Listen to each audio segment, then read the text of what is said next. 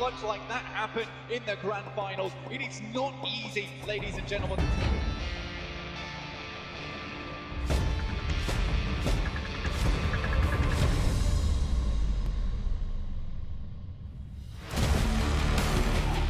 Octavian and Bazzi hitting the deck, going for the sprays out wide. Narvalo into the great for them. Sebi now in the dust. Will find Reeves. Now just needs to deal with.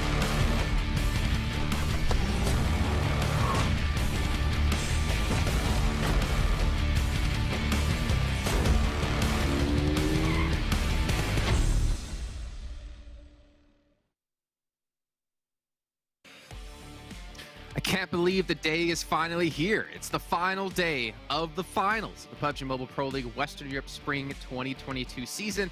Now, at the end of the day, we're going to have our champions, but we're also going to have our 8 representatives going into the European Regionals kicking off over in May. I'm Jason Kaplan, I'm your host, and we love to hear what you guys have to say, and also have to remind you at the end of the show, well, I think in the middle of the show, actually, we have our special monster challenge between Max Men and Kalaris. Who can drink their monster energy in the weirdest way? You can obviously let us know down here below what you think they're going to be drinking it out of. I personally have no clue, but I'm very excited, like you guys should be. And also 2 men who are hopefully excited as well here to be in the final day of the show. It's Max Men and Kalaris going to be joining me here to break everything down across the entire event and, of course, across this last day. Gentlemen, we've had an interesting rise out of some teams here, TJB in particular. We've had a fall out of some other teams, but it all comes down to this. This is when that pressure really becomes insurmountable for some teams and turns you from coal into diamonds. Yeah. That's the quote. That's the quote right there, Jason. Yeah, I mean, you got a lot of teams at the bottom, as you said. Right, the still potentially have a chance to make it back up there. So it could be one good game. That could be the difference between you not making it to the championship and you making it in top 8. So literally, even if you're out towards the bottom of the rankings, there's still a chance. So I want to see the teams give it their all here. Yeah, and especially since I think throughout the entire tournament, we almost thought that the championship would be a foregone conclusion. However, going into the last day, it is absolutely not for these next 6 games coming. I believe there's like a 2-point difference between 8th and 9th place, and that's that bubble point of determining if you make it through to the finals or not. But before we could jump into that, I mentioned it before, maybe you 2 gentlemen here can give us a slight hint of how you're going to drink your monster, because they are our official energy drink partner here at PMPL. Max Man, you mentioned electricity before, so I'll let that be your spoiler. Kalaris, we've heard absolutely nothing about how you're going to drink your monster, so give us a little bit of a tidbit. Me being the king of Krakow here in Poland, I'm going to show you some of the trophies and trinkets that I have accumulated throughout my life here. Oh, okay, soft flex. Okay, I see what we're doing here. Okay. All right. You know, I'm flashing back to his guitar championship back in England with his long hair, looking like Nickelback. I could also think of, drummer. Okay, there you go. Also think of the black eye you had, and yeah, there's a lot of things that we could really imagine here. There's a lot of potential. Show that picture at some point now. I think Max has it ready. Max, can you cut to it? Oh, I think I don't know if I go, but we'll get it ready. I was expecting you to. All right, let's take a look at our overalls though. For you guys at home who have been unfamiliar with how things have shaped up here in our first 2 days, and well, now our final day of play, you can see TJB out of nowhere, gentlemen, looking like the team that we expected coming to the event. It took about 4 weeks of time for them to get there, but I think we're all happy to see them finally arrive. Yeah, I mean, it's great. And I was talking with the coach Joy Boy and how the team was able to train before this event. And they did say that at the start, on the first 3 weeks, they're mainly looking at Lingex and Langzi and how they were not able to merge with the team correctly, doing a lot of mistakes because they were, for the first time, playing against professional players, right? And that's why they really struggled in the first 3 weeks. But 3 weeks, that's ample opportunities, ample time, and ample games to be able to improve on that special aspect. And we saw them, especially yesterday, right? Kalaris pop off, Lengzi in particular, get that clutch finish versus PENTA on that Sanhok game to get the win. This is a TJB that's a lot more prepared, there's a lot more synergy now, and that has the capabilities to rise at the top and hopefully remain in first place. We've seen some good consistency from some of these teams in the tournament so far, but TJB through rounds 4 through 8, and I mean, you can even count 9 and 10 if you really want to talk about it. 4th, 2nd, first, then we get to an 8th, but then a 2nd straight away after it. This is a team now that has come into their own. This roster has the chops to be able to take it all the way now at this point. What makes it so impressive is the fact that we've had no team being able to challenge up against the likes of our 2nd place team currently, which is very odd for them considering they're first the entire way through the season. Game Lord, this team, I mean, they're not doing bad, right? They still have like a 22-point lead over 3rd place. They're still going to be guaranteed through into the European regionals. but they've definitely not hit their stride quite as heavily as they did in the season. Yeah. I think, Max, quite honestly, I think Game Lord feels a bit sucker punched right now. When you look at these overall leaderboards, right? Look at how far they're ahead of third place, 132 points to 110. If it weren't for TJB all of a sudden finding this form, finding this consistency, I think Game Lord would be head and shoulders above the rest. But because TJB has all of a sudden had this spurt, I think Game Lord has got to be feeling a little bit blindsided by what we've seen here over these last 2 days, and they've got to recover from it today. Yeah, I mean, it's a little bit unexpected, I would say, for Game Lord, right? TJB able to overtake them in day 2, FTY for Romanian Men being the 2 teams right below them. Like, this is definitely not top of the table they were expecting, and I think that does come as a surprise. But I did ask, Akashi, like, how are you guys feeling going into today? And he said, we have a weird feeling of wanting to overtake TJB, which, you know what, valid, that's completely valid. So I think that's going to be their goal here, and it's not even, I think it is going to be their goal here to overtake TJB, but they are fuming. They're ready to go. Well, that is a very scary sight, considering Game Lord is a very, very strong team. But as we look down the rest of this first page, before we go to second, we can notice, though, if we talk about the difference, Clark, between second and third of 22 points, the difference between third and eighth is just 11 points. That's a lot of prize money that could be won out of any of these teams, and we know the bubble is only a 2-point difference. So in reality, we could see this third through eighth place change quite drastically. Yeah, it's absolutely not secure for any of those teams right now if you want to be moving on into the next phase. And for these teams, they've got to pull up their socks and get to booting, because we have got to see some good shooting when it comes to these next 6 games from these guys. I don't even know where that came from. That was just... You know what? I don't know if you can hear us through the microphone, but I'll give you a round of applause. That was good. I want that on my tombstone. That's good. That's a good point. But you're very right, and it's going to come down to this for all these teams. I mean, Giants, a pleasant surprise across the entire season so far with how they've been able to do, especially towards like the middle to latter half of the season. PENTA as well, a team that really surprises after just tanking things in that first week down towards the bottom of the overall Super Weekends. Eastern Stars, I'd say maybe a little bit of a letdown so far, but they did look much better yesterday. They've been able to break through in the top 8. And the same for Big, really well done in the first day of play. They were, I think, first place, and they've fallen down to 8. They had a real struggle yesterday. Yeah, a little bit of a fall off, unfortunately, for Big. Not sure what's really happening, but they, as we say, coming into these finals, right, they try and go for a very aggressive playstyle in the league stage. They try to change things up, but changing things up in a final can be a risk here, Jason, so they try to go for it, and it didn't quite work out in day 2. Well, there you can see a 2-point difference between Big and Real Tigers 9 UK. However, there's another team in there that we never would expect it. We'll dive into them a little bit more. XTEAM in 10th place at 97 points as well. 87 down for Collision. I'm looking at, maybe 9th through 11th. I think maybe 12th is a little bit rough. However, super young roster, we know they can pop off, and then the Unicorns of Love, I don't know how to feel about them. Right. But we're seeing those teams in real contention for that 8th place if other teams don't have these big days down towards the very bottom of the leaderboard. For me, aside from XTEAM, which of course, as you say, we're going to talk about a little later on, the 2 teams that stand out to me as teams that I really do want to see push for that top 8 are Clear Vision and Unicorns of Love, if they're able to have an amazingly pop-off day. But it would have to be huge for Unicorns of Love. Clear Vision, however, not out of reach at all. And this is a team that throughout the tournament has impressed us, I think is fair to say. Good old Colonel Mustard, good old Hamodi. I want to see him in that top 8. Yeah, I mean, you're looking at Real Tigers 9 UK, XTEAM, Clear Vision. These are teams right now at the bubble of 99 points. Just one good game, they're in there. And I think we're going to see a lot of back and forth happening. I think at the end of the day, we might have a completely different overall rankings in these finals, right? So these teams can still make it up. When you're looking at Super Young roster, when you're looking at Unicorns of Love, this is where we need to see a little bit more oomph back in their game. So if they can make it, and Shockwave in particular, I was hyped after that 3rd week, but as you said, also Kalash, right, they were maybe capitalizing on the madness of the lobby, and just not able to find that groove right now, and might be a little bit too late for them to really be able to contest for top place in top 8. Well, I mean, to be fair, right? Like, this is how you can become a champion. This is how you can make a name for yourselves here. If you can really make that final push go well for you. You have 6 matches to do so. Yeah, you're running a little bit thin on time, but you know what? I'm sure you have the motivation to push for it, and that's what we want to see out of these championship caliber teams. But let's start to focus in on a couple of teams in particular here on our overalls, right? We talked about the number 1. We talked about the number 2. We kind of glossed over the number 3 and number 4 teams, but we do want to talk about for Romanian Men and FTY and take a look at their head-to-head stats across the finals, because they've been stellar, quite honestly. Yeah, I mean, for Romanian Men and for FTY have been 2 teams that I think have improved significantly. And when we were on the first pre-show at the very start of the tournament, I said for Romanian Men, I think could be a very big surprise. I think they could have a chance to contest, with your Team Bigs, your Game Lords, your TJB. I think I did talk about that a little bit too early because I did not think they delivered in that aspect. But man, they are delivering big time in these finals. And you'll see later on we'll have a graphic comparing the top 2 players in the race to MVP, but one player who wasn't on that graphic, but is actually third for that race to MVP for Romanian Men, is actually Redox. He was second in the league stage, and now he is third. This guy's been consistent throughout the entirety of the event, so I'm really hyped to see if he might be the underdog contender for the MVP spot. And so far, to put into perspective where they could potentially be here in this tournament, obviously FTY right now is third.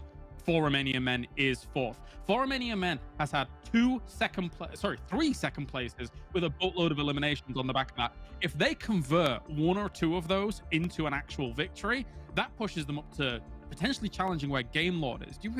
I didn't think we'd be saying that at the beginning of this tournament a few weeks ago, but that's where they're at right now, and they could strike out at that top 3. So I do want to say before we do move on to the rest, talking about FTY, although they had a really good step up, there's one little question that I'm having right now is Caliboy actually going to play? Because so far, he's only played 6 matches in these finals. Yeah, he was off for an entire day. But out of those 6 matches, he got 17 eliminations, right? So I really hope we're not going to see him benched. I want to see Caliboy on the battlegrounds. And if so, top 8, they should remain there. No, normally should be fine. All right, well, we're talking about teams trying to hold on to the top 8. We need to talk about teams who are trying to break through into top 8. We said we'd touch on them later. Well, the time is now. XTEAM, out of nowhere yesterday, putting up from 16th place, I think up to, what, 10th place right now? 9th place? They are just gunning people down. Look at the elimination difference, the damage difference. You know, this team, at the end of the day, might get Claris's CCT stamp, his official stamp. Oh, the official CCT. Maybe, we'll see.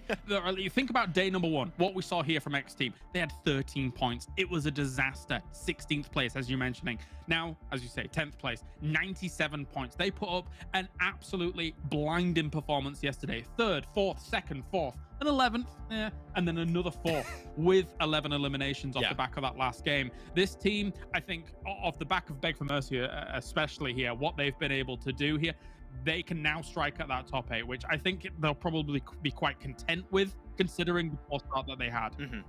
It's actually really interesting because XTEAM have a very similar situation with what's happening with FTY.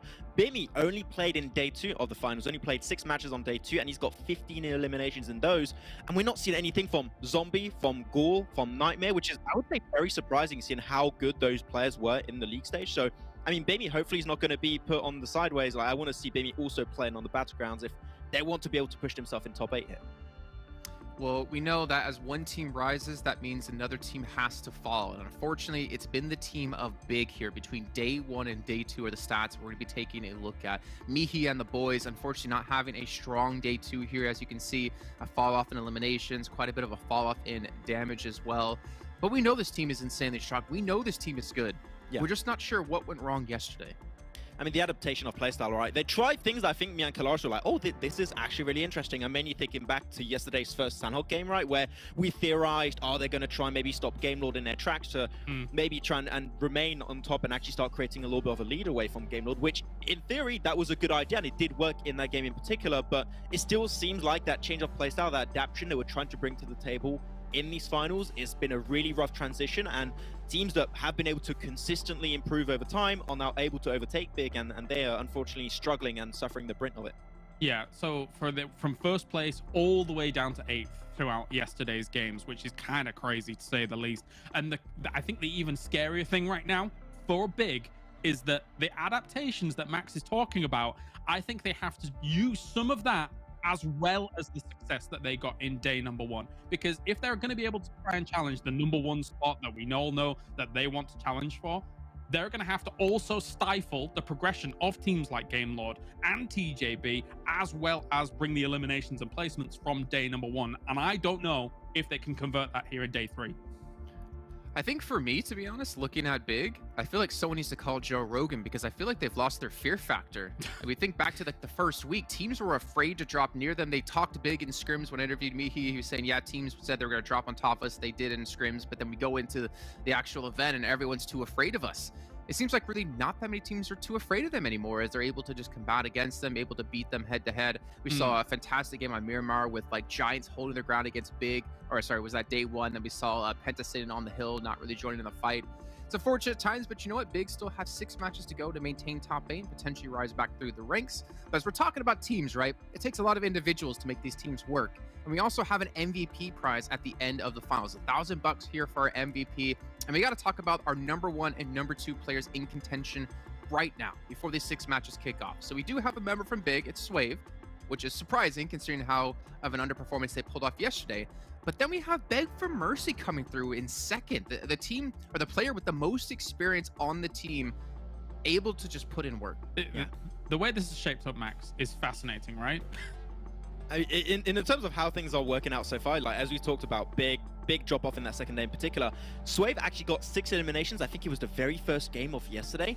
And then the entire team as a whole over the next 5 games, and he got an extra 11 eliminations. So that was a big drop off. But Swave, those 6 eliminations were enough for him to remain on top. He's currently, I believe, he is currently the top fragger of the entire lobby with 24 eliminations over the course of those 12 games. But man, Beg for Mercy kept talking about it. He's a real experienced player when it comes to the Western European region, right? He's a real OG, and he's been able to bring that experience to the rest of the team. But man, 18 eliminations, despite a rough start, like they were in 16th place on the first day.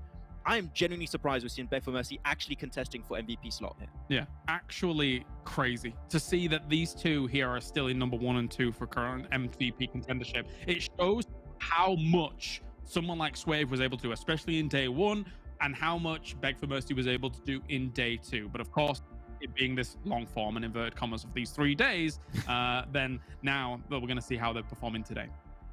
I do kind of wonder where TJB kind of sits with this in terms of the MVP race, because the performance yesterday, I mean, obviously a lot of other players I'm looking out for as well. Alicio, kind of a reigning champion when it comes to MVP. Yeah. I'm going to tell you, there's no way he should be able to break through into that #1 spot yet again. But let's move on from this. Let's talk about that top 8 position, right? We always talk about these bubbles that happen. If you're not familiar, when we say bubble, we mean this is like a point threshold teams need to look to surpass to be safe into a super weekend, to be safe into the top 8, etc., etc. And we've had John Allen behind the scenes calculating our bubble here for the finals, and we're looking at, if I'm not mistaken, around 132 plus or minus 6 points, which means the bubble could theoretically be 138. It also could be theoretically 126. So kind of generally within there, and we can see kind of how many points some of these teams need to feel secure. Yeah, I mean, normally when you're looking at this, you want to try and see teams potentially average out like 10 points per game would be really good. So you're looking at your Romanian Men, Giants Gaming, PENTA, like all these teams you're expecting them to make it. But Big, if they have a poor performance like yesterday, they could not make it. And if it happens to Big, it could happen to Eastern Stars, it could happen to PENTA, it could happen to Giants. Literally no team is really 100% safe right now, especially seeing the up and down tendencies from teams like Real Tigers 9 UK, getting himself 2 chicken dinners at some point. Same for XTEAM, that had an incredible rise in day 2. These are clear contenders that could surprise us and push out barely Eastern Stars, Big, PENTA, Giants Gaming out of the picture entirely. So, man, none of these teams are really safe when you really look at it. I think you could probably include FTY as well. They're a little bit of a stretch. Ultimately, I think anybody 3rd through 11th right now, I think that's the they're in the opportunity to strike or hold on to current positions. Yeah, Real Tigers 9, so they're technically out of the bubble, right? 9th place. Yeah.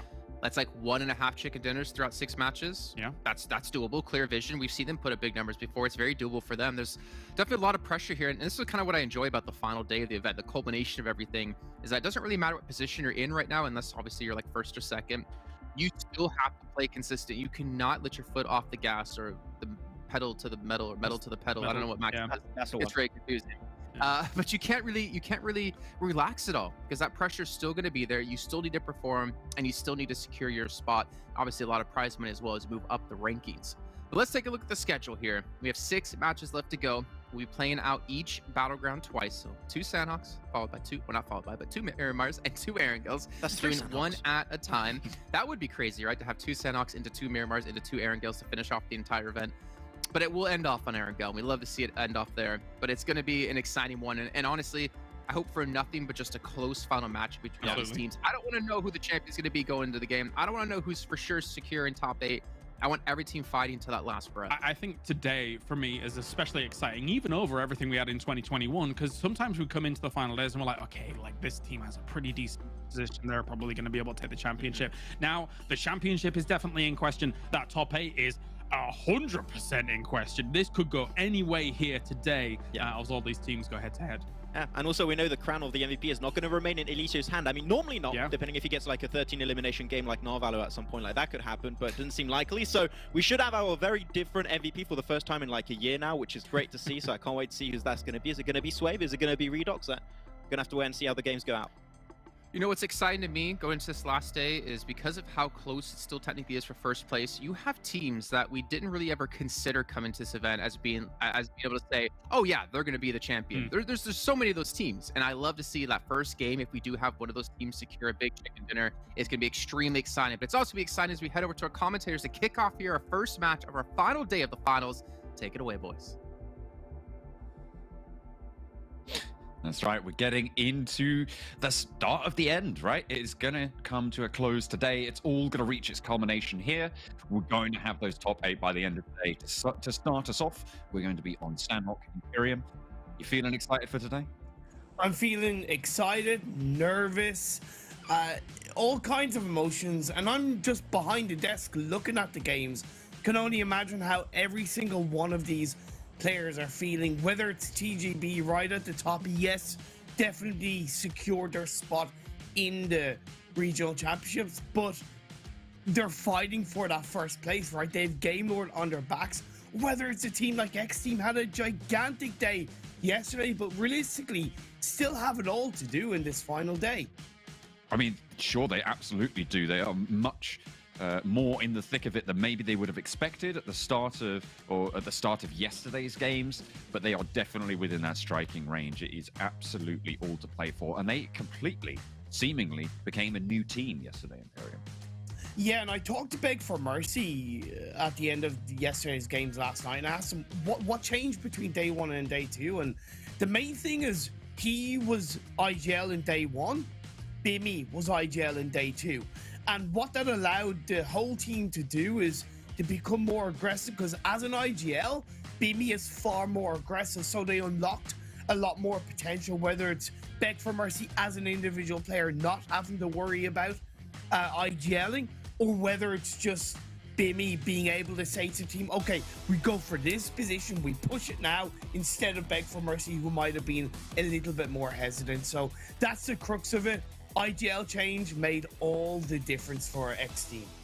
So we'll be on the lookout, scouring XTEAM's rotations and plays for a little bit more aggression, potentially. Speaking of aggression, though, a little bit of a hot drop over in boot camp. If you want to make sure that you can keep up to date with all the hot drops going on over the course of today, make sure that you're watching PMPL in PUBG Mobile. Open the game, play the game, go to the esports center in the game, participate in the event, and you can earn special items there. Make sure you check it out from that position. But for Romanian Boys and PENTA competing right now for bootcamp, I expect PENTA to disengage, because they're currently in a position of 6 overall, 103 points. By no means under a massive amount of pressure, but one game, it's the first game of the day, can lead to another bad game, and next thing you know, they're outside of the top 8.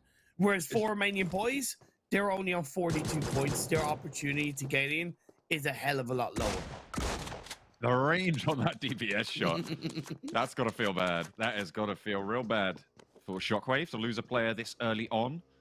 A team not in the best of spots as well. Super young roster. They needed a cracking day. James said he was looking for that over on the desk. And this is a good way to start it off. Picking up eliminations on Sanhok, exactly what you want to be playing. Playing in a fairly operative part of the map on a southeast circle. I spoke too soon. Terminus sprays 1, sprays 2, and Super young roster are inflicted twice over what they have dealt to the world. Both of these teams have slightly different drop spots in this first game of the day. Yes, we've seen Super Young roster switch up their drop spot yesterday from Ruins over to this northeast of Quarry side, but yesterday when they dropped, it was a lot tighter of a drop, whereas today they spread out. And Shockwave themselves, again, they dropped in a similar position around Paradise Resort. Again, a little bit tighter, so the spreading out, and there's always a risk with that. When you split, drop in Sanhok, there is always that risk, and you can prepare as much as possible. But yeah, there is that risk, and it seems like both teams paid the price of that split risk. Yeah, unfortunately, a little bit more price paid by Super Young roster to pick up those eliminations. Clear Vision's playing at the moment on that south side of Paradise Resort. Again, in amongst that split between Shockwave and looking to maybe try and make them one player further down. We'll have to wait and see just what they're able to pick up. Seiko, adding insult to injury, picking up the bike that they sprayed down the players from Super Young roster off.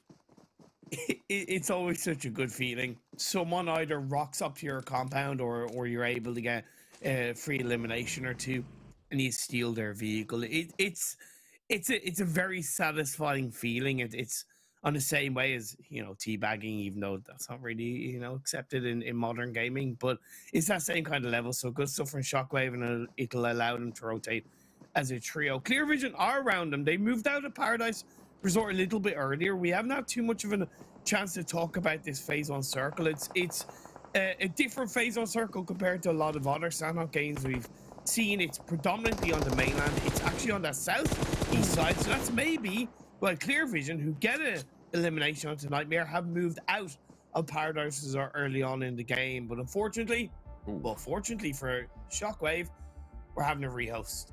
Yeah, saved by the bell there for Shockwave. They lost almost all of their players, but will be saved by the remake. Whilst we get this lobby sorted out, let's head over to a quick video.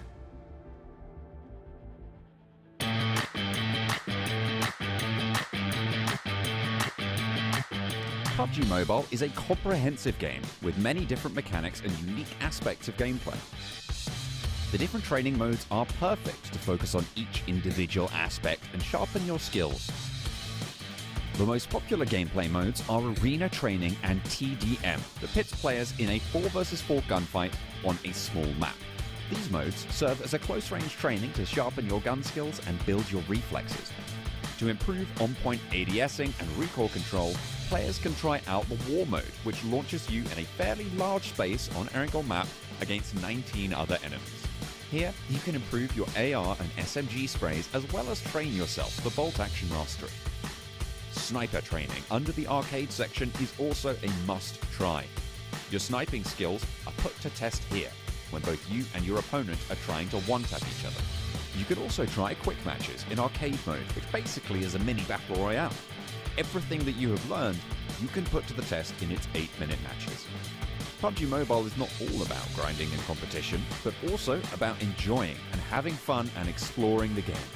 No matter if you're a heavy grinder or a casual explorer, there's a place for everyone in PUBG Mobile. Tell us which mode is your favorite and why in the comments below.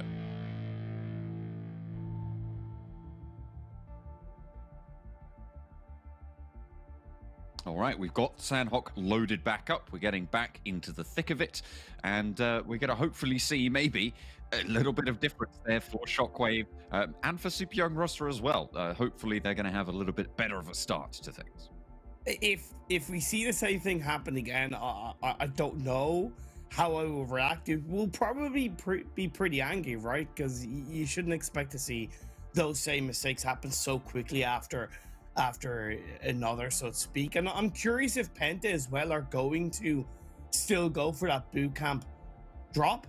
I expect for Romanian Boys to stick to, because like I mentioned, they have far less to lose, John, whereas PENTA, will it be worth them in any way contesting? I know they look to disengage, and again, they might not have expected for Romanian Boys to make this hot drop onto boot camp in day 3 of the finals, but with the rehost, it should give them that opportunity to say, okay, look, they're going to stick to boot camp, we'll go somewhere else, we'll protect our early game so we can get the points needed to qualify for the regionals. I mean, at least they're not dropping over on Ruins. Hot dropping on Ruins seems to be a bad choice in general. We've seen it go poorly for basically anyone who tries it, and it seems to be curtailing them. Hopefully those rotations from the center of the map from that boot camp position a little bit easier. We haven't really seen too many main island finishes, funnily enough, on Sanhok. I mean, we've seen a lot of Southwest, a lot of Northwest as well, and it has been tricky. So maybe we'll see another circle that looks like it's going to finish on that main island. It would be good to get back to, well, I was going to say regular Sanhok, but Sanhok is never regular. No, regular Sanhok is the circles we see so far in the finals. A lot of water, the rivers in play, the islands in play, right? That is the normality of Sanhok. I really enjoyed when Phase 1 popped up. I hope we have something similar in the rehost. The playing path is down and is going to allow FTY to go for that split drop as they normally do around the docks area of the map on the south side, and they would have been happy with that. Phase 1, TJB are going to go for their normal drop. So next team, like I talked about, going to drop in Camp Charlie. A fairly wide split from Unicorns of Love as well. I'm seeing they're dropping around, some of their players around Cave, some of them nearer to Painan, which is their usual drop location. It is a fairly wide split coming through for the squad. SWAT 69 actually, no, that's a player from FTY, a very far northwest spread from the rest of the team. Okay. Unicorns grabbing some vehicles by the looks of things and bringing them over to that Painan location. SWAT 69 split, one on each of the islands. This is somewhat normal for SWAT 69. It's also a big part of the reason, well, not even a big part, a small part with all due respect, and of why they struggled so much in the finals. They're getting punished, dropping so far apart in the trifecta area. Schofield should be okay because Unicorns of Love are split within themselves, so they'll be grabbing the vehicles, grabbing their teammates, and moving away. Zodox recognized that there was a parachute with him down towards those buildings, so he dipped away. And luckily, Phase 1 in this rehost is indeed looking to end on that mainland island, so that's a good start. Yeah, hopefully we'll be able to get over to that main island. It's looking good, and if you want to keep track of where these circles are going to go throughout the day, make sure that you watch PMPL in PUBG Mobile. You open the game, you got to play the game, go to the Esports Event Center and participate in the event to earn some special items so you can look fresh whilst you're watching the Frag Fest that is yet to come. Northeastern shift, as you say, main island on the cards for everyone. Big. I messaged Mihi this morning before the games, and I just asked him, was there anything special that went wrong yesterday? And I don't know if this is a good thing or a bad thing, but he said, no, just bad timing and bad decisions. And on one hand, you know, and he put a little bit of a concerned emote with that. And on one hand, it can be looked at as not a bad thing because sometimes you do have a little bit of bad luck. Sometimes you are going to make those bad decisions. But on the other hand, when you don't have that core reason, such as, you know, wrong IGL or being too passive or something that is much more obvious, that can play into your mind because you're like, oh, well, what went wrong yesterday? So I think Big, hopefully, they have the head strength to get past what happened yesterday and come into today focused and ready for the action.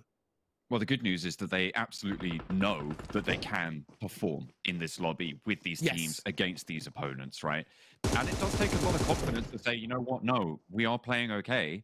We just need to get better timing and we need to have a better chance. It's unfortunate, sure, that they weren't able to perform yesterday, but it does take a lot of confidence and you have to be certain that what you are doing is right, right?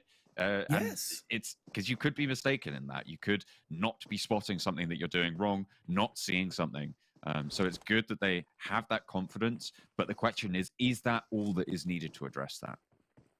I was just thinking as we look at what's going on with Penta pushing down south of boot camp onto the boot camp hill, I was thinking actually coming into this, if they did want to kind of drop anywhere else other than boot camp, the trifecta area would be a pretty good spot to go, purely because, again, with all due respect to SWAT 69, they're kind of in a position where they're free eliminations.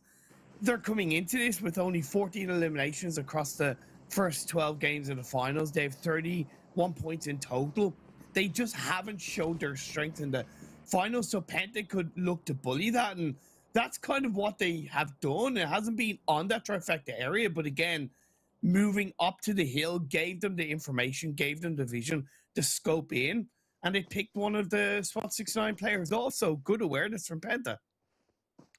Shockwave being a little bit more under pressure than maybe they would like right now. Real Tigers 9, clear visions from the north side, and with Super Young roster readjusting from that ruins drop that we've seen go so poorly over the last couple of days and weeks. There is that pressure on the south as well. That split around Quarry for Super Young roster, a new addition. Unicorns of Love, 4 players still going, and they need a banger of a day. But Penta's just over the hill. There's players from SWAT 69 as well, despite one of them going down already.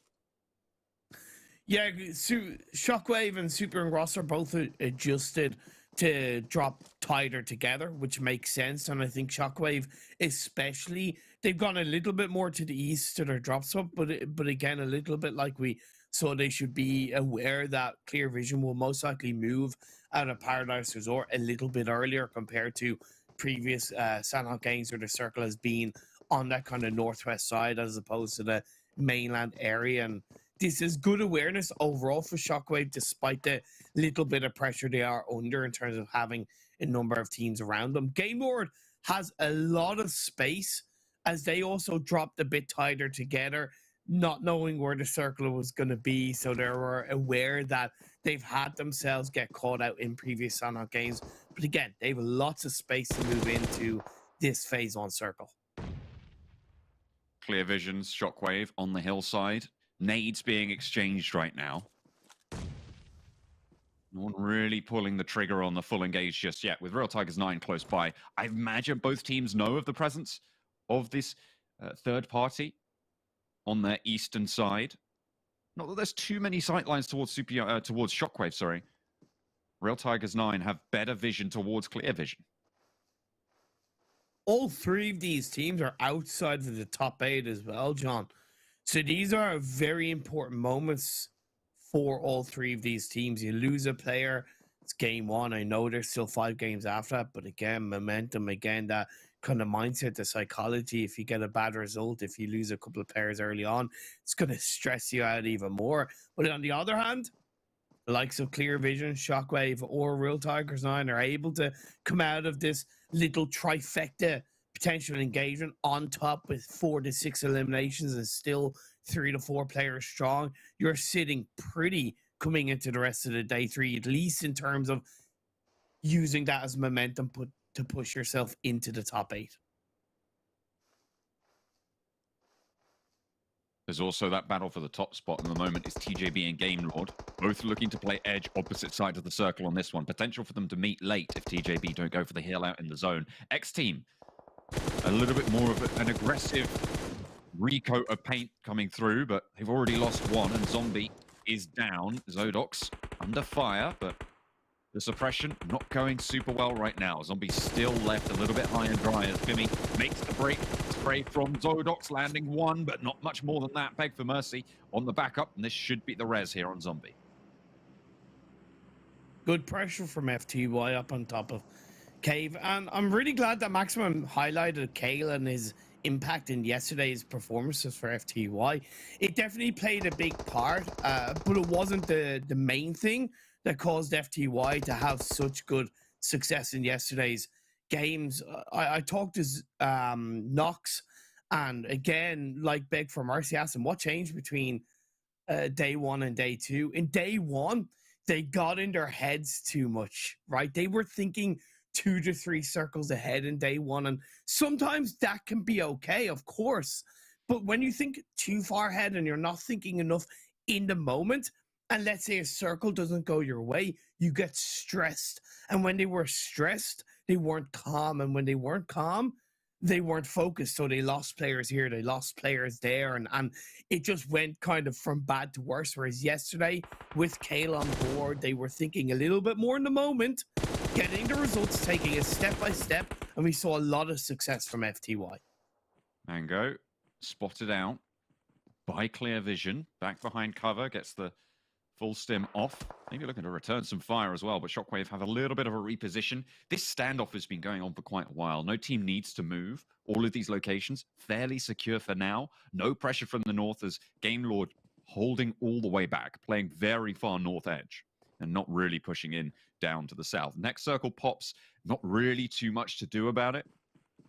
for a lot of these teams. Maybe a little bit more of that northwestern shift.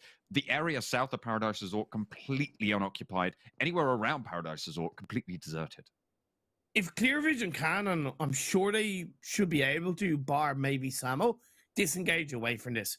Go back in towards the edge of Paradise Resort, at least that eastern edge, and just dip away. There's no point staying where you are. You're not really gaining anything, especially if you're not picking off a knock. And you only allow the likes of 4 Romanian Boys, 4 Romanian Men, Game Lord, possibly even Big, to swing in and take control of that Paradise Resort area of the map that is so controlling inside this phase 2. But they're not the only team that's under pressure, right? Because of that phase 2 up towards the northwest, John, it's going to be pretty difficult for FTY, to an extent TJB, and even Giants as well. I know they've taken their time in this first 10 to 11 minutes of the game, but it does mean they're going to get closer in contact with a couple of teams around them as they exit La Quai and come in towards the northeast side of Quarry. This is interesting. We were just looking at Eastern Stars on that northern bridge. They're directly there to hold out Big on a rotation into this circle that they predict. Big have actually gone south. They've gone over that trifecta crossing. They've gone over that south side. So Eastern Stars will not have anyone to guard up there. They might be a little bit slower, and they won't be able to control a little bit of that western side.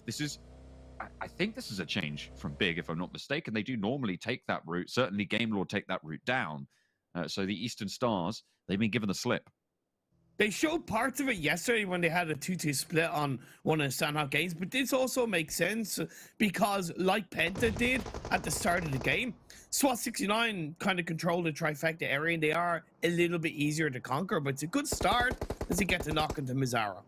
Phonics behind the rock, sent back just in time as Mazzaro's there. Okay. PNL finds another Mihi, and Mazzaro now downed. Beast gets the refrag, and it's Beast and Swave.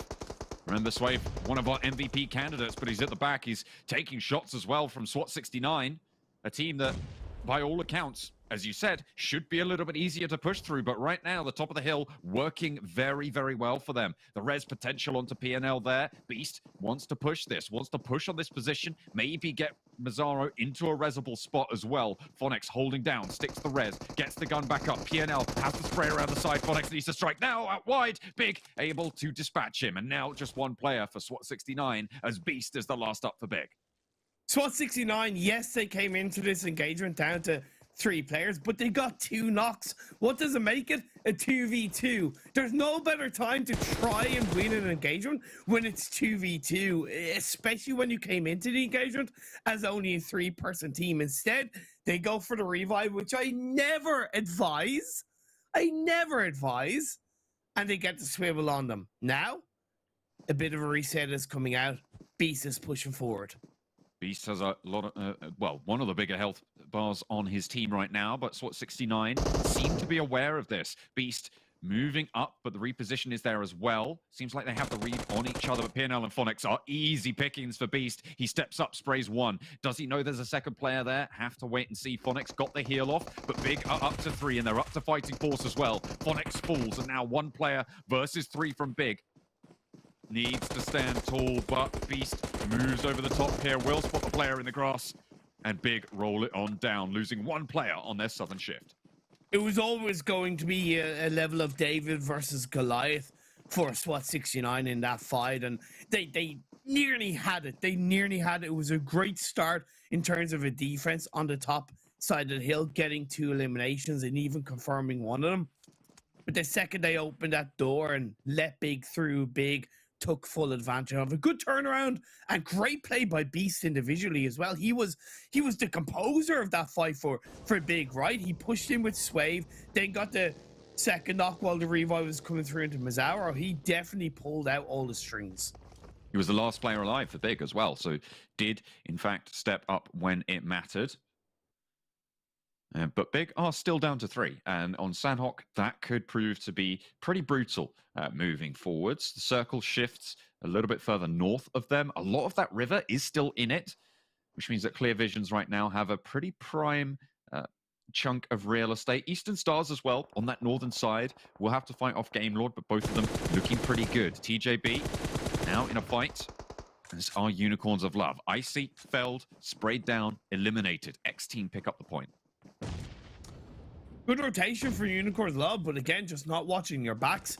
Phase 3, blue zone. The circle shifts up towards northwest once again. You got to know that there's probably going to be more than one team looking in your direction, pushing forward. And yeah, Unicorns of Love just a little bit narrow-minded in that moment and lose a player for TJB, FTY in the blue. Both of these teams do, ironically or coincidentally, pull off heal strats in Sanhok. It's normally Shinyo for FTY, and I believe it's normally Lin for TJB. So it makes sense that they're fighting in the blue. Lin has hung back from this fight as well. Shinyo also on the back of this. I imagine that TJB want to get in closer to the circle, but we've seen them last so long out in the blue on their own. Lin hanging back, normally an artifact of the fact that he just stays and loots everything in their path, because a lot of times, you know, teams are going through these things, they're picking some stuff up, but they're not taking everything, and every med counts at this stage. You're still in zone 3. This is a big spray. This is a big angle. GK first looks for FTY and finds what he's looking for. 2 knocks go through, and Nox is the last for FTY. There's a flush, and the blue zone ticking as well. We'll look for Nox. I don't think he's going to get this off. The last tick. Oh, it comes through. It comes through. The blue zone still phase 3. Does manage to get that full first aid, that full med kit. Now, FTY, sorry, should I say TGB aren't really going to gain too much, even from taking out Nox, because Nox only has 5 bandages on a side note, and I think TJB should be aware of that. So if I was TJB, I'd actually disengage away from this if they have vehicles, but I don't know if they do coming into the mainland from that southwest island. But so far, they're sticking around, and it's Lin from the back line to get the knock onto Nox. Showed them how to do it out in the blue. TJB, this is their home turf. FTY trying to challenge for it. Not going to go well. Hang on a minute. Unicorns of Love? I don't know.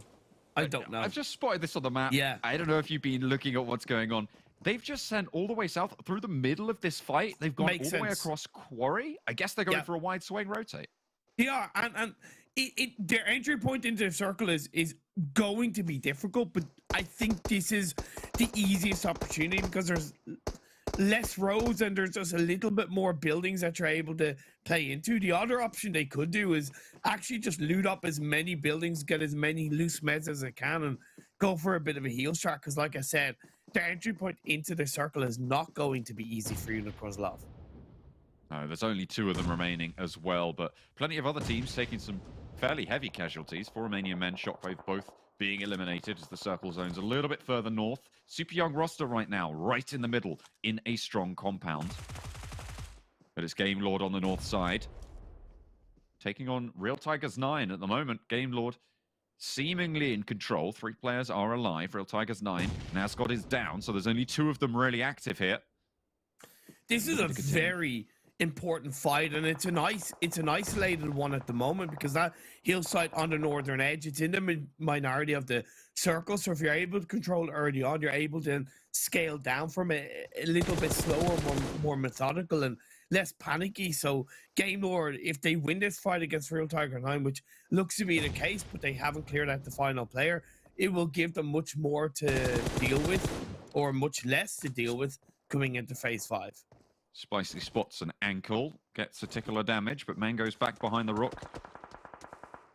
Quick enough to survive for now, but Giants will be looking this way with the gunshots. And who's this just coming over the hill? Unicorns of Love rock up in their buggy. 2 players are there. They are ticking away in the zone, and it is pretty heavy hitting, and Victor has spotted them as well. Spicy spots Mango and brings Real Tigers 9 out of the fight. Resnov needs to pop a heal, needs to get some meds back on board. We'll be able to do so, but Game Lord are there to guard the edge. I feel bad for Game Lord, because okay, we've just cleared out one team. Oh, come on, another one shows up. Give us a break, guys. And the circle shifts down south on phase 5, and that's what I talked about with Game Lord, where it was going to be easier as soon as they cleared out Real Tigers 9.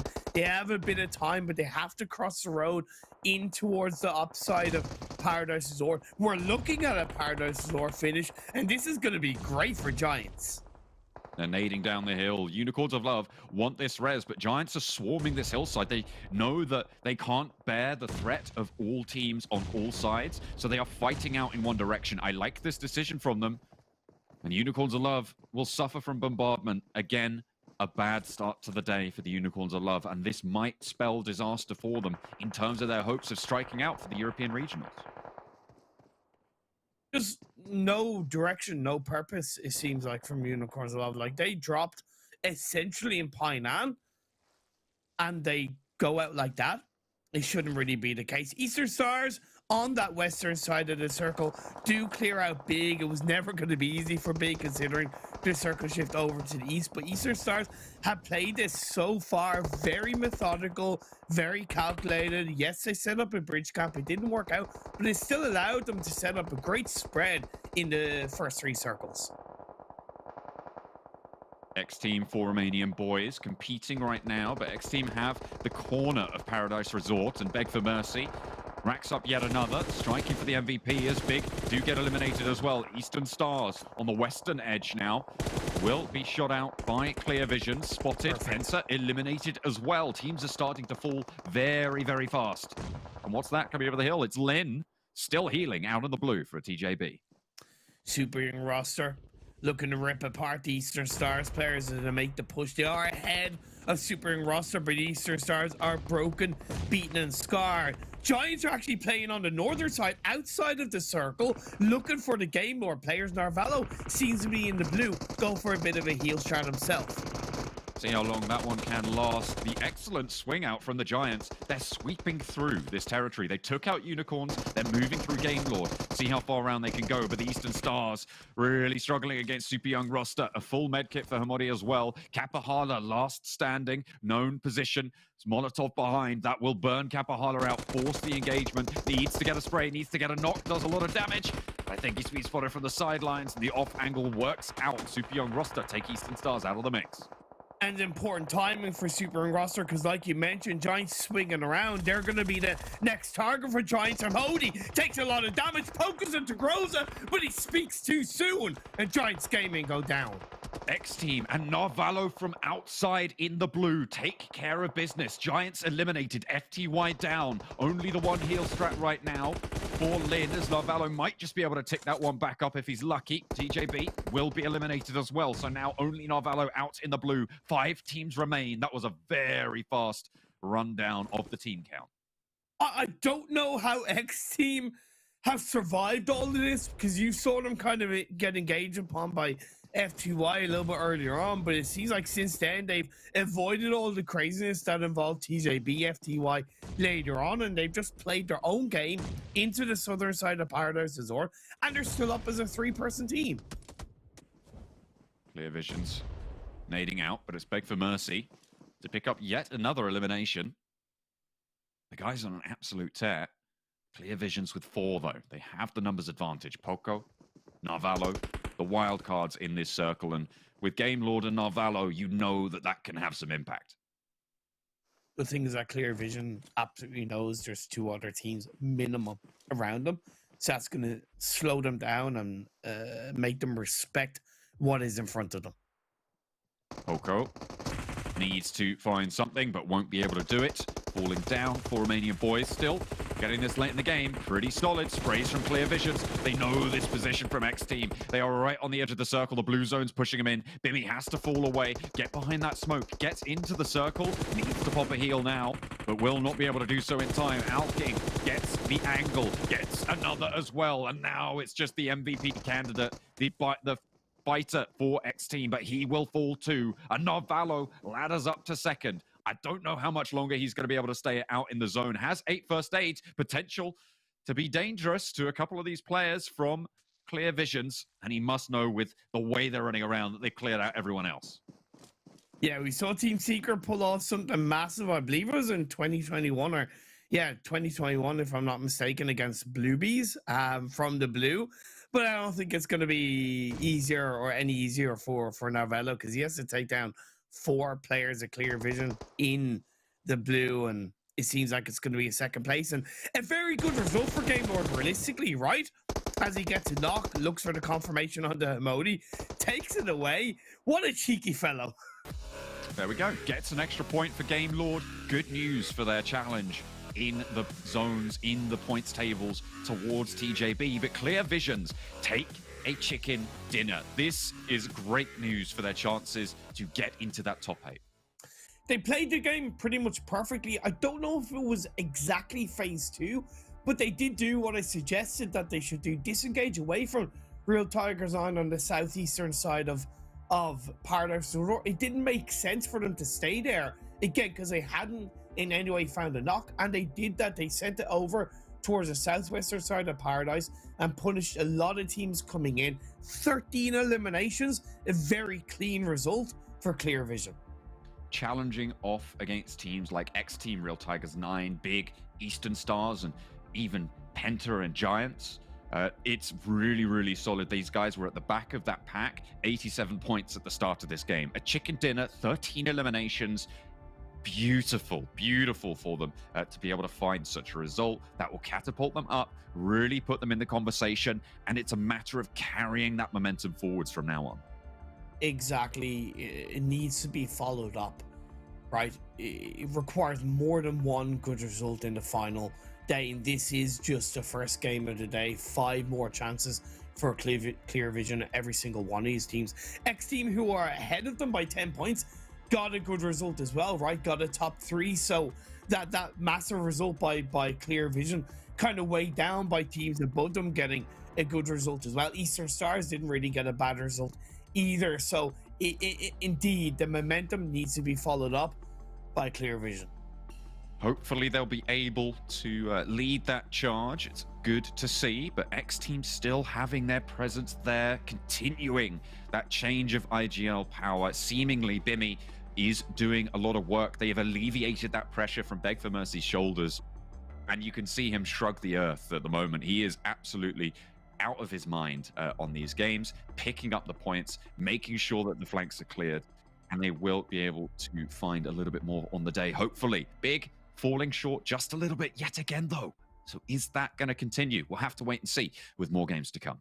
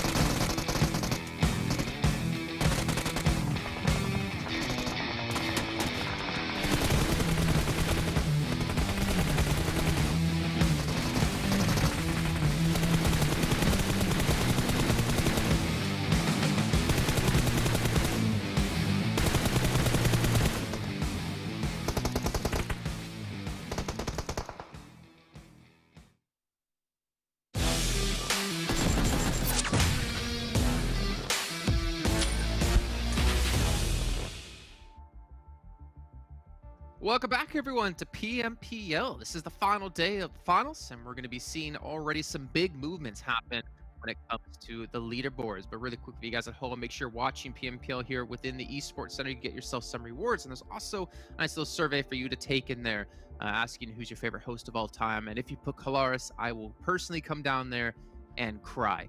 But anyways, you guys can get some more rewards doing that as well. I don't want to be violent. I'm not a violent guy. But you know who is violent? Clear Vision. What a match out of them. We talked about how easy it is to jump up from the bottom of the leaderboard towards the top with just one good match. And you know what? They had it. Yeah. I mean, Clear Vision are a team that drop in Paradise Resort usually when it comes to these games. So they're very alert. They know exactly how the terrain works in these type of finishes. And they didn't have to move really too much. And there was a lot of hardships, right? But it seems like they did work in favor of Clear Vision. Didn't have to move too much, picked up a lot of eliminations. And yeah, I mean, there were, 87 points right before this, just a few points away from the bubble that was held by Big at 99. So this is going to help them jump up severely in the rankings to push himself in the top 8 after this. Go ahead, Max. What? You got this. Wait, why me? Because you're the best, Anyways, we're Max. seeing the match rankings here. 28 points for Clear Vision.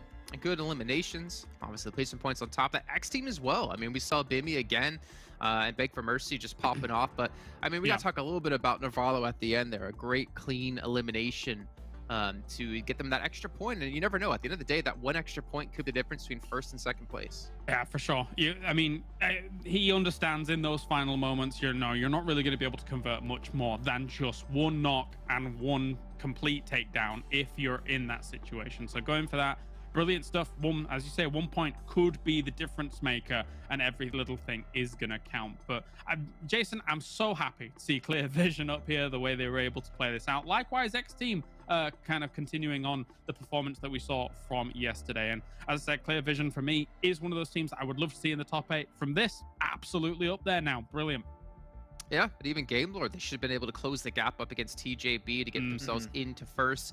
Even super young roster for Romanian Boys, like, let's be honest, there's like at least 2 teams here in the top 8, technically 3 in the top 8, that kind of needed the points. And this means the teams who needed the points to maintain top 8 or who are just on the cusp of it don't get those points. So it's gonna be really rough to see how overalls have changed here over the course of just one match alone. But let's go ahead now, take a look at the second page here. We obviously saw TJB Lin healing off in the blue, gets himself 7 points overall.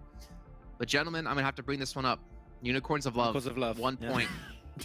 5 matches left to go. It's got to be an insane finish to the day if they won't have a chance. You know, I do struggle, Jason, to know which is the next graphic that's going to pop up on the desk. But one thing that I know and I can guess every time is the Unicorns of Love is going to be on the second page, which is not something I wish I could predict. But yes, it's happening a little bit too often than I would like. And yeah, it's there was a nice attempt right on the circle rotation. They were trying to go for the wide rotate, wrap around the eastern edge, but you're getting right into Game Lord territory there, mate, and they are not going to allow you to take that position. They got gate kept, then went right into Giants. Like, they were crashing into team after team after team, had literally no strong position to play around.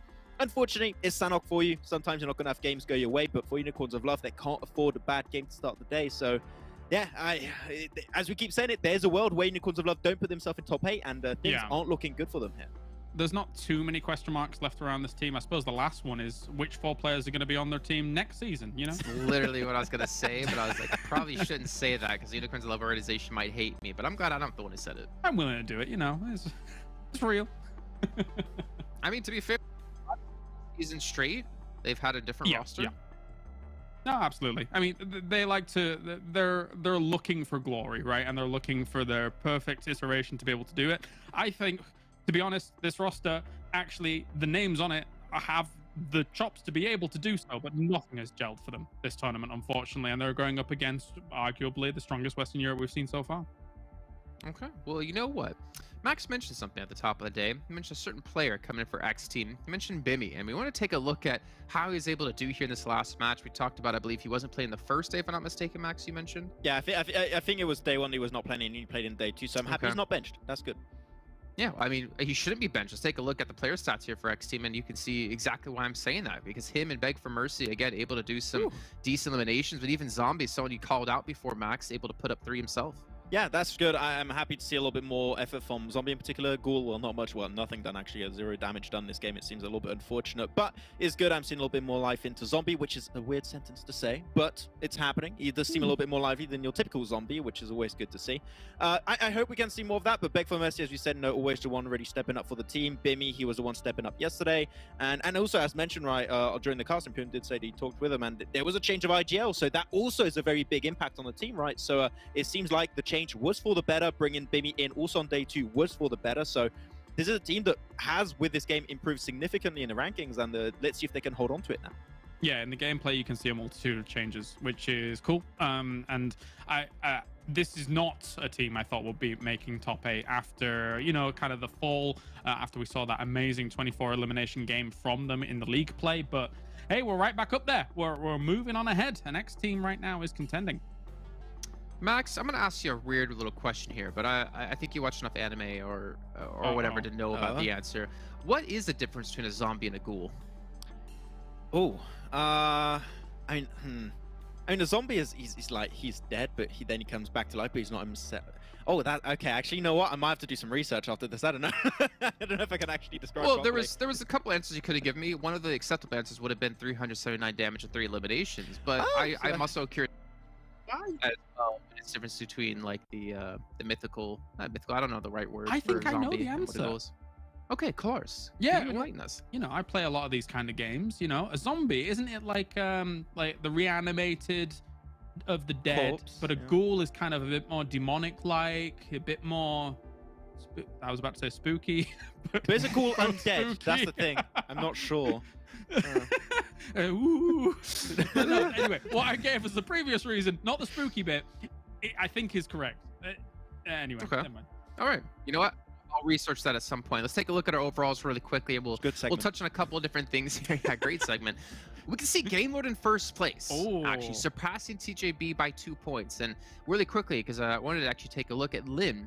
He healed 2,059 health in that last match, whereas Navarro healed for 2,300. And we did theorize that Navarro didn't have to sit in blue as long because he was farther north where the zone was more lenient towards him. But you can just see like the effect of just healing off in blue, what it can do for your team. It gives them first place. It gives them the title, gives them the championship trophy, gives them the crown back on their own logo, and also gets them $10,000. I mean, obviously, if they can maintain it. I mean, the early playstyle of Game Lord is very similar to the side of TJB, right? Is that they got this huge split towards Tap Mark Cow. They get all of the loot in the world. Now, what they've been doing a lot more in these finals is potentially giving a lot more of those resources over to Narvalo. And they also won that big fight, right? Colaris versus, I think it was Real Tigers 9. So, boom, you pick up their loot also in the forefront. And he was relying on the bandages initially for the longest time because, as said, compared to TJB, he was in the blue a lot later on in the game, so you could start using the first stage a lot later, so you survived late into second place, plus picked up an extra elimination. So, yeah, 150 points is not a huge margin above TJB, only 2 points, but we said it's close. It's a close race, so it might be down to that 1-2 elimination you pick up every once in a while to make the difference between first and second. Especially when their eliminations are dead even right now. What, 62 to 62? Yeah. I mean, there's 2 big focus points we have to have now for the next 5 games. For me, for my money, the championship, the number 1 spot is between Game Lord and TJB at this point. Look at that point difference between second and third. But aside from that, of course, getting top 8 is all important as well. And it's even, I feel like the gap between third through wherever we're at 11th is even closer than it was at the start of the day. This is ridiculous. I mean, we have some new teams as well. If we can stay on this page really quickly, XTEAM and Clear Vision. James, your team, Clear Vision, with that victory, go from what, 11th to 4th place? Yeah, that's massive. What a jump up. And again, really happy to see it. I think that they played one of the best Sanhok games we've seen from a team here. 13 eliminations with the 15 points coming in from the placement as well. That's a big Sanhok performance to start the day. I do really want to give props to Clear Vision too, because they were a team that normally would struggle a lot in the league stage, right? To close off games, they would get in the top 5 position for the longest time, 0 chicken dinners until the end. Here, they were actually actively seeking out, trying to take control, trying to push them out of the circles so they were going to get the win. I love that change of pace of the team. I love that change of mentality. And this is the reason why they're in top 5 currently, is because of those closing off moments they got for the game. So I'm really pumped to see if they can do it more here.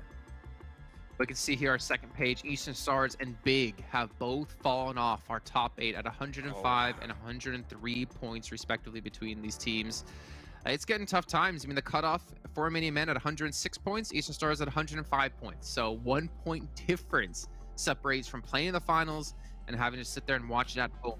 But as we look down the list, though, Super Young roster as well. I mean, they were in 12th place. They're still in 12th place, but they've been able to at least gain some ground here up against some of these other teams. It'll be wild if Eastern Stars and Bigs don't make top 8. Like, they need to now make something happen. Coming on Miramar next. All right, well, gentlemen, it is time to head into our second match of the day. It's going to be over on the lovely, hot, sunny map of Miramar and be brought to you by our commentary team.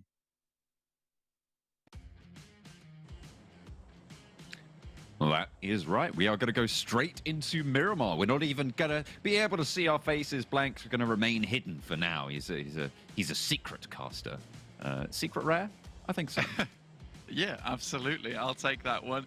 And, you know, for the ghoul and zombie conversation, we do have our monstrosity at the top of the leaderboard at the moment in Game Lord, who are just absolutely taking names. But for our zombie, our reanimated corpse here will be XTEAM, coming straight back from the dead, heading all the way up into 3rd place. I mean, this is an unbelievable run from XTEAM so far, and we've got to be happy about this one, right? Because they had that one game on Miramar, and it's always good that they get into 3rd place coming back to the Miramar. We just need another one of those 24 eliminators. If they can do that again, something similar, probably not, that's not going to happen again for a very, very long time, then they can shoot themselves up towards that 1st place. But at the moment, it is still those two teams, TJB and Game Lord, duking it out at the top jump.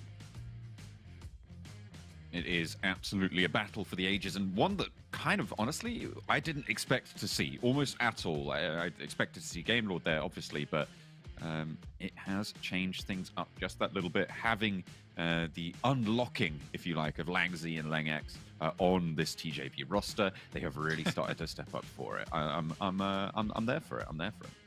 Yeah, they've broken the chains finally, and they're here to play. And that's absolutely fine. That's what we like to see. But goodness me, hard shift over towards the eastern side of the map here. Eastern Stars going to be happy with this one. And you were just talking to me very briefly before the game even started that for Eastern Stars, it's going to have to be a real slog, right, to head up towards those top spots. Big, similarly down towards Chumasera. But this is an opening now, and the map where Eastern Stars always did well, John, it is. What map is it? Tell me. I need to know. Okay, well, it was Miramar. I was really relying on you there, man. I lent on you so hard, and you fell over like a tiny stick in the wind. But that's okay. That's not a problem. That's why I'm here to give the knowledge and hopefully receive some from you. On the other hand, and watch some good PUBG Mobile. Hey, I've had some thoughts, by the way. Speaking of knowledge, okay, about the difference between zombies and ghouls, right? Right. And ghouls, I feel like, are reanimated based on their own will, like their demon-like presences, whereas zombies are animated on the wills of other people, right? Yeah. So maybe the zombies that we're seeing in this lobby. Sorry? Did you not listen to my opening segment? Did you say that? Yeah. Okay. Oh no. But I said. Oh dear, that's gone poorly for me. This is the worst timeline. This is the worst timeline. This is your work. This is. That's right. That's right. My work. That's right. That's right. That's okay. That's all good. I think that, you know, you were on the same page as me though, and that's good. That's always good to know. I agree with you, is what I'm saying. We were both on the Wikipedia grind before this game. We were having a good research. It's fine. Don't worry about it. I think we got our knowledge from the exact same place on the Tinterwebs as well. It's not a problem, you know, but we are heading into this game, and I'm ready to see some of these teams pop off. Honestly, just watching Clear Vision, like the guys on the desk were saying, having such an insane performance towards their beginning of that. Akashi? Okay. Perfect 10. Perfect 10. Lands on all Perfect 10. sides. Absolutely, yeah. I'm holding up the symbols. It's got a 1 and a 0 on it, and we're happy with how that one did go down. Incredible, though. How did he even get that many flips off? Oh, he's attacking the buggy now as well. He's going for more. Oh, the buggy. To be honest, the buggies need to work on its landing. It's on fire now. Yeah, that's it's not good. Someone get the water, please. It's on fire. Yeah. This can't stand. I like this. Game Law's not only bullying the lobby, they're also bullying the vehicles within the maps, which seems very appropriate for this team. I was speaking to actually the guys on the desk whilst you guys were casting that last Sanhok, thinking to myself that maybe, just maybe, they need to change the drop spot on Sanhok in case that, you know, could head down towards Paradise Resort. This is something that Clara suggested, so they don't mess up their rotations too much. But I do think they're a team that can kind of take Sanhok in their hands and then really try and make it work. Whereas playing on the way in that northern coast, it kind of more funnels you into that heal strat. Now, I don't think it is something they're going to change now coming into this last game. However, it does really interest me, though, because if it comes down to it on Sanhok, and we are very, very close in the rankings before our final match of the day, there can be one of two things happening. Either we get a south shift, in which case Lin doesn't have to spend as much time in the blue, and then can heal for longer than Narvalo, or we get a North shift, and the similar thing happens to Narvalo in that situation. So it really could just be a flip of the coin who gets the most points in that Sanhok pre the final game. So I think for Game Lord, in these next couple of matches right now, or at least in this next match, it's all about picking up as many points as possible, John. Absolutely. So with such a closely fought position right at the top, I don't think we've seen a first place position this late in the tournament be so closely fought over. We're now 13 games deep into the series of the 18 games that we're going to play total, and as Max will kindly tell you, that's 13/18ths of the way through, Blank, in this lobby. Of course, you can't simplify that, because 13 is a prime number, will not divide unless you want to divide it by 1. That doesn't do anything. And what that means is that there's only 5 opportunities left. 5/18ths, 5, another prime number, by the way. But what? I'm a fan of prime numbers. Okay, but the fact that there's only those 5 opportunities to break that 2-point difference, I don't think we've seen this sort of thing before. No, it's cracking itself up to be one of the most exciting finals of a tournament in a very, very long time.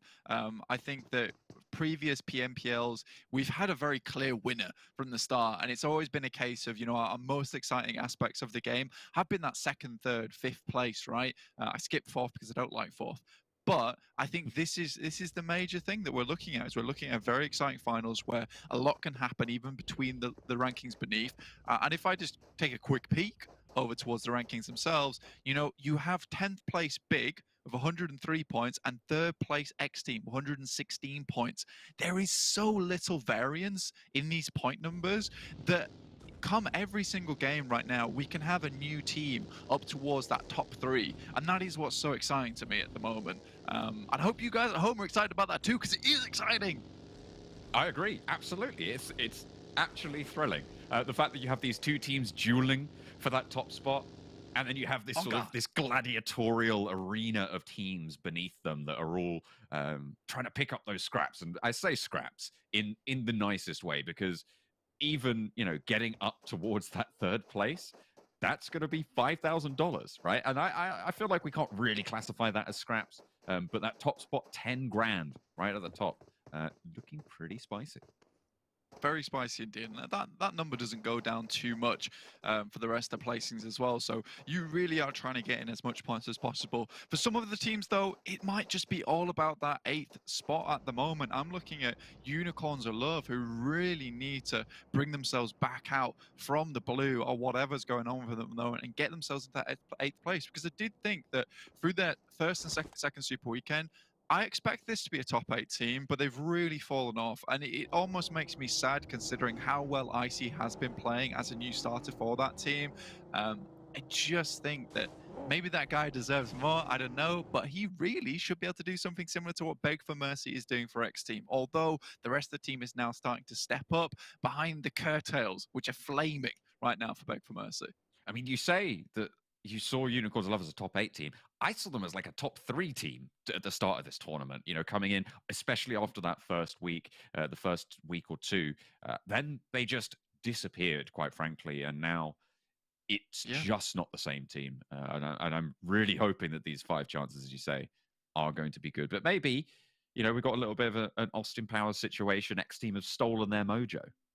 Exactly. When we needed them most, the X team attacked. And this is the big problem for Unicorns of Love at the moment, is that they're just being overshadowed by these other teams that have had a significant improvement over towards the finals. We saw this similarly in PMGC with Damwon Gaming, who just completely turned up the heat over in the finals itself. So I really just want to see some more out of this team. And I think that, again, with only 5 opportunities remaining that you mentioned, John, it's going to be extremely difficult. And it's no longer those top spots that Unicorns of Love are looking for. They are just trying to rake their way in towards that top 8 spot. Yeah, and give themselves that extra chance to reformat for the European regionals, if they can do it, if they can go the distance. But it will certainly require a Herculean effort from here on out to see that little bit more from them. 57 points for them, and they'll need to over double that to really compete in this lobby over these next 5 games.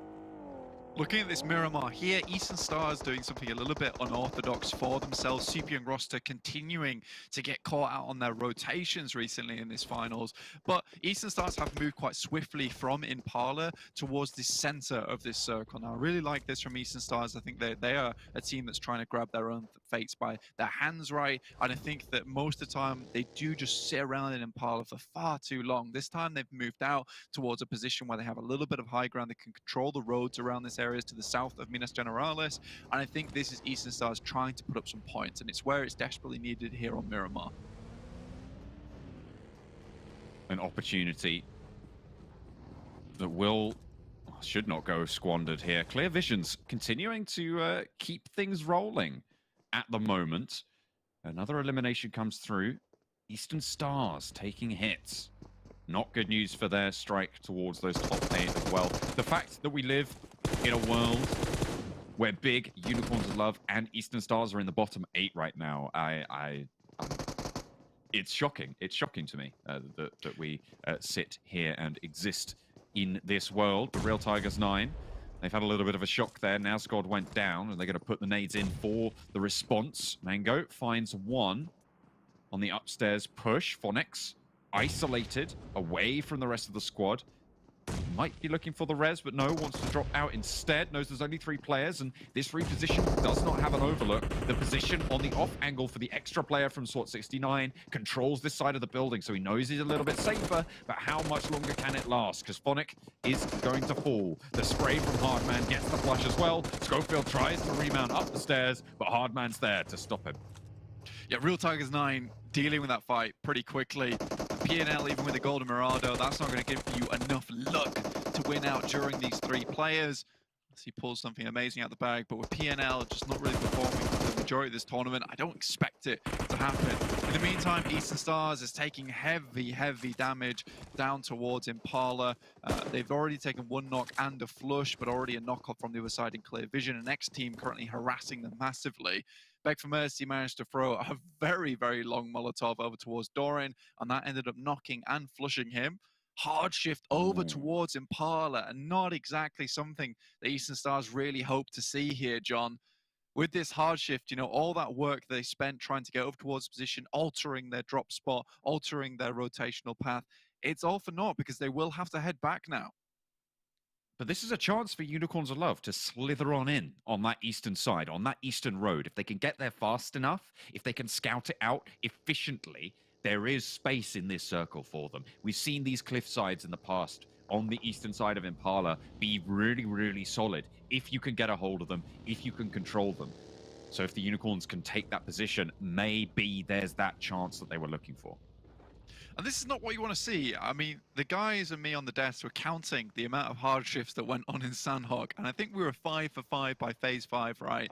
And that is not good for finals. You don't want this much variance in the circles because it makes a lot of these informed decisions very difficult going forward. And the heal strat on Sanhok becomes infinitely better because consistency is actually what you want. And getting that consistency on a chicken dinner or a higher limb game on Sanhok with the amount of hard shifts that are available becomes extremely difficult. More so, it's even more awful for these teams considering this is the final day of the tournament. This is not where you want difficult circles to play around. This is where you want it to be easy breezy and you want your macro and mechanical skill to shine and not your luck instead. Well, let's talk about the macro of TJB. They, in fact, ahead of the game, ahead of Unicorns of Love, from the south side have rotated into the eastern side of Impala, so they will be on those cliff sides now. Eastern Stars, having retreated back, have not got control of it just yet. TJB regroup for this circle. Yeah, that's a nice rotate from TJB as well, down from Los Higos, wrapping all the way around Puerto Paraíso to this position, taking the hillsides before anyone else can. And Giants just a little bit slow on the rotate here to actually see this one happening. So TJB, like you said, they've really snuck into a very good position here, unbeknownst to practically everyone in the circle. Eastern Stars might expect a team to be on this eastern side towards these hillsides, so I would imagine that that's something they'll be aware of. Still with 3 players, it's more about survival now for Eastern Stars this early in the game. 14 minutes in at the moment, and we're going to start to see teams clashing very soon. Speaking of clash, there we go. That's a good start. Unicorns of Love find Resnov for Game Lord. They are looking for a little bit more. Penta close to Game Lord as well. At the moment, Game Lord, the team that is trapped but big, are pushing in behind Penta as well. So there's this whole queue of teams on this northern side. And it looks like Big and Unicorns of Love are going to play the flanks here. I don't think they want to push too far in, but I feel like Unicorns of Love have the better position out of all four of these teams. Yeah, Game Lord now down to just 2 players. Mozero taking shots over towards Big as they rotate out, but with Game Lord on just the 2 on this northern side where it's going to get hard for them. Another hard shift down towards the southeast. TJB going to be very happy with this indeed. We're able to get set up nice and early. Got Lengex holding the road as well, coming up from Porto Paris. So I think Game Lord is going to struggle here to get too many points, and realistically they're looking for a top 8 placement just to get some of those placements on board so they can kind of take that into their next game and not be too far behind TJB, because right now this Miramar's cracking up to be a good one for this team. This is a 10-point game for TJB. That's what it's looking to me, at least, and that's an excellent position when it's that closely fought at the top. But their main challengers right now, I think, are going to be the Unicorns of Love, who arguably need this way more. And they'll be fighting for it, John. Tooth and nail coming in from that north side. Reznov's just a little bit far behind. They need to make sure they don't get spotted on this rotate. They're coming all the way on the eastern side, just past TJB at the moment. They're staying outside at the moment because looking down that hill is a little bit difficult from the positions that TJB's in. So they should be safe for the time being. But this is very much a safety rotate as opposed to an aggressive one. Spray from Clear Vision towards Real Tigers 9. Very close together on the Sanhok gone, and Samo will remind them of games gone by. Putting one down yet again, guarding out this position. I don't think the Real Tigers 9 can make this leap. Amichiu's going to start to get behind some headland, will find some cover on the ridge. Samo will continue to control here, and there's a lot of open ground. Onto the bike, maybe a chance to not get sprayed down, but in plain sight, what can you do? For Clear Vision, at the moment, Michu just rolls straight into 4 Romanian Boys. For Clear Vision, this game, I think it has to be a large one in terms of point scoring. If they want to be in contention for those first and second spots, they're about 30 points behind both those teams. They were very much ahead of the curve than anyone else in this lobby. So Clear Vision really has to hit something big. But off the back of it, John, you know, we saw all 4 players up just a minute ago, and now they're down to 2. Not ideal, far from it. Managing for Samo to get into this next circle, but close to XTEAM. Big eliminated in the meantime on the northwestern side, near Super Young roster, near XTEAM, just on the north end of this conflict. And now they can turn their attention almost entirely to Samo. There's no one really that close by. Super Young roster haven't made that push just yet. So Samo really at risk here. Spotted out, sprayed down, dealt with. XTEAM, I thought that yesterday might have been a fluke, but with the way they're currently playing, I can confidently say that that's probably not the case here. They're still playing very, very well on the edge of these circles, even with difficult rotations for them, especially on Sanhok. They've really turned things up to a next level. Clear Vision, on the other hand, I think this run might just be over for them now. It's all about placements, and they'll have to make up those points elsewhere if they want to hit that first and second place. For XTEAM, they're still trying to jump up the rankings. From last game, I think it was 10th place up to 3rd, which is kind of unreal. A lot of teams in Impala now, all trying to hunker down in these buildings, but it's much easier said than done. Every team's going to be looking away. TJB controls so much of this hillside. They have oversight on so many players here, and they don't really need to regroup too much. The circle does zone in again, right towards TJB's cliffs. These eastern cliffs are going up and up and up in value as Game Lords struggle to enter Impala. There is still a chance at an urban finish here, so some teams might want to opt to just grab some buildings and play around it in Impala. But for TJB, they can continue to try and get themselves up towards the top side. It will start to be good for them later on, but if we do shift away from these cliffs, then TJB's descent is going to be difficult, and that's where they will really have to show off their skills, you know, their ability to make these quick rotations on the fly. They still have one player in the game for Game Lord. It's Victor, 0 eliminations right now. He's hunkered down inside a compound and just wants to stay there for as long as possible. With Penta moving in, he's gonna have to do something a little bit crazy. Game Lord, 1 player left, Victor. Upstairs, popping nades down towards Penta. Strong, very strong team in their own right, but what are you going to do when there's just players all around you? You stand near a window, you are going to get spotted, taken out, Game Lord eliminated, down early. Excellent news for TJB. And that 2-point differential just doesn't look so good anymore. TJB looking to extend their lead in this finals. Real Tigers 9 do go down eventually, but Eastern Stars still up with 3 in a fairly good position. I know they moved out early, and I was a little bit sad that it did shift back away from them, but they have got themselves into a good spot, understanding that they were probably the closest to getting to Impala out of anyone. So they've really hunkered themselves down right in the back and placed up the barricade. TJB will be that backstop for them, though.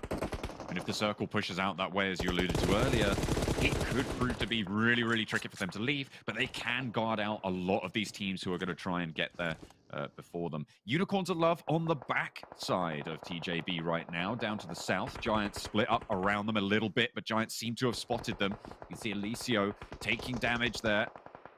Giants spiking out, finding 4 Romanian as well, trying to control the back of their rotation path as well. Yeah, 4 Romanian Men in a bit of an awkward spot here. They're going to have to get in somehow. I'm not exactly sure the way they're going to move up this fielded edge, and it's going to be very, very difficult for them. But Giants just moving through with the vehicles. This is what you absolutely need on Miramar, is just vehicles galore. Making the quick run across these fields in those vehicles is going to be extremely beneficial. But 4 Romanian Men actually have full vision towards Giants at the moment. They're going to be extremely careful. You can see Unicorns of Love there on life support, barely breathing. Someone needs to bring out the CPR kit for them. This was Unicorns of Love's chance. This was their time. They were in a prime spot. Giants have taken where they pretty much should be right now, and they have again let it tumble. They exposed themselves to TJB's positions, and they're paying the price now. May be able to get some reses off here. I mean, they'll be lucky to keep themselves at 3, but they've got a gauntlet ahead of them, and with nades from Langzi popping in as well, it's going to be made all the harder. A long nade, and that res is cancelled yet again. Resnov was up, but failed once more. Daddy still trying to get the res. Icy is there. There's the Molotov to stop the backup. He stands in the fire, and Daddy falls. Icy sprayed down, and the Unicorns of Love, they're cut down again. Yeah, Langzi single-handedly snatches away the Ambu bag from Daddy as he tries to get the rest of his team back up in action. And unfortunately, that will be the end of Unicorns of Love. And like you said, that was their chance right here. This was their go time. Circle the ship, head over towards Impala, so Tongjiabal needs to start figuring out how they're going to get down this mountain. Do they rappel, or do they fall, or do they just send some vehicles off the cliff? Because this point in time it is going to be a little bit tricky. You see already Lengex starting to make his way down with Langzi over here, but Giants are underneath them, and this is something they'll have to be careful for. Giants holding a solid quadrant of this next circle. Romanian Men trying to move in on it just that little bit. Impala is primed to go off any moment now as well as teams start to crunch together.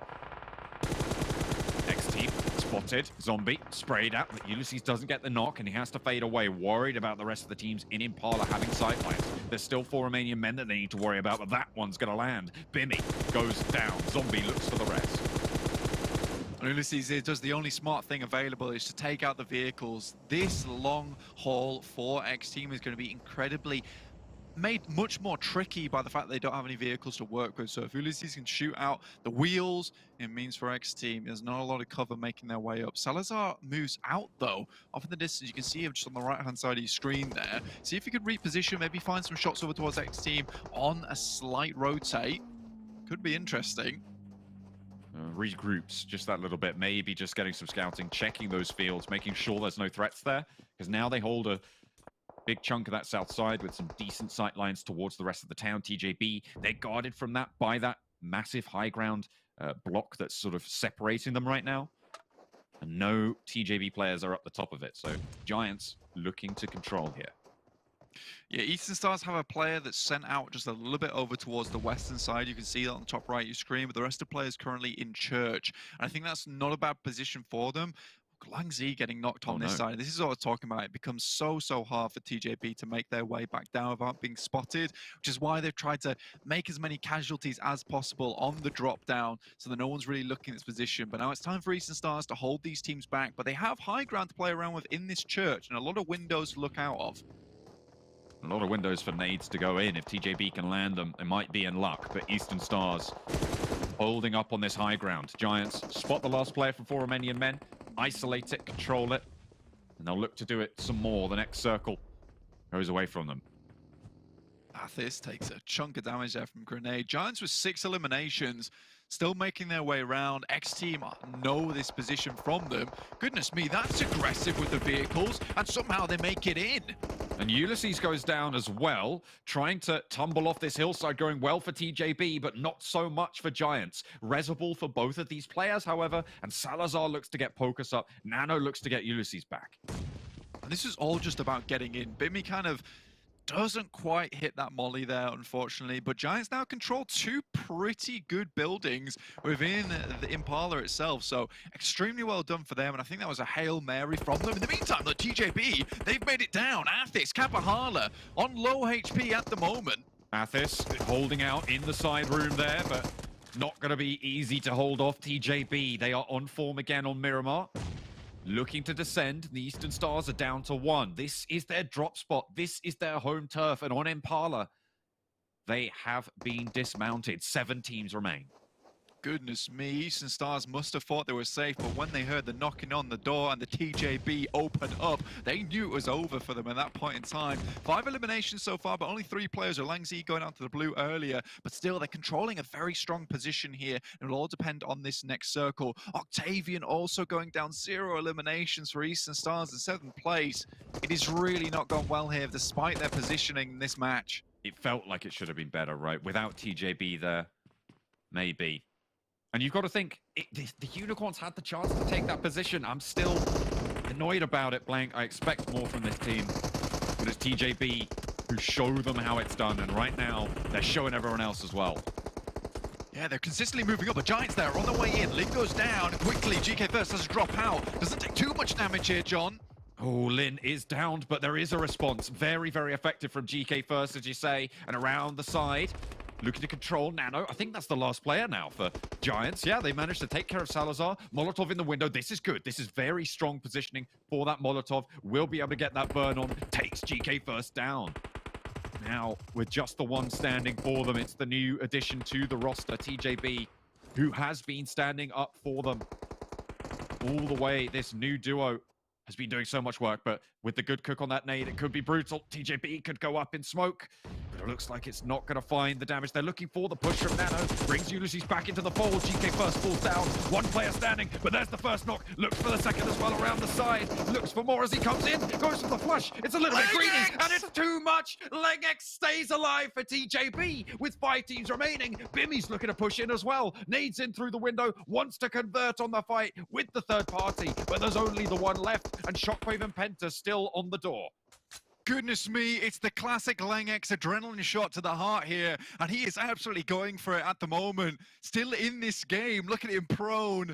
CP and roster making their way in, but Bimmy lays in the way of him and Legex themselves. Shockwave looking on target for a good game here with 3 players left alive, but Legex just took down 3 players from the guys from Shockwave, but finally does go down 4 plays, 7 eliminations. It is damn good, but XTEAM once again with a good result here in this game. Another good result as well. It's phenomenal. Picks up another couple of eliminations as well. Looks for the players on the run out. Plays behind the windowsill. He knows that he can only do so much here. Wanting to pick up an elimination point, but goes down to the play zone. Shockwave take the chicken dinner. Goodness me. That match was intense, John, on Miramar, and not at all what I expected. Shockwave, though, do run away with the victory here. Good stuff from them. It was a very low elimination game with only the 4 elims, but they just sat it out nice and pretty towards the center of Impala, whilst the rest of the teams were just fighting it out there. And it truly was gladiatorial, like you said earlier on in the cast, John, because goodness me, that was some unreal stuff. It absolutely was. I mean, XTEAM as well, getting into the game late once more. And you've got to remember who went down early. Who went down early in this game? Game Lord. That is going to be able to allow them to close that gap just that little bit more towards the top of the tables for XTEAM. This could be a wild card. This is a team that finished on the first day at the bottom of the tables, dead last, 16th place, and now they are in the conversation for first place. XTEAM absolutely putting in the work, putting in those shifts, but Shockwave snaffle up a whole helping of points that might help them get in that conversation for the 8th place. Yeah, I think that right at the beginning of this tournament, I did a quick team prediction of where I thought people would end up, and I think I put TJB in 2nd place. And to be honest, I was very disappointed in myself because I thought I've made a wrong decision here throughout the entire Super Week, and now finally TJB doing what I always thought they could do, but never really seemed to live up to in the meantime. And I was very, very wrong, it seems. Hamodi, though, most eliminations coming through from super young roster, who made very far into this game despite losing a few members early on. And I think for super young roster, this needs to be a big change for them as well. It's just these early rotations where they're completely unaware of a lot of teams rotating around them and getting caught up in the mess because of it. But lots of these teams that are just new talent are really rising up the ranks at the moment. It's so fantastic to see it. Yeah, only 4 games remain now, though, so that talent needs to rise as fast as possible. Everybody needs to bring their A game. It is still so closely fought around those middle of the tables points, around that presence on that 8th place. XTEAM bringing that pressure up from that 3rd place as well. Going to be looking to, from the 2nd place in that game, to be trying to crunch up against that Game Lord barrier as well. We thought that gap wasn't going to be fought for. We thought it was a duel blank. There's a new challenger approaching. It's going to be XTEAM. They have absolutely blasted out over these last couple of days. We'll see what more they can do, but for now, we're going to head back to the desk.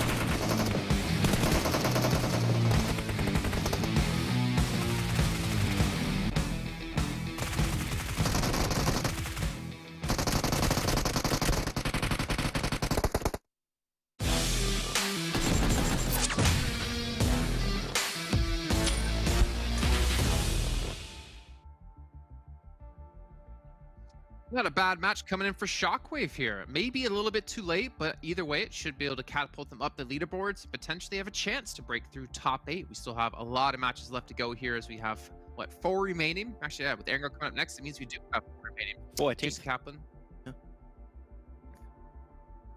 I should just shut up sometimes. I think I don't know why I speak. I don't. I want to do maths again. Technically, you're correct. Yes, but the problem is, it's in good practice to always reduce the fraction to the lowest amount possible. So it'd actually be 2 ninths. Yeah, it's true. Yeah, but I don't like going by the. Which is also things. Yeah. 1/3. Yeah, true. No, I'm not sure. It's not.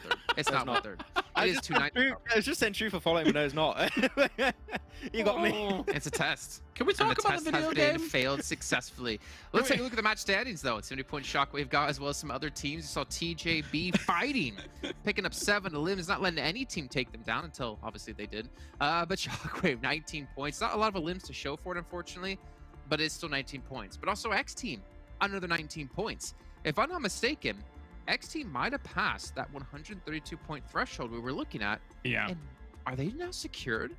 I think so. They've looked what a belter they've played over this past day and a bit here for XTEAM. Very, very cool to see. It's crazy how the numbers work out for this game. And yeah, let's talk about the video game, because This game was fantastic. I love myself some urban ending because it gets a little bit chaotic, a little bit crazy. Those numbers and elimination points kind of get dragged down a bit because everyone's getting eliminations from every angle. Cool to see Shockwave kind of playing this out. It was a bit more of a passive game from them compared to some of the other teams that come in, but sometimes in an urban ending, that's what you got to do. Yeah, I'm actually really pumped also to see Super and Roster get themselves some decent points actually throughout this game. I'm happy the first Sanhok game, they did not go for the drop in ruins. I think they went Northern Quarry, so that's great. And here they get themselves an extra 15 points. So they were already like, I think 20, 30 points behind most of the teams that were fighting for that top 8. So I think that it's fair to say that these first 2 games put them back in the race in a very, very comfortable position. So they could contest with those games. They could contest for that position in the next games coming up here. So hopefully they can keep up these type of results, because if so, the spot could be theirs in the championship. Yeah, very true. Just to quickly note, TJB, remember they were behind 2 points from Game Lord. This should be able to push them back into that first place position. Giants will get themselves closer to solidifying themselves. Penta on top of that. Road Tigers 9 UK, another 5 points. Clear Vision, another 5 points. Again, for Clear Vision, important to keep these points coming in so they can maintain their spot. But let's look at the second page. Let's see some other teams, because we're not seeing Game Lord. We're not seeing Big. We're not really seeing Unicorns of Love. I know, Max, you were saying we were watching the game with Unicorns of Love, pretty much their demise on the cusp of, coming to fruition. You were saying, like, now they're going to need to average, at least 10 points per game to actually have a chance? Yeah, every bad game, the average they're going to need for the other games are going to be increasing by a significant margin. I want to see from them now 10 points a game minimum, and even that's not sure that's going to be enough for Unicorns of Love, right? So, yeah, it's weird, and as they were saying on the cast on Blank, is like, this was their game, this was their potential redemption, because they had a good rotation around the eastern side, but they just sent, I think it was Langzi. They just sent Langzi solo to take care of the 3 players of Unicorns of Love, and they got obliterated off the surface of Miramar. So, yeah, we're not seeing them at all, these games. It was a good attempt, but yeah, when it comes to fighting versus TJB just had the better position, and there's nothing Unicorns could really do that.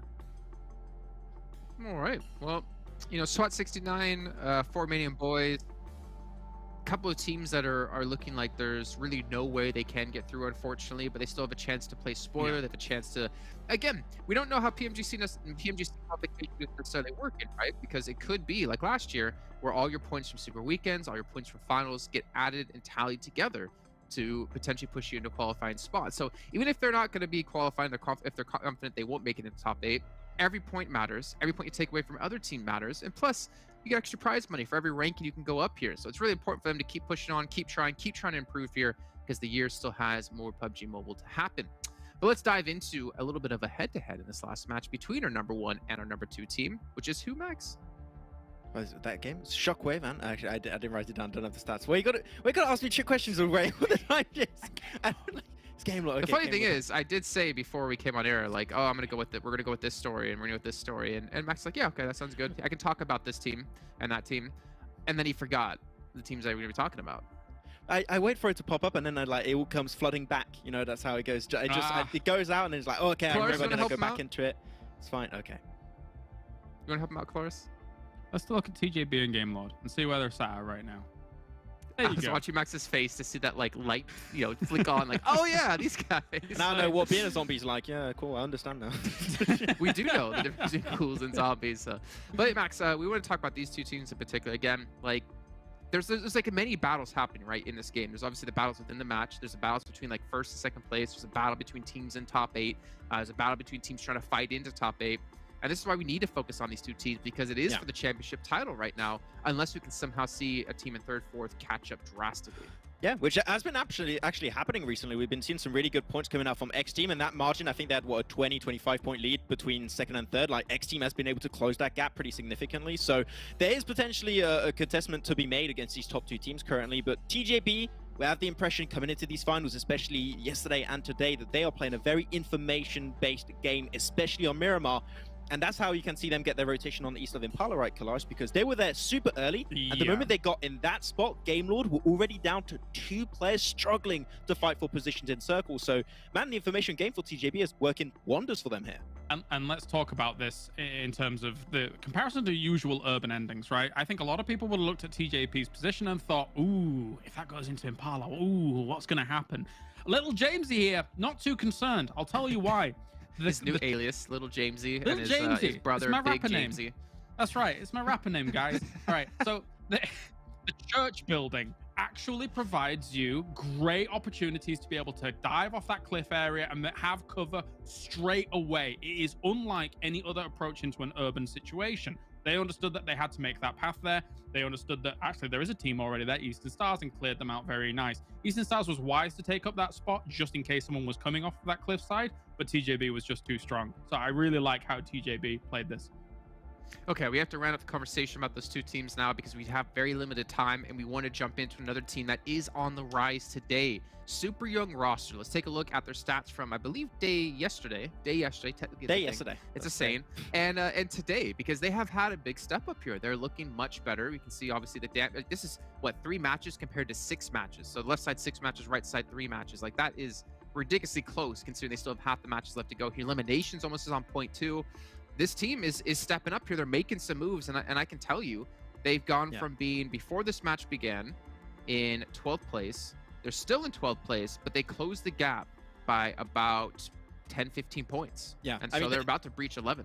Yeah, they were part of those group of teams with Unicorns of Love and Shockwave that if they wanted to catch up and put their way into top 8, they needed to have a really, really good day 3, which they started doing so. I would still like for them to potentially close off a chicken dinner. I think that would be the real big step up that we need to see for Super Young roster for them to be able to push themselves in top 8 and hopefully remain in top 8. So I think that's a little extra step up I would like to see from them in particular. But the one thing that I'm happy to see in particular, because don't forget, 33% of your games are going to be played on Sanhok. They're not going for the drop, it seems like, in Ruins anymore, which I'm over the moon to see, because I think that's what ruined their chances yesterday and put them really far back. If that's not happening anymore, I think there's a very clear chance they can make it here. So just keep on going. And Homodi in particular stepped up big time these last 2 days. So keep it up, boys. And just to correct myself, it's actually not half the matches played. They've only played 2 matches, and they almost have the same amount of damage done. Like, that's pretty ridiculous. And again, like, super young roster, hey, boys, there's a legitimate chance you can make top 8. Just keep this momentum going, and you're going to see yourself breach that point, and we're going to be seeing you in the EU regionals. But let's hop into our overalls while we have a little bit of time left and really show some disparity in points that are beginning to grow. 15 points between 2nd, 3rd place. That gap has closed a little bit at the start of the day by XTEAM. Giants has been able to make their way into 4th place here, and the rest of the team's able to maintain their top 8 placings so far. But there is a decent lead at the very top. 13-point difference, probably one of the biggest differences we've actually had here between 1st and 2nd place. Yeah, Game Lord's going to come battling back here on Erangel for that 1st and 2nd battle that is currently ongoing. If you'd have told me XTEAM at the start of the day, or start of yesterday, was going to be in 3rd place here, I'd have called you a liar. But here they are, and they're closing the gap on the 1st and 2nd positions, which is absolutely nuts. Also interesting to see that FTY and Romanian Men have been slowly slipping out. They were both in, 3rd and 4th respectively at the start of today. So XTEAM, Giants, Clear Vision, PENTA all overtook those 2 teams. So FTY for Romanian Men need to start getting some results in, because not only have they slipped down the rankings, they could get kicked out of top 8 here. So they can't afford any more bad results, or it could unfortunately spell demise for them. Yeah, they've definitely flatlined today, it seems, considering the big rise up we saw yesterday. Again, they still have 4 matches left to go. They still have a chance, but it is starting to slip away. Let's take a look at the 2nd page now. 8th place is 108 points, and 9th place is 107. Still, that 1 point difference between the two. I didn't catch the chicken dinners versus placement points between the 2 teams, because it goes chicken dinners as our first decider, and then placement points as our 2nd tiebreaker. But we can see Big still not able to make progress. Super young roster is catching up here. Unicorns of Love falling even further behind. I don't know what else to say here, gentlemen, but it is becoming tough times here for these teams. It's not being fun. At least one cool thing for Big and Real Tigers and UK is that if it comes down to that tiebreaker, right, they got themselves 2 wins. So if it goes down to it, there's a very clear chance that they'll be the ones that actually push themselves in top 8. But you don't want it to go down to tiebreakers, right? I think that's like the worst scenario you could have for teams that are trying to qualify for the championship. So we still need to see a step up of those teams. And Unicorns of Love, as we said, I need to see a 10-point average per game minimum if they want to make it back up. And even then, it's just actually is not going to be enough, because that's like 100 points. Then even more now, based on that. So yeah, Unicorns of Love, it might be over right now, depending on how this next game goes. It's not looking good. Yeah, and we might have to put that final nail in the coffin here when we get into our 3rd match of the day. Let's flip back over to our commentary team to go right back into Erangel.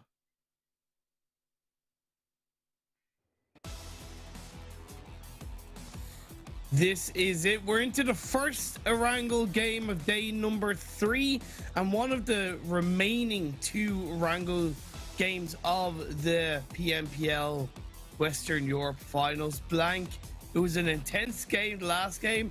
Are you hoping maybe for just a little bit more calmness, or not as much intensity, or are you looking for more intensity? I'm looking for all the intensity, Imperium. I want none of this calm nature. I want more hardships. I want everyone to have a bad time. But I know that I would agree that I think Game Lord is going to come back fighting here on this map. With this playing path, though, it does make things a little bit more difficult for them because, goodness me, they're going to have to get the old boots on and get a run in over towards Yasnaya because it is a bit far out for them. TJB, on the other hand, very nice and easy little rotate over towards North George, but look at this. Eastern Stars challenging them out for this. So if Game Lord can have a good game here and maybe Eastern Stars can cause some problems for TJB up towards this northern side, who knows what can happen in this game. Eastern Stars are going for the ginger drop of Zarky. That's what I want to see. Bring it on, Eastern Stars. Look, this team, Eastern Stars, have struggled massively, and even along with Big, there's a bigger story to tell as well, with them being first place at the end of day one, and they've dropped down. Both of those teams are outside of the top 8. Yes, it's incredibly close with only 13 points dividing 6th place and 11th place, but who would really have expected that coming into the finals? These have been two teams that have been top of their game in Europe for the last 6 to 8 months.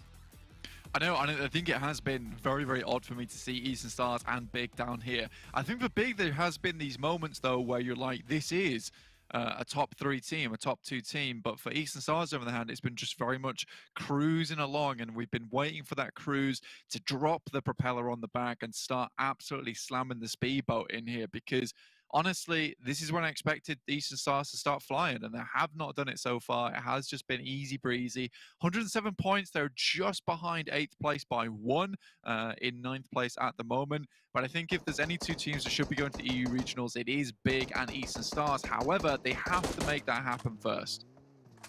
Oh, hard man. Please tell me you're going to get it. Oh, Kale, he ran out of ammo. Hardman gets like the luckiest break of his life. I would argue the luckiest break. He's driving away from that entailment thinking, how the hell did I survive? And probably laughing about it as well. Absolutely. I mean, that was very lucky. It was extremely lucky he lived through that one. But Real Tigers 9 need all the help they can get right now. Currently sat in 11th place, 103 points. They are set on target, head towards that top 8. So having 4 members here on Erangel where you can kind of confirm yourself for a much more easy game, right? Because I think Erangel, you can make those decisions on the rotates where they will, in the long run, benefit you. Whereas on Sanhok, a lot of times you can just get something thrown absolutely in the works, and then there's nothing you can do about other than just pray to God that you make your way in.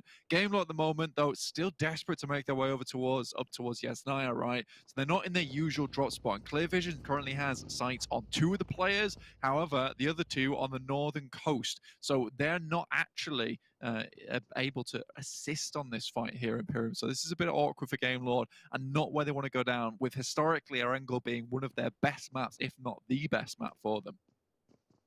Compared to TJB, they've been on average about 6 points per game higher in points secured across the finals so far. So you're dead right. This is their strongest map. It didn't make sense to me that Game Lord, if they went to the bother of dropping for vehicles outside of Watertown, that they didn't, as a full squad, just full send it to Yasnaya. Why go halfway there, knowing that Clear Vision drop around school and apartments? I don't know how much information Clear Vision were able to get, but I still look at that as a risk not worth taking. And now they're down to 2 players. Yeah, this is a huge blunder, essentially, from Game Lord, with 2 players on the northern coast and Clear Vision quite quickly cleaning up those eliminations there. And I think with the fact that they probably saw the parachutes, this is very much one of the decisions they make early on. Now with just 2 players remaining in Akashi and Victor, these are not the 2 guys that I would necessarily want to have together as a duo to try and earn some massive points in this game to keep themselves in contention. I'd much rather a Narvalo and a Victor here. So this is a bit of a struggle, and to be honest with you, Spicy being in this final day, I'm not 100% on it. I think I would much prefer Trazen.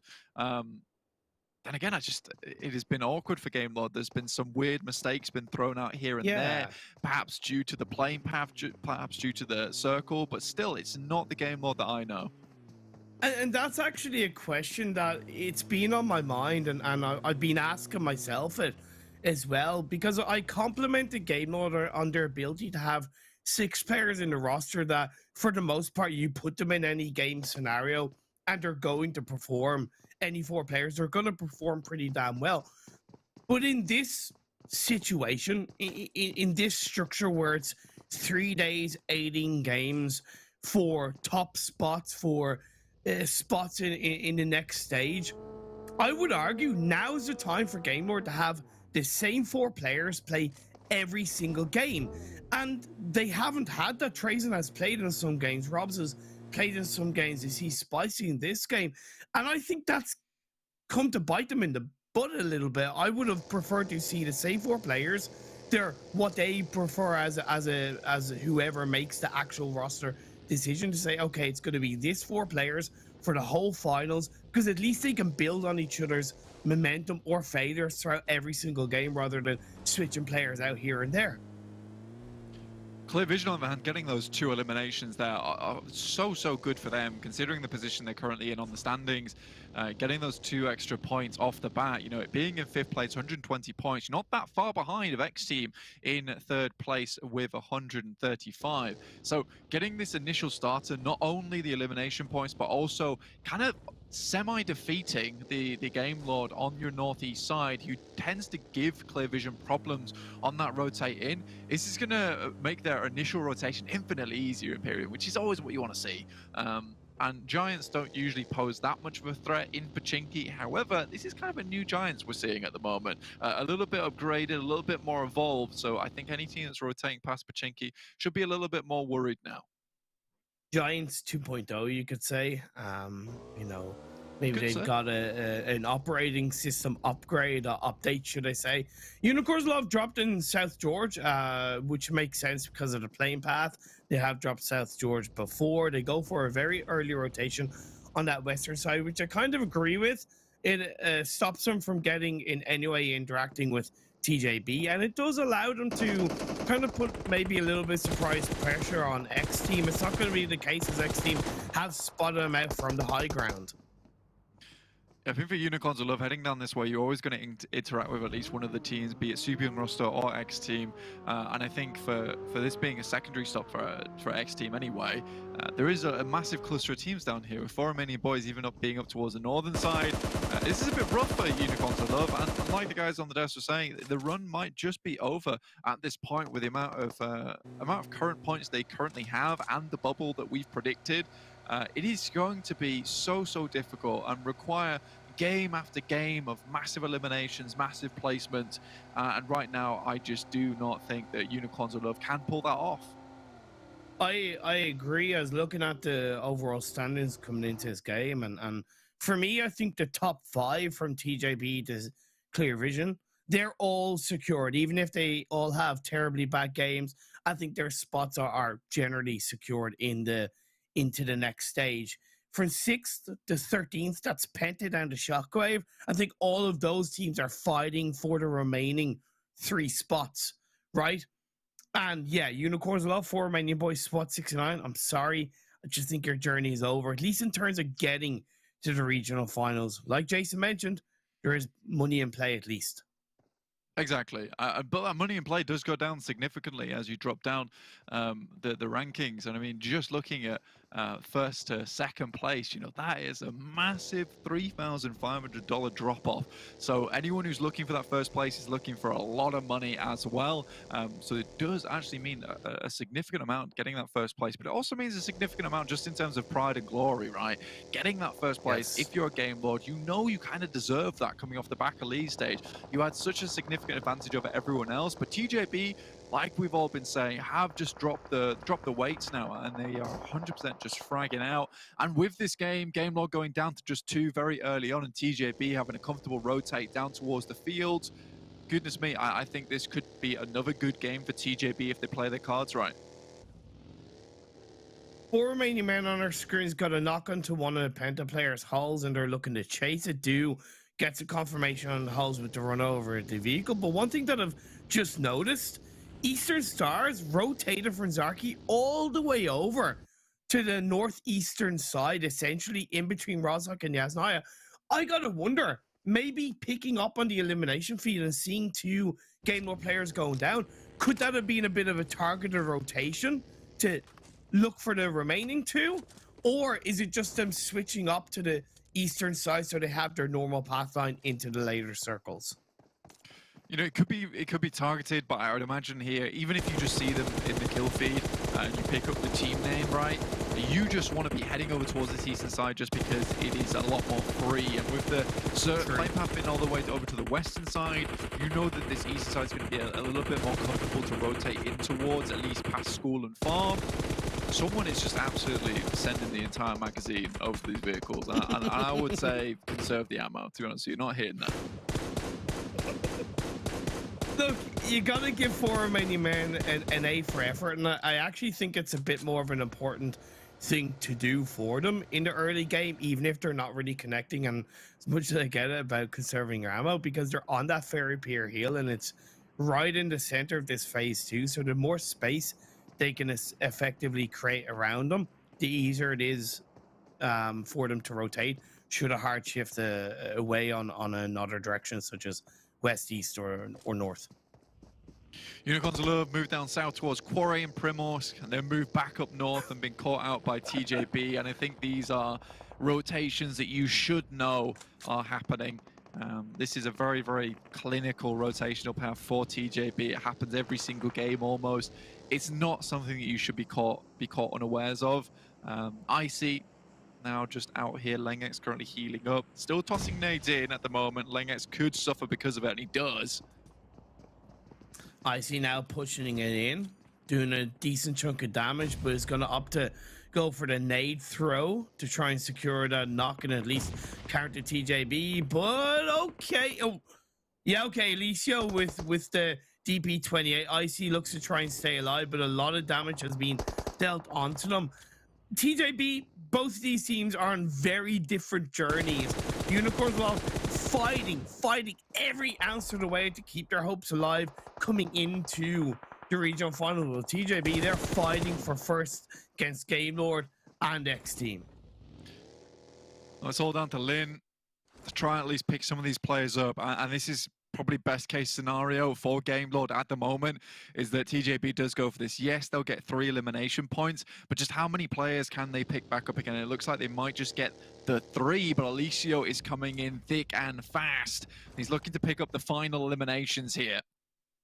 Suppose what can be troublesome for TJB and the teams up at the top is when you have a team with nothing to lose, as Unicorns Love currently are in a position of, that's when they can be most dangerous, right? Because they're going to play more free. They're going to play just, you know, with the shackles off. And we're seeing TJB a little bit punished for it. The revise has come through 4 to 3 players. But again, that phase 3 blue zone damage is a little bit heavier in Erangel than they'd like to have. Yeah, because Alicio's not going anywhere now. He knows that the run is pretty much over for him.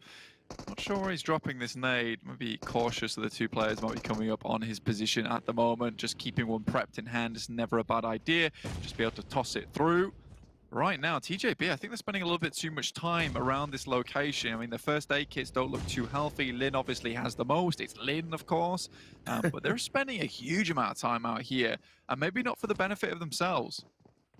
Phase 3 shifted down south. Ferry Pier is in the heart of the circle. A bit of water in play. A good 15% of this phase 3 is water, so it takes away a bit of the landmass available for the teams to control. 4 Romanian Men sent it in, and I think the picture-in-picture was a fight between Giants and 4 Romanian Men, and it seems like Giants have gotten the better of it for the time being. 4 Romanian Men down to just 2 players. Yeah, this is now over Alicio. You know, he's out in the blue. There's nothing around him. So taking a quick look back down towards where the action is unfolding. Manu at least finds Seiko here. The rest of them stuck inside the shack at the moment. Tigers does go down for Shockwave. And now smoke's been sent up. This might just be able to get a little bit closer for Manu to start sending the grenades in, possibly. But Game Lord, look, they've actually managed to send it all the way in. And if TJB have a bit of a rough time making their way into the circle here with Real Tigers 9 on their rotational path, damn, that was a nice nade. Jesus. Manu! Okay, friend. Okay, good job. Great job for Penta so far. That's 5 points and counting. But you bring up a solid point about Game Lord TJB. If they can continue to be put under a sticky situation, this could be an unexpected positive result for Game Lord in the fight for first place as Phase 4 shifts over to the west. Again, this is just all about just staying on the heels of TJB at this point in time. With the 2 players, it's not likely you're going to be able to do a major amount of work, and you will have to worry about Super and Ross, who's currently crashing in towards the shack position. They have 4 players, and they're sent away here by bullets sent over towards their location. A lot happening on your screen at the moment, but Penta with a strong position down towards Ferry Pier, just holding off at the beach side. They will have to worry about the off angles coming in. But look at this, it's the great migration occurring on your screen at the moment. If anybody knows that it's just 2 players of SWAT 69 in that center compound, it's going to be easy to crash. Unfortunately, that's not the case. Eastern Stars with the great migration are going to pay the ultimate price, and I appreciate that Victor and Game Lord are still continuing to be aggressive from the shack that they're in, because there's a bit of risk involved with that, and they pick up an elimination point. Yeah, they have to puff out the chest here. It is absolutely necessary that they puff out the chest, because if anyone knows it's just the 2 here, they're going to crash upon this one and start launching grenades in. And even if you lose 1 player, at least you can get into that shack pretty shortly afterwards. So I think for Game Lord, it is essential that they kind of pretend like they're a big man unit inside this shack and try and take this as far as they can. TJB down to just the 1 player now, and it was difficult on that rotation, that entry into the circle. GK First currently in no man's land at the moment, just to the eastern side of Quarry. Not really looking over towards his position for the time, but we will see how this does end up. And I think Game Lord still has this strong spot on the eastern side, purely because it's not exactly a shack that anyone really wants at this point in time, with it being so much out of the way. The 2 teams we talked about at the start of the game outside of the top 8 in a very surprising way. Big and Eastern Stars. Big are up on that west side, looking quite comfortable out of Primorsk as a full squad. Eastern Stars lost a player on that great migration, but they have found a bit of a position on that coastline inside the circle. If a big, this game is extremely important for them, right? I mean, they need to start putting up points now to at least bump themselves up the rankings just a bit more, because they don't want to be on this scary line of 10th place where it's not guaranteed you're getting into that top 8. So a big game here could secure them the points required to feel safe coming into those last 3 games of the day after this one. But they do need to make it work. Currently on the beachhead down towards the western side of the map. And I'd love for this to be a big game here, because we need that resurgence and we need it now. Giants haven't moved into the eastern edge of the circle, and it does make sense why. Because of that great migration, it made sense for them to hold things down and try and punish teams rather than get punished themselves, and they're doing it onto 4 Romanian Men. It's not worth for Sarah to go for the revive onto Do. He's going to get into the vehicle on his own and most likely look for the crash into the shack held onto by Game Lord. No, he goes up in towards the hills on the northern side of the circle. Fortunately, he doesn't survive, and it's going to be the end of 4 Romanian Men. I mean, Game Lord, I mean, Victor has just been hitting some unreal shots at the moment, and this is why you take him. It's why I take him as my one of the final duos here. And he's just been hitting some really, really good shots onto any players trying to circumvent themselves the way through on the forest on the northern side. And this is why no one really wants this shack, Imperiums, because it wasn't likely it was going to end up here. It's not the most amazing position either. But like you said, SWAT 69 with the 2 players inside this central compound, it is going to be heavily contested for now. And we'll see who tries to take it. And SWAT 69 is going to have to do their darndest to keep people back, send them away for as long as possible. If that requires smokes, that requires nades, do what needs to be done. You could say they'll have to swat the other teams away. I know, I'm just not funny at all. And what makes this circle so much worse, Blank, is that the northern side, it's very flat either side of that quarry hill, so nobody's going to want to enter in towards the center of the circle. As TJB, they go down and Game Lord are still alive. Yeah, that's 4 points there. Again, this game for Gamelord is just about remaining in distance. They do not fall too far behind that race leader at the moment. PENTA, Manu still going off strong. 7 eliminations total for the team, and 5 of them coming through from Manu at the moment. He's absolutely popping off from this beachhead at the moment, making sure he's got eyes on everything. It has been a slip down for FTY so far in today's games. They got themselves 2 points in game 1. They got themselves only 0 points in game 2. And then game number 3 that we're looking at, it's not looking good for them with only 2 elimination points. They go down. PENTA pick up the points. Akashi, final player remaining for Gamelord now. Still only 2 eliminations for them, so looking to move a little bit further up the rankings. But it's XTEAM still in this circle, still with that consistency, still getting it done at the moment. 4 Romanian Boys over on this northwest side, a big looking to finish it up.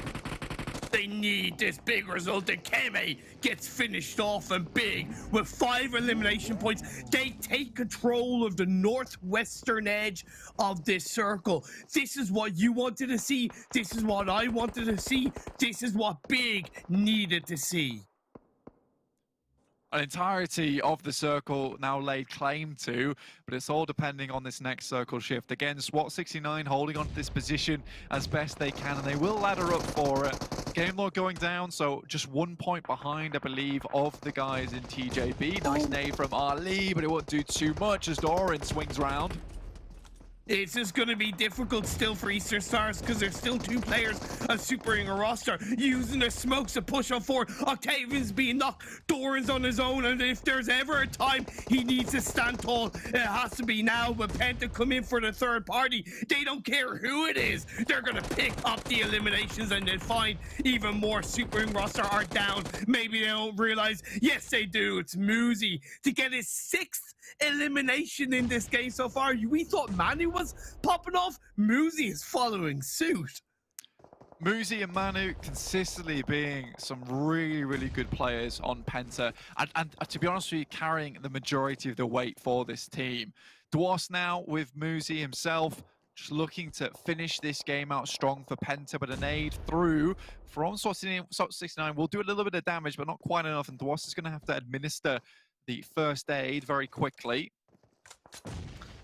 SWAT 69, I get why they've been a little bit quieter, because PENTA have kind of done the hard work for them. The circle shifts up towards the northwest. Great for XTEAM, who have clearly been the most consistent team across the last 8 games so far. It's incredible how resilient they've been. Yes, it hasn't been these massive chicken dinner results, but 3rd place, 4th place, 3rd place, 2nd places, they've just gathered the points needed.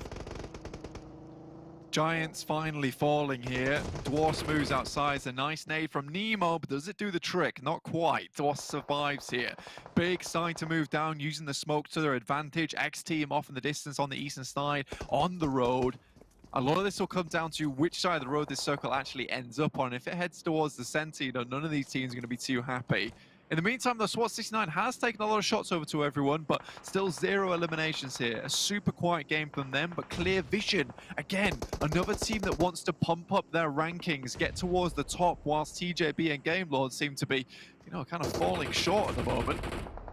As SWAT 69 were helped by PENTA a couple of minutes ago, it seems like the best team that's going to help them in this situation, as they allowed PENTA to crest up the side of the wall, is Clear Vision, who have oversight. You saw them chucking out the smokes to try and block PENTA in their own way, but it's me from that northwestern side. The high ground on that north side of the road has laid claim to pick up an elimination point on the Clear Vision. Big, this is looking to be their result. Still make it happen again. It's such open ground for them, and smokes are absolutely necessary going forward. They still have vehicles to play around with, but XTEAM very, very aware of their presence, and Swave going down. That's the big hitter of the team with the big bat in hand, but now he's laying on the floor. And Jahi, some good stuff there. They will have to bring that player back up again, but not before. He has to move away, and this is the worst timing for Big to have to go for a res here, with a circle heading down towards the southeast. An XTEAM in massively good position to take advantage of that. Enough time on the clock before the blue zone starts closing in for the revive to come through, but indeed it slows them down, and now they've got to make the biggest push of their lives. They could go across the road, but I feel like it's still going to be exposed by XTEAM as well as PENTA and Swat 69. For me, Big have to go for the push on the XTEAM. Somewhat of an isolated fight, and I think XTEAM are going to be fully aware of it. You can see Zombie looking over towards the members of Big. Inside the vehicles, Mizawa on Swave goes maybe going for a little bit of a bait, and Nate goes out, but it's Zombie to pick up the knock onto me, and that's exactly what XTEAM needed, but in comes a crap. Swave down to Sliver of Health is going to get knocked instantly, and there's nothing Big can do as XTEAM survive. An incredible pushback from XTEAM. Nice shots on the initial run out there on the rip onto Mickey, and now Swat 69 finally leaving, but it's Muzi as well as Dwas to continue this one going. 13 eliminations for this team, but now out in the blue, Muzi's looking not so great for weather here, but XTEAM still control an insanely good position. No way! Pokeboy refuses to die. Muzi switched weapon just as he ran out of bullets, but in the end, it's going to be XTEAM to get the chicken dinner in Erangel. This team just does not stop. Hit after hit after hit after hit. XTEAM want to lay claim to that #1 spot. They're leveling it up one day at a time here, and you love to see it from XTEAM. Continuing to do well into this finals is sort of unbelievable, to be quite honest. We're going to take a quick look at the winner's stats here and just see how well they did during this game. But purely alone off the back of being able to rebuff the guys from Big, that is enough for me to see that XTEAM really has to come into a life of their own. That's 24 points in that game alone. Across the last 9 games, for XTEAM, it's been 13, 14, 20, 14, 4, 19, 19, 19, and now 24. Like, so in the last 9 games, they've had 1 bad result. That's nearly unprecedented, and that's spread over 2 days, Blank. Yeah, and I think that for XTEAM, like, this is very rare that a team has such a bad first day and then comes into the second day and completely turns things around like that. So it is extraordinary to see here in the finals. And, you know, we're getting to a point in time where it becomes almost frightening now for TJB and Game Lord. And I think even after that game, XTEAM might even be in 2nd place, I believe, which is unbelievable to say the least. So I think these guys, you know, 1st place now is a real target. As the standings shift game from game, I think PENTA have laid claim in a strong way off the back of that result that they have booked their spot in the regional finals. Muzi, you can see from the round report, 7 eliminations. Manu was hot on his heels with 5. This was a very strong 2nd place result from PENTA. Yeah, very, very strong 2nd place result, and I think this is one of the few games where I do see PENTA putting in the work. And to be honest with you, it's nice to see them not to go for the res onto holes and then just instead frag out, which pleased me massively. I think Muzi as well as Manu have just been doing unbelievable work for this team and really putting in the numbers and the time for them.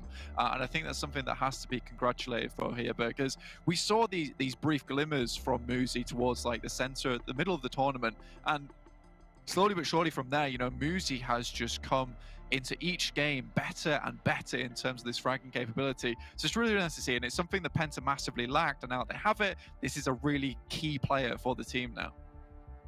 The story continues. We're halfway through the final day with 3 to go. Big did open that door and kind of showed us that they have what it takes, that they can get these strong endings, but it needs to continue. XTEAM, they continue strong. Let's head back to the desk.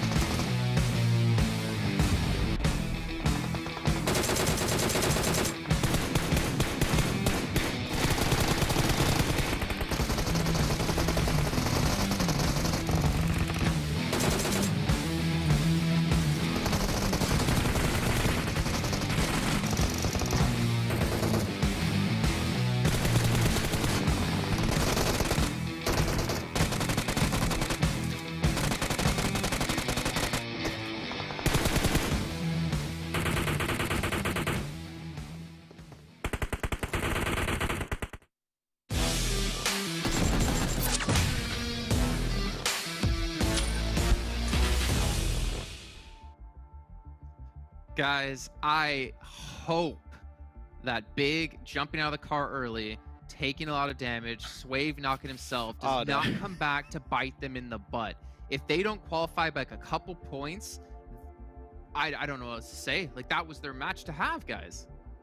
Yeah, it was actually a really good rotation, right? We were talking about it, Kalaris. They cleared out the northern side. I think it was for Romanian Boys. There was also GK First on the side of TJB. Like, that was the game-winning rotation they put off there. And then, as you said, unfortunately, they jump out of the car just a little bit too soon. I think one player got knocked out of the car instantly, and then all the rest of the team went down to half HP instantly after jumping out. And I mean, easy pickings, especially when you're looking at the fact it was XTEAM on the receiving side, which has been stepping up big time, feeling very confident here.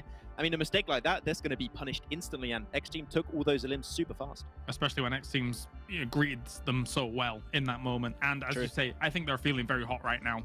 It's undeniable. Look what they've done. They were 16th place. Now they get themselves a first place here in this game. They're going to be challenging for the championship. I cannot believe what we're watching over these 3 days. Oh, I'm sorry. I got a sneak peek into overalls. And no. It's going to be good. You guys want to stick around for that.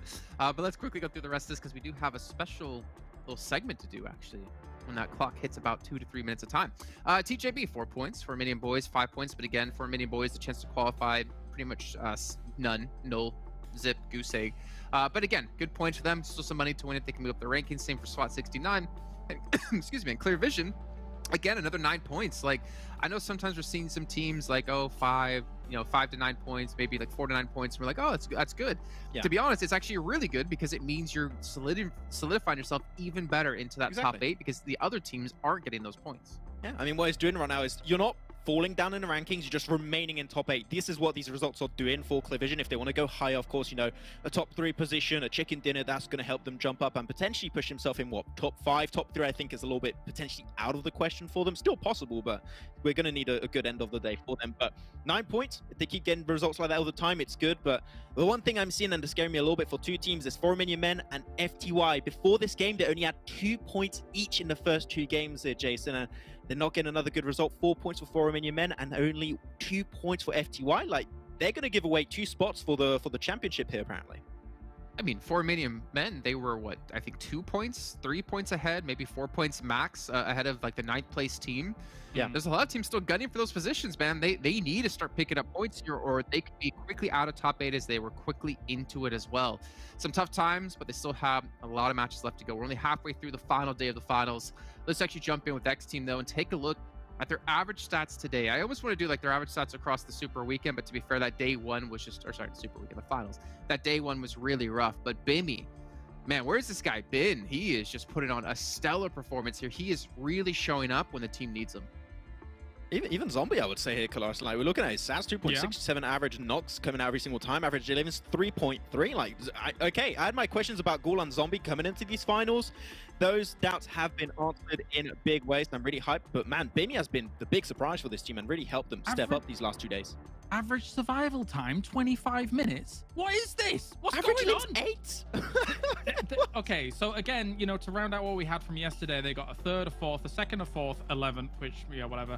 They had a 4th. Now we've had, like, what, all podium finishes all day? What is going on? This is nigh on unheard of. I mean, imagine if they'd have done this day 1, the tournament would be over. But yeah, insane to see this kind of recovery from 16th place.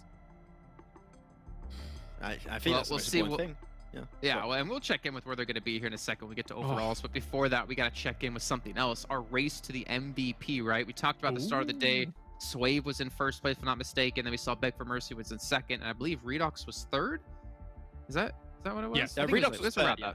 Yeah. Well, let's check in now to see what the race to MVP has shaped up to be. Beg for Mercy has overtaken Swave in that #1 position. That survival time is carrying so hard. Yeah, exactly. That survival time. He did die a little bit early in this game. He was not there, but the rest of the team did carry to get those points in. So it's all good in that sense. But man, what a punch to the gut you're seeing. Not only you're seeing XTEAM overtake Big and potentially Big not even able to make it in top 8. You're also seeing the MVP being snatched away last second away from Swave and given over to Beg for Mercy potentially. Like, man, I think Big are gonna have a vendetta come into next season because this hurts. And how is both of the spots not XTEAM? How is Bimmy not up there? I think, you know, if they continue on the track here, they're likely to take number 1 and 2, in my opinion, because he's close. The work they're putting in at the moment is second to none. He currently, Bimmy, if you're looking at his stats, he is with 24 eliminations. He is 5th on the race to MVP. We've got to keep in mind, compared to everyone that played 15 games, he only played 9. So with the last few games, if he pops off, like, he could be the MVP with only 2 days played out of 3, which would be never seen before in a PMPL, I think. Yeah, that's insane, yeah. All right, well, let's move on to overalls here. We have about 5 minutes of time before we get into our next match. And gentlemen, this is going to be very interesting. I'm expecting to hear Klaris make quite a few sounds. What? They're so close to even being number 1. Right, okay, actually, let's frame this. If they go from 16th place after day 1 to number 1, I mean, even number 2 is ridiculous, never mind anything else, but if they somehow win the championship off the back of this, that might be the single most amazing thing I've ever seen in PUBG Mobile here, Jason. I don't know what to say. It shouldn't happen, right? But this is ridiculous stuff. Like, this is the X team we saw put up those 24 eliminations, put up those 39 points in a single match. This team is playing unhinged. They're playing better than we've ever seen before. And TJB, I mean, they thought, oh, it's just between us and game, but no. There's a new challenger approaching, and it's X team. What a time to hit the form here, Max. What a time. I don't even know if I can call this a comeback. This is like a miracle almost we're witnessing right now for XTEAM. This jump up from 16th to potentially 1st, depending on how the end of the day goes, is absolutely insane. Though, also one thing that's interesting, we talked about for Romanian Men, right? And the fact that they've not been able to get too many points. They fell out, and Big now able to actually overtake the position in the top 8, which, okay, there's a little bit more comfort, but they're still not out of the woods just yet. That is a very close bubble, so Big need to get some decent points to close off the day. All right, well, 114 points is the threshold, and for Romanian Men are 112. Eastern Stars, well, just outside that bubble at 110. Even Real Tigers 9 UK. Even super young roster. I feel like these what, from 12th place and higher has that chance to break through. Looking down beyond that, though, Shockwave and almost another 20 points behind. Unicorns of Love, I think we can almost just say they're done. Unless they pull off like 3 chicken dinners in a row, there should be no chance of them coming back. And I never would have said, yeah, Unicorns of Love, 15th place at the end of the finals. Like, what? You would have slapped me if I ever said that. I think everyone out there would have slapped me saying, you must be dreaming, son. But you know what? That's the way the cards have fallen. And that's the way that they have to, I guess, maybe pull together as a team in the final matches. But we need to pull together here on the desk. We've been talking for the last, like, week, 2 weeks about doing different ways to drink Monster. We saw Max drink it out of test tubes. We saw him drink it out of a vase. And now it's time to actually see what you two gentlemen have come together with, because I completely brain farted and didn't get any yesterday. But Monster Energy is our official energy. I'll own up to it. Our official energy drink partner, though, at PMPL. So, Max Man, the floor is yours. What are you drinking your Monster out of today? So, actually, Klaris did guess right, but I told him he was wrong just for the sake of it. But I got myself a chocolate fountain, but full of... I knew it! There you go. I knew it! It was that. But the thing is I have no idea if this is going to work. So we're going to see. Oh, can we give it a countdown? Be careful. 3, 2, 1. It's not going up. It's not. I think it's too thin. It's too thin. Where's the thick monster? You thought this was going to work? The viscosity of a liquid, you thought this was going to work? I mean, I knew I'd guess this right. I knew it. Technically, it's it worked. Okay, well. Wait, hold on. I have an idea, Max. I don't think you're gonna do it. I don't know if it's gonna be allowed on air, but can you use the central column of the fondue to use it like a straw? Is it possible to suck up the Monster through that? There's no way. No. There's way. What am I doing for views right now? Wait, hold on. I gotta see what you're doing now, because you pulled. No. You leave the tube in. You leave the tube in. Killing it. Oh, I thought he did it! Oh! It kind of did. I tipped everywhere, though. I'm full of Monster on my channel right now, so we're not gonna put the camera down right now. It's everywhere. I don't think that was ever an option, Max. To be fair. Okay, Klaris, I don't know how you're gonna follow up on that, but no, there's no follow up to that. I knew what he was doing, and there was no follow up to it. All right. Anyway, gentlemen, as the King of Krakow, here in the flesh, as you fully well know, of course, I have done many things in the past. I have slain dragons, I have defeated other kings, and out of those trinkets, I have created myself a beautiful cup out of everything that they have become And now I can drink myself the monster. Oh, I haven't had one of these in a while. Mmm, Okay. a delightful cup. Yes, this is a threat. Bow down to your king. Oh, there we go. We got the focus on everything. Now, my curiosity comes to the fact of, did you grow a third arm to put the hat on? No, that was one of my many servants. That's what You're Monster gonna get does to you. slapped in a second. You're gonna get straight up slapped on air from your servant. All right, well, gentlemen, thank you so much for taking part. Let us know who you think won at home via the chat, via social media. Let us all know as Kalaris is turning into a tomato. Maxman, keep enjoying that monster. We'll throw it over to our commentators to kick off our fourth match of the day.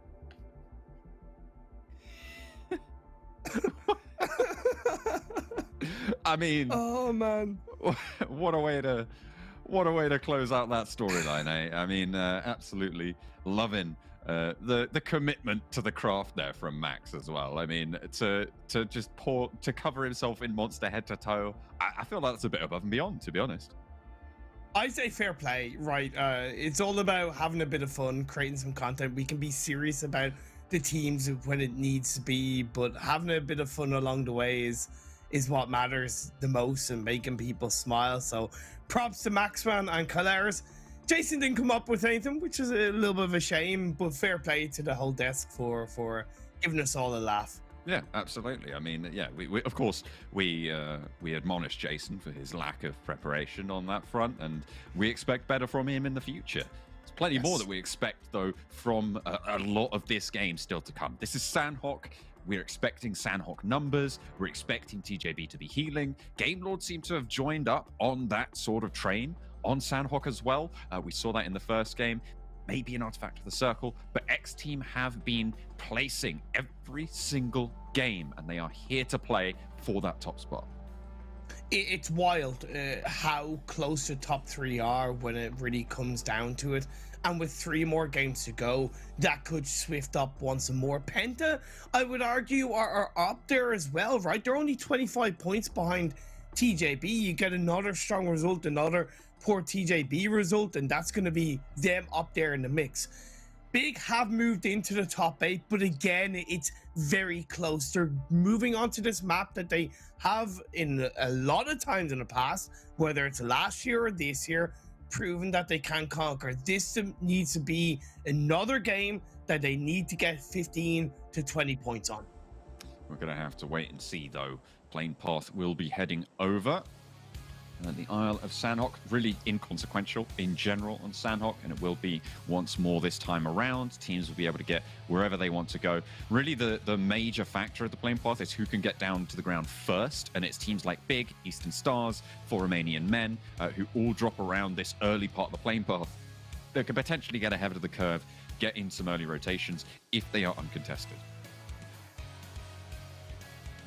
That on real quick about Big and why this game needs to be another good result is because they have created just a tiny bit of a cushion compared to 8th place team FTY. They are 7 points ahead, and then another 2 points, that's 9 points ahead of 4 Romanian Men in 9th. If they can, like I mentioned, get another 15 to 20 point game, that's going to push that cushion even further up coming into the final 2 games of the day. And like Max said, you never want to leave it for the final game. But Penta, they once again drop on boot camp. 4 Romanian Boys want to make them suffer. Romanian Boys chasing Dwas up the stairs, looking for more points, looking to ladder up on the tables. Fury already finding too much around the corner there. Low ammo. And it will be the ka-chunk from Keme to close things down. Empties the magazine as well. Although I don't think the DBS uses a magazine, right? It uses a cartridge feed. Oh yeah, it does use a cartridge feed. You're right. But that was... I don't get that from Penta. It's a shame because, right, I gave them credit, and even before the game, talking to you and Blanca, I kind of highlighted that. Coming into the finals, I did look at them as being that team in the top 5, and yeah, of course they're still there. But what's stopping them from being a solidified top 5 is those kind of decisions, and it's even more of a head scratcher when you look at the other Sanhok games so far in the finals, such as the first one we had at the start of the day. They didn't drop with 4 Romanian boys on bootcamp. They dropped in bootcamp but in a separate area and disengaged away. Why did they think it's worth the risk to do it on the next Sanhok game, on the last Sanhok game of the finals? It really is a big head scratcher for me. Good news for PENTA is that, though, they are sitting fairly safe on these tables, and they still have more games yet to play. I think they were in 4th at the start of this game, going out 0 points. Potential for them to be jumped up on over, but even so, with the 142 points that they are currently in possession of, that's looking good to be over that bubble no matter what. It's a question of points from here on out. 136 for Giants on the chase, and they will be a little bit behind them. Clear Visions as well, who have been having some pretty roaring games, knocking down on that door. But for PENTA, it's unlikely they fall out of the top 8 here. Another team that I think has fallen out of the running for the top 8 is Shockwave, and last game they got 0 points. So with the total now of 73, they're a good 50 points or so behind 8th place. That's very hard in 3 games to get, especially with the way Shockwave have been playing, and I just have to put them up there. Yes, they can still have an impact on the other teams, such as 4 Romanian boys have done, but they just haven't showed the fight they require to stay up in the running. I still think Super Young roster are there because they're on 91 points. One bad result in this Sanhok game, and it could be curtains up for Super Young roster. Yeah, finishing this game on double digits is basically a death sentence for your chance of breaking and bursting that bubble. I'll try to battle on, however, as still 15 teams remain in the fray, in the mix of it. The circle pops a little bit northwards, a little bit of that northwestern island still in it, a lot of the river as well, but it's the main island that will be the focus. Rotates will come through, I imagine, from teams like Eastern Stars, potentially looking to cross over that bridge early. The question is for me, will Game Lord regroup on that and try and predict this as a little bit of a crunch point? Big, last time they needed to make their way to the mainland, moved down south. But the circle being a little bit further north this time may drive them into the Eastern Stars bridge camp that we saw last time. They could go for a rotation. They pulled that out in the past, but it feels like, to me, they pulled it out too late in the game, i.e. Circle 2, or too late in towards the end of Circle 1. It always has to be relatively early within the first circle for a rotation to come through, especially with the little water that is inside this phase number 1. Swat 69, Unicorns of Love, 2 teams that are out of the running. We can look to at least end on a bit of a high note. Daddy gets a knock. He's able to hold out on the shack and give his team enough time to regroup onto it as well. He does get knocked, so does Restov, and Phonics. He's turning this one around. Nemo's there as well for the backup. Meds coming through, and Phonics out the window. Doesn't think he expected another player right there, but Alicio is ready for it. Nemo and PNL now in a 1 versus 2 scenario as Icy has been taken down on the steps of the shack as well. PNL pushing forwards, and the Unicorns denied yet again. The bottom of the tables for both of these teams fairly solidified at this stage, but it doesn't mean it stings any less. What a dark valley it's been for Alicio. Going from back-to-back MVP in 2021 PMPLs to his team crumbling in the wayside, not making it into the regional finals, and him as a player nowhere near the MVP spot. Even his teammate Icy overshadowing him in that regard. Unicorns of Love have a lot of rebuilding to do coming in towards the fall split, and of course future tournaments in the PMPL, in the PUBG Mobile ecosystem. Let's hope with 2 games to go they can at least show us that potential a bit more and gives a little bit of brightness coming into what has, like I mentioned, been a very dark valley. It's not the team that we expected to see here, and we aren't going to be seeing them too much longer either. 3 games remain. This one playing out now, well, 2 for the Unicorns at this point. Super young roster, though, still very much in the thick of it. Not out of the woods and by any stretch of the imagination. Currently 12th place and with a little bit yet to go. As you say, 1 bad game for them could spell disaster. For Romanian Men, also very much in that contest at the moment, although we've seen some Pretty solid stuff coming out from this squad. I feel like the 4 Romanian men have been a team that I've seen a lot from, and I expect a lot from, but it is very on and off at the moment in my mind. Really volatile, and a part of that, and I've talked about this before about other teams. I don't feel that there's much of an identity with 4 Romanian men as a team in terms of a play style and just you know, in terms of how they're going to get those good results. It seems like they do it, but then because it doesn't happen enough, you don't associate that trait or that action with how 4 Romanian men play. Clearly, they have extremely talented players. Redux was a standout player in the 2021 full split, but requires more than just one player to stand out realistically. It calls for the whole team too. They're still in the running, of course, down in 9th place. They're only 2 points behind FTY and 8th, who haven't exactly had a good run themselves. We'll have to wait and see how they make it work. Giants holding on to the southeastern side of the circle. FTY coming in from the south. And one thing that I like is Clear Vision have held on to Paradise Resort. Normally, I'm not a massive fan of a team staying inside Paradise, but I think Clear Vision proved in the first Sanhok game of the day that they know how to work their way around that area. They know how to kind of lock it down, whether it's being inside it, on the southeast or the southwest of it. XTEAM, our champions of today and of yesterday as well, doing so much so far, with Beg for Mercy taking that MVP spot away at the moment, the prime candidate for that honor. And they'll look for another podium from the south side here in Sanhok. We'll have to move a little bit further north, about as hard a western shift as you could get on this circle, with the river splitting down the middle. Do Eastern Stars even go for this cross just yet? No one's guarding on the other side of the bridge from them. So I feel like if they've scouted that, if they are aware of that, which maybe they should be, they'll go for that cross. But look at that. They're taking to the water. I think they're going for a swim. I like this from Game Lord. Instead of opting to try and string around the middle as a split, they're trying to gate guard the northeastern side, which teams might think is and normally is a bit of a cleaner passageway into the circle. They have a 3-1 spread. That's positive for Game Lord. They're not going to get caught out by Eastern Stars, and they have the potential of controlling that area of this map. Super Young roster so far not good for their journey, for their fight into the top 8, especially when it's against another team that has nothing to lose, or a team that has nothing to lose in the form of 4 Romanian Boys.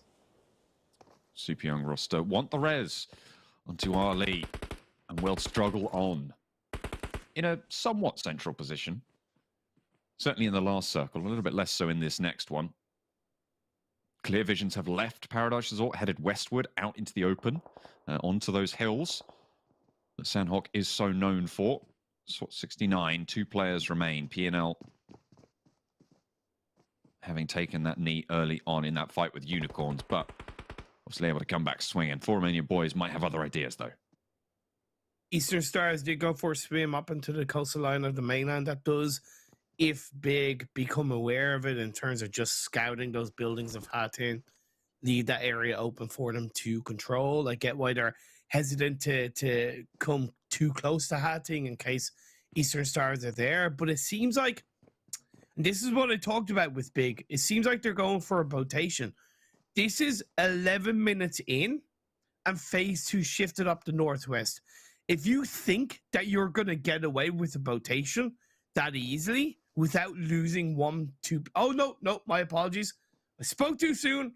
I thought they were getting in a boat. They're getting in a car. Fine. I'm not triggered as much. They're not going for a rotation. But they are all still in the same vehicle, and we don't like that. Fair. That's bad news, and they actually only take it as far as the circle, so they won't all be going together towards that hard team position that, as you say, have yet to be scouted out on XTEAM. They want a fight with Super Young roster. This is not the team you want to come up against if you're Super Young roster in this scenario. The team that has been out of their minds today.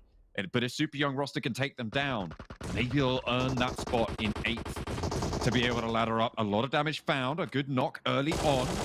Samodi gets the nade on target. it's not a good setup from XTEAM. It's a linear spread, right? There's no angles. It's all kind of one behind another. Yes, they're going to trade it with a knock, but realistically with Bimmy on his own, all it's going to take is for another knock to come through. But I don't know how he's getting away with this. Why are Super Young roster being so passive? Where is he getting shot from there? 4 Romanian boys chiming in on this fight. Bimmy now down, and XTEAM are confined to this left side hillside. Hamori, the Super Young roster taken low. Terminus is not there on the backup. Nade over the top from Zombie. They don't even want to take these sightline fights with Super Young roster. They know the value of keeping as many players alive as possible, and they want to keep this run going. Zombie moves on up to Bimmy's position. A heavy hitter for the team. Beg for Mercy, still up at that backstop. But the nade is good, and now Beg for Mercy needs to stand tall. Super Young roster might be able to fend off today's champs. We've given XTEAM so much credit across the last day and a half, but that was a fundamental mistake. You don't go for the revive like that, especially when you've already lost a player. You got to cut your losses and stick as a duo. I understand why Super Young roster were a little bit hesitant to push onto XTEAM off the back of the initial knock-in elimination because of the third-party potential for 4 Romanian boys, but I still think they could have done more with it. And now they look to close things out against XTEAM. Modi moving forward through the smoke, wants to play around the angle. Ali with the oversight and lets his teammate get through before pushing in to back it up. Beg for Mercy around the side, cannot handle the pressure. And Super Young roster looking to earn their stripes here and earn their spot. Game Lord given an opportunity to breathe. So have TJB with XTEAM. The hounds, the dogged pursuers of this lobby, taken out early in Sanhok.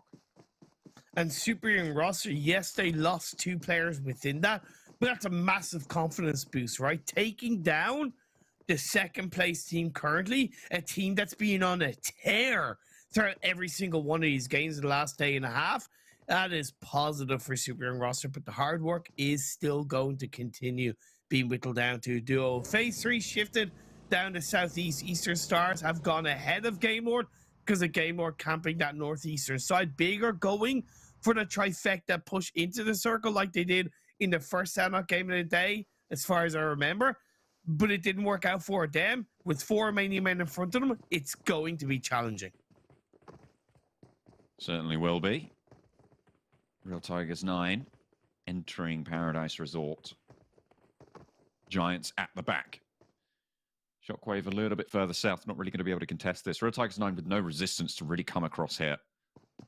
And the Giants will have to swing around northern side. Game Lord and Eastern Stars. Big move down south again on that rotation. And the main contest, I think, is looking to take place around that south end of Paradise Resort. 4 Romanian men redux onto me. This is what I talked about, John. 4 big. You have 4 Romanian men slowing them down, gatekeeping them. The trifecta area of the map is great for initial control, for initial kind of hold when it's within the circles, but rotating through it when you're looking at kind of phase 3, it's quite exposed. It's a lot more exposed from a lot more areas than you think. So you really have to thread with caution on your movement. And Big, yeah, okay, in the first game they got past Swat 69 with massive clutch from Beast, but it does show that they still need to work on this kind of rotation and the timing around it. And maybe they could have pulled it off earlier in the game, such as phase 2, for example. But phase 4 centers up. It does shift a little bit more to the west, so we have a good 40% of this circle inside the water. Far from ideal for the teams on the east to crunch on down. Giants will have to leave this position, won't want to push into Paradise Resort, but they know there's a team up here, and maybe that's what they're looking for, to guard this area of the map out. 5th place right now for Giants. They are 136 points. Looking to maybe try and catch up to the pack. TJB and Game Lord still going very strong. Giants have been cruising, but in all the right ways throughout these games. Their results haven't been sparkling in the first 3 games today, but they've still been very positive. Eastern Stars have a great opportunity to hold teams back in a strong way without being put under too much pressure on that northern side. As you said, the convergence of the East, a cluster of teams, Shockwave getting punished, Clear Vision trying to hold on. They've got 2 eliminations with 4 players up, but 4 Romanian Boys, they're on that boot camp hill and they're looking down upon both of these teams.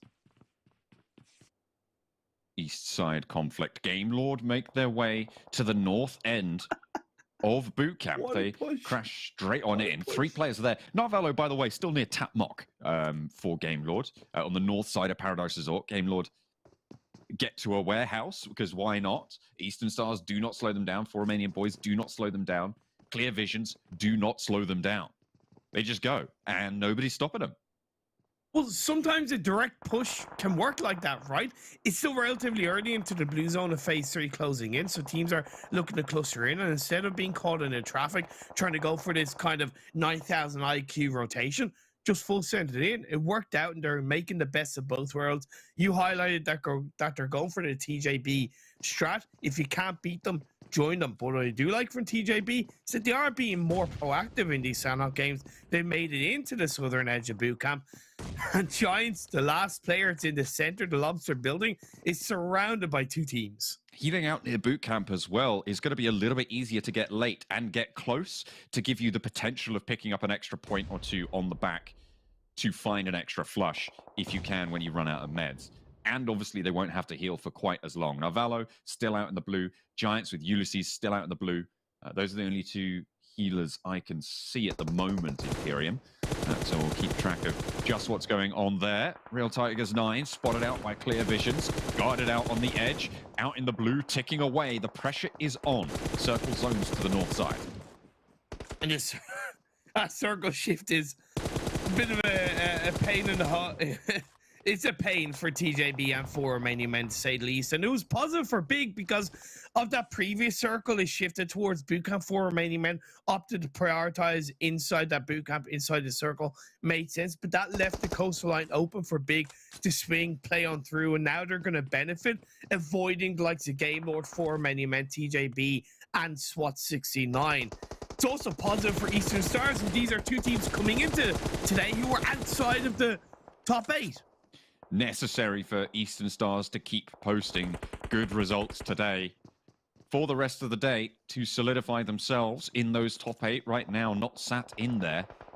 Still with a chance though. Big in 7th place, tenuous.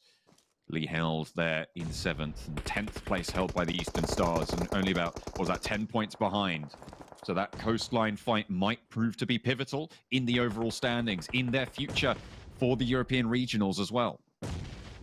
4 Romanian Boys have done such a good job for a team that has nothing to lose, taking down PENTA, controlling this bootcamp hill, but the biggest test is right in front of them. Clear vision, super young roster, and potential threat for the likes of Game Lord down below. It's big pressure for 4 Romanian Boys. FTY are coming apart at the seams here on the south side, trying to move past bootcamp, not going well for them. 8 teams remain, and everybody's starting to fall. Clear visions knocked off there. 4 Romanian Boys controlling super young roster, and as you say, effectively as well, dominating this part of the land. 10 eliminations on this game for the 4 Romanian Boys, but it feels too little too late for them. Maybe they needed these spots a little bit earlier on, but TJB is still trucking. 4 eliminations, 4 players alive in this next zone. They will push in behind Game Lord, and this is the team that is challenging for the top spot. The dust is settled, and Eastern Stars have made it up towards the northern crest of Bootcamp Hill. Big do have to move in, but they have a bit more space around them. Game Lord still have that 3-1 split with Narvalo healing in inside the blue. And Lynn is going to do the exact same job for TJB, but he's been in the blue for a little bit less time than Narvalo. It's the only 1 first aid on Lang Z. I imagine a lot of those resources dropped towards the back. Akashi, I think they know this position, but look, Spicy and Victor are putting in this utility. In the meantime, do they know he's there? Oh, they're on the swivel. GK first with the UMP spray, but they still have to push through. Spicy and Victor. GK first outside. Lang X on that forefront position. Spicy should know this. Langzy pushes around the side, but gets on in, sneaks up to the pillar. GK first draws the ire of Spicy, but he's able to turn it around, and GK and TJB will fall. But Lin is still healing out. Spicy, last player, still really alive in this zone, and will pick up these points. Spicy just had to wait for that molly just to stop to disperse itself, and he could make it into the corner. And that should have been the case for Eastern. Sorry, for Game Lord. That was so easy between Victor and Spicy, and Eastern Stars clear out 4 Romanian boys, drop the 10 eliminations into the top 5 as Big go down. This is the punch they needed. 120 points. You can see there, they're in that 8th position now with placements points still yet to come. They're looking to leapfrog further. One more into the tally as well as another elimination comes through. Eastern Stars, all 4 alive. 2 players from Game Lord down the hill. One of them is healing on the north side. Spicy on the south. TJB is still there. So Game Lord not going to be able to sneak on through. TJB could potentially even out-heal here, but Narvalo is still going.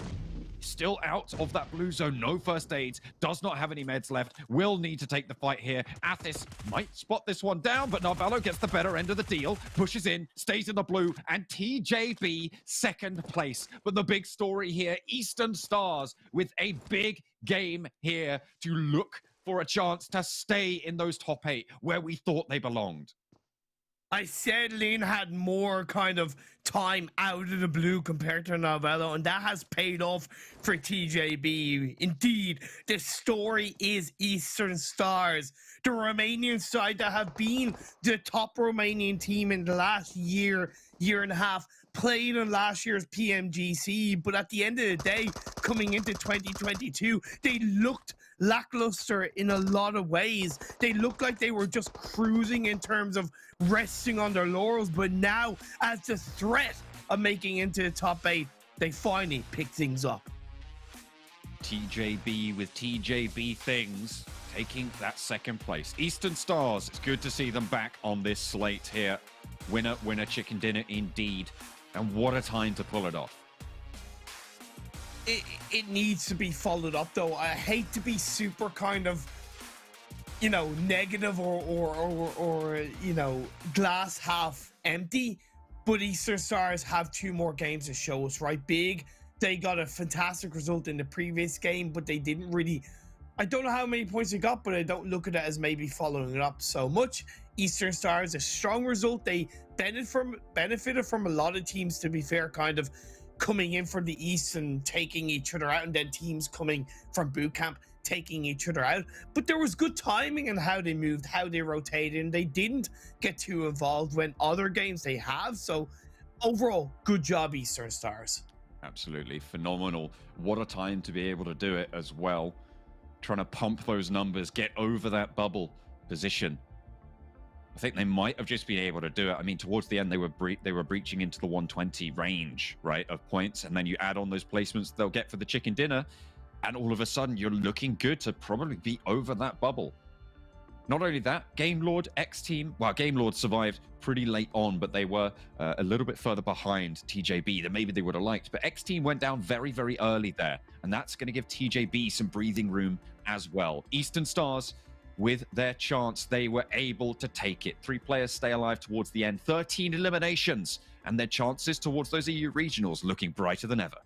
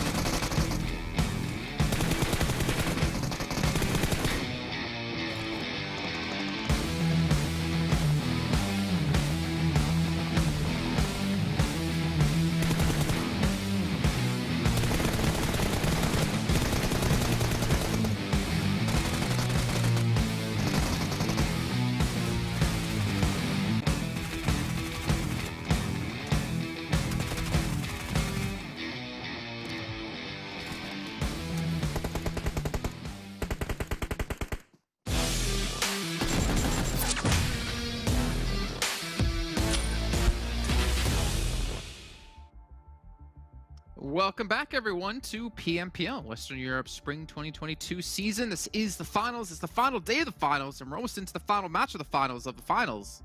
The final match of the final day of the finals. Though we still have another one to go before then, so I don't know why I brought that up now. Maybe I'm a little bit distracted by a picture I saw of Max Men hoovering his monster out of a fondue, or just imagining one of James's servants just slapping him across the face. So many fond memories throughout this season. Eastern Stars, some fond memories as well as they pick themselves up a chicken dinner and get themselves, more importantly, into top 8 yet again. Yeah, I mean, when it comes to Northern Circles, right, teams that can capitalize on it, you got your Game Lord, you got your Real Tigers 9 that sometimes get a good game, and also you got your Eastern Stars, and they push in at the end, take the high ground position while all the teams are fighting in boot camp. It was very messy in that position. A lot of heal-offs did end off, and actually, because of the point differentiation in those middle placements is so small, right? Just one chicken dinner, that's going to make a huge dent in that top 8. So I really want to see where they are in the overall rankings here, potentially, because I think that they might have just barely pushed himself in that top 8 here. Yeah, they should have been able to. But again, that means one team has to come out. Is it FTY? Is it Big? There's a lot of questions for Romanian Men as well. Like, were they able to get enough points to maybe push up the leaderboard? There's a lot of questions, to be honest. But the fact is, there's 2 matches left to go. So if anything, you need to not focus on where you are in the overall standings right now and just put up those best performances possible. 2 matches can separate you between like 10 grand and, I don't know, like 5 grand, or maybe separate you from playing in the EU regionals against some of the best teams in the world or watching it from home. A lot of pressure for these teams. And to be fair, we didn't really touch on the fact that a lot of these teams here, or some of these teams here that we've seen in prior PMPL seasons, they're used to this kind of pressure. If you're one of those newer teams, look at like Real Tigers 9 UK, right? You had Hardman, who obviously was here last season, but a lot of those players haven't played in situations like this before at this kind of level as well. So it's very tough to kind of mesh together and focus up and kind of recuperate where, you know, where things are unexperienced for you before. And when it comes to this Sanhok, like, you could see that pressure really building and mounting here for the teams really at the top. Obviously, TJB and Game Lord getting a boatload of points here.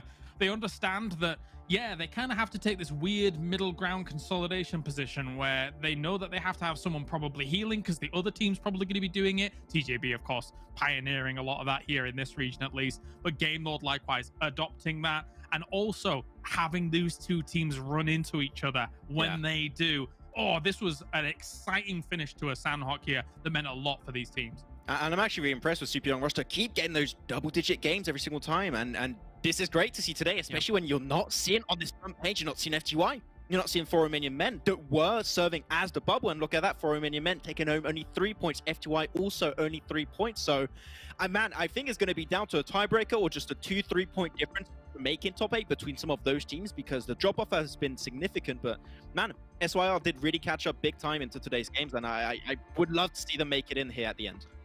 Can we also give a little bit of love to my boy Spicy?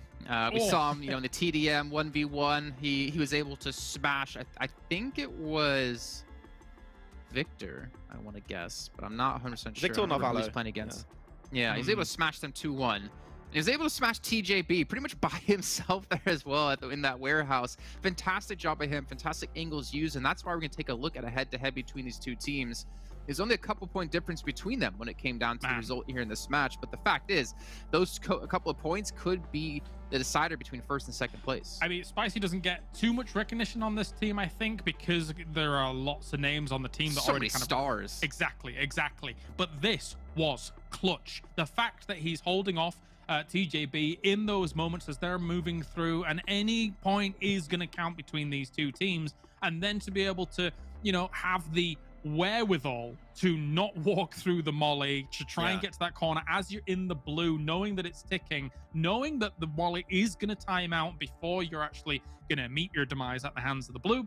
Very well done by Spicy. Great game sense in what it probably felt like like he blacked out in that moment, but it's like a 5-10 second window where all of these actions happen and he makes all the right calls. This is when you unlock 100% of your brain power at the last second there. It was really good to see. But one thing we might look back on, and actually will have a huge impact in the ranking, potentially, is also Narvalu, right? Going for the heal-off strat, able to get a few more placement points at the end, plus also able to get 2 extra eliminations confirmed, one on the first Sanhok and one here. If there's 2-point difference on first and second place, like we'll look back on those 2 eliminations as the big difference maker. So yeah, I mean they're able to capitalize on every single point they might be able to get into the game, and it's a close battle towards the top here. But I'm hyped to see who's going to be on top here.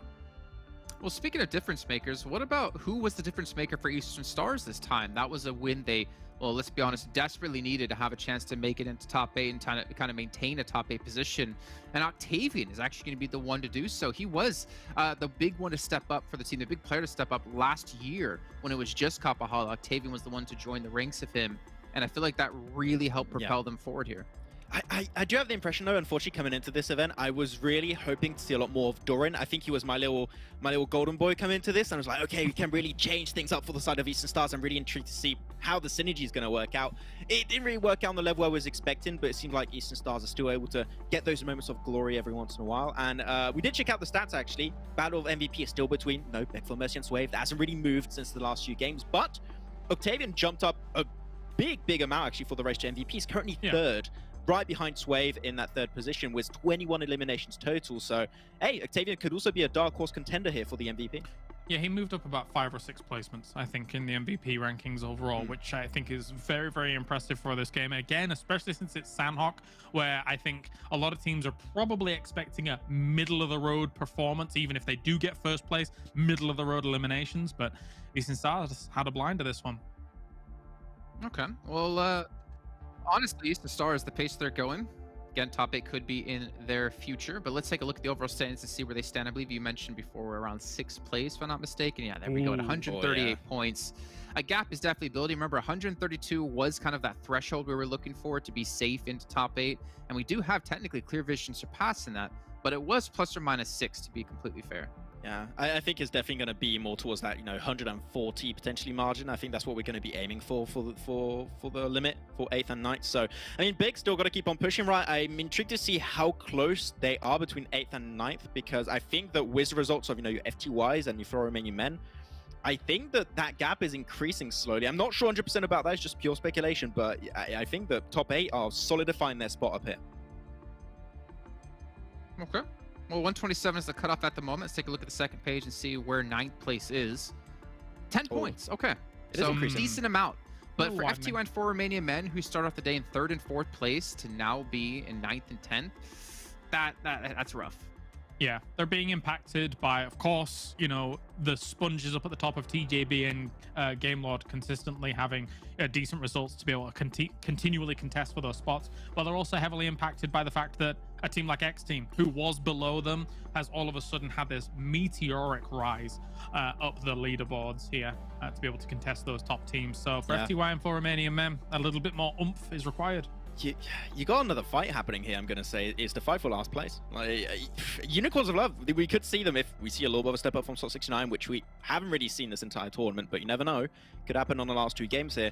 I think that will be an even bigger slap to the face to the fact that not only Unicorns of Love, we know, unless they pop off big time, like they're not making it, right, in the top 8, but they could also potentially be pushed out in last, and that's the worst case scenario for them. That's the worst timeline, and I think nobody could have ever predicted this. This is the biggest upset potentially of the entire event. I mean, 16 placement points. They have the worst placement points out of any team here. I mean, they have 46 limbs, but to be fair, I feel like they've had like low 40s at the start of the day. I actually think they haven't really gotten really anything at all when it comes to limbs, now that I think about it. Yeah. I think they're around like 42, 43. Something like that. I mean, there are teams here that, from my money, that are not as strong as Unicorns of Love. Absolutely. So seeing Unicorns of Love down there in that position when their roster is strong, in theory, is very surprising. Okay. Well, you guys at home who are watching PMPL here, whether it's YouTube or whether Twitch, whatever, make sure you're watching within the Esports Center as well, because that is going to get you some potential rewards. And within there is a survey you guys can take at home. Hopefully that survey includes a question of who drank the monster better, though I don't think that's actually going to be in there, unfortunately. But it's extra prizes for you guys to win. Are you guys both pointing to each other? I was pointing at the camera. Oh, okay. Wait, are you wearing a different shirt? Yes, I told you it went everywhere. I literally had to take a small shower because it was the monster was everywhere. It's completely opposite color. What? Yeah, it was a very but tasty I like mess. the shirt though. I like the shirt though. It's my mojito shirt. Yes. Mojito. Okay. Well, maybe you can make a mojito with some monster. Let's take a look at our schedule here with Miramar and Erangel to come up next. 2 final matches left to go here, boys, in our entire first season of PMPL this year. I'm really excited to see how things are going to finish off here. Go ahead. If your logo's not black and white and orange, you're not winning today. All right. So TJB, you're probably next. All right, well, let's head over to our commentators, though, as we get underway here with our 5th and penultimate match.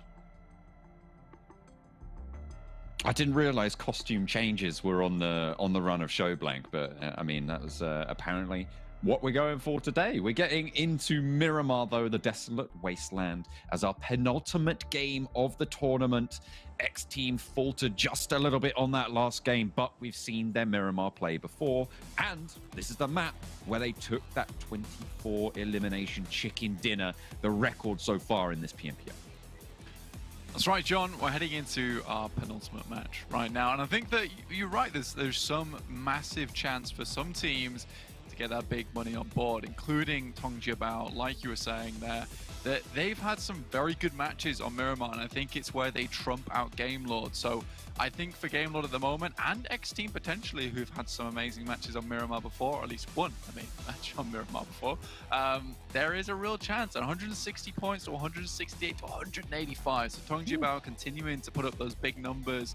And I said that our massive prediction was that if we had a Northern Circle on Sanhok, then it would most likely benefit Game Lord. But in fact, Lin continues his masterful streak on the heel strands, able to get some big points for that team as well. So they still continue to lead out ahead. So I think this Miramar right now is extremely important for Game Lord, considering last Erangel didn't go so well for Game Lord there. Again, there is still that big chase for the top 8, John, currently with big Saturn 8th place. Yeah, I mean, TJB on Sanhok, like 3 of them play PvP, and then Lin plays PvE. That's seems to be working out very, very well for them. And Narvello beating up the first aid kits. Narvello is, yeah, absolutely just pummeling that first aid button, defeating the play zone time and time again. It snatches it from the jaws of defeat. One of the longest raging battles that I think we're going to see here in PUBG Mobile. Oh dear. Southern Shift comes through. I can't keep going on that blank because I will just speak like that for the rest of the entire game. And that's a bad decision. South Shift heavy on this circle. Let's talk about that.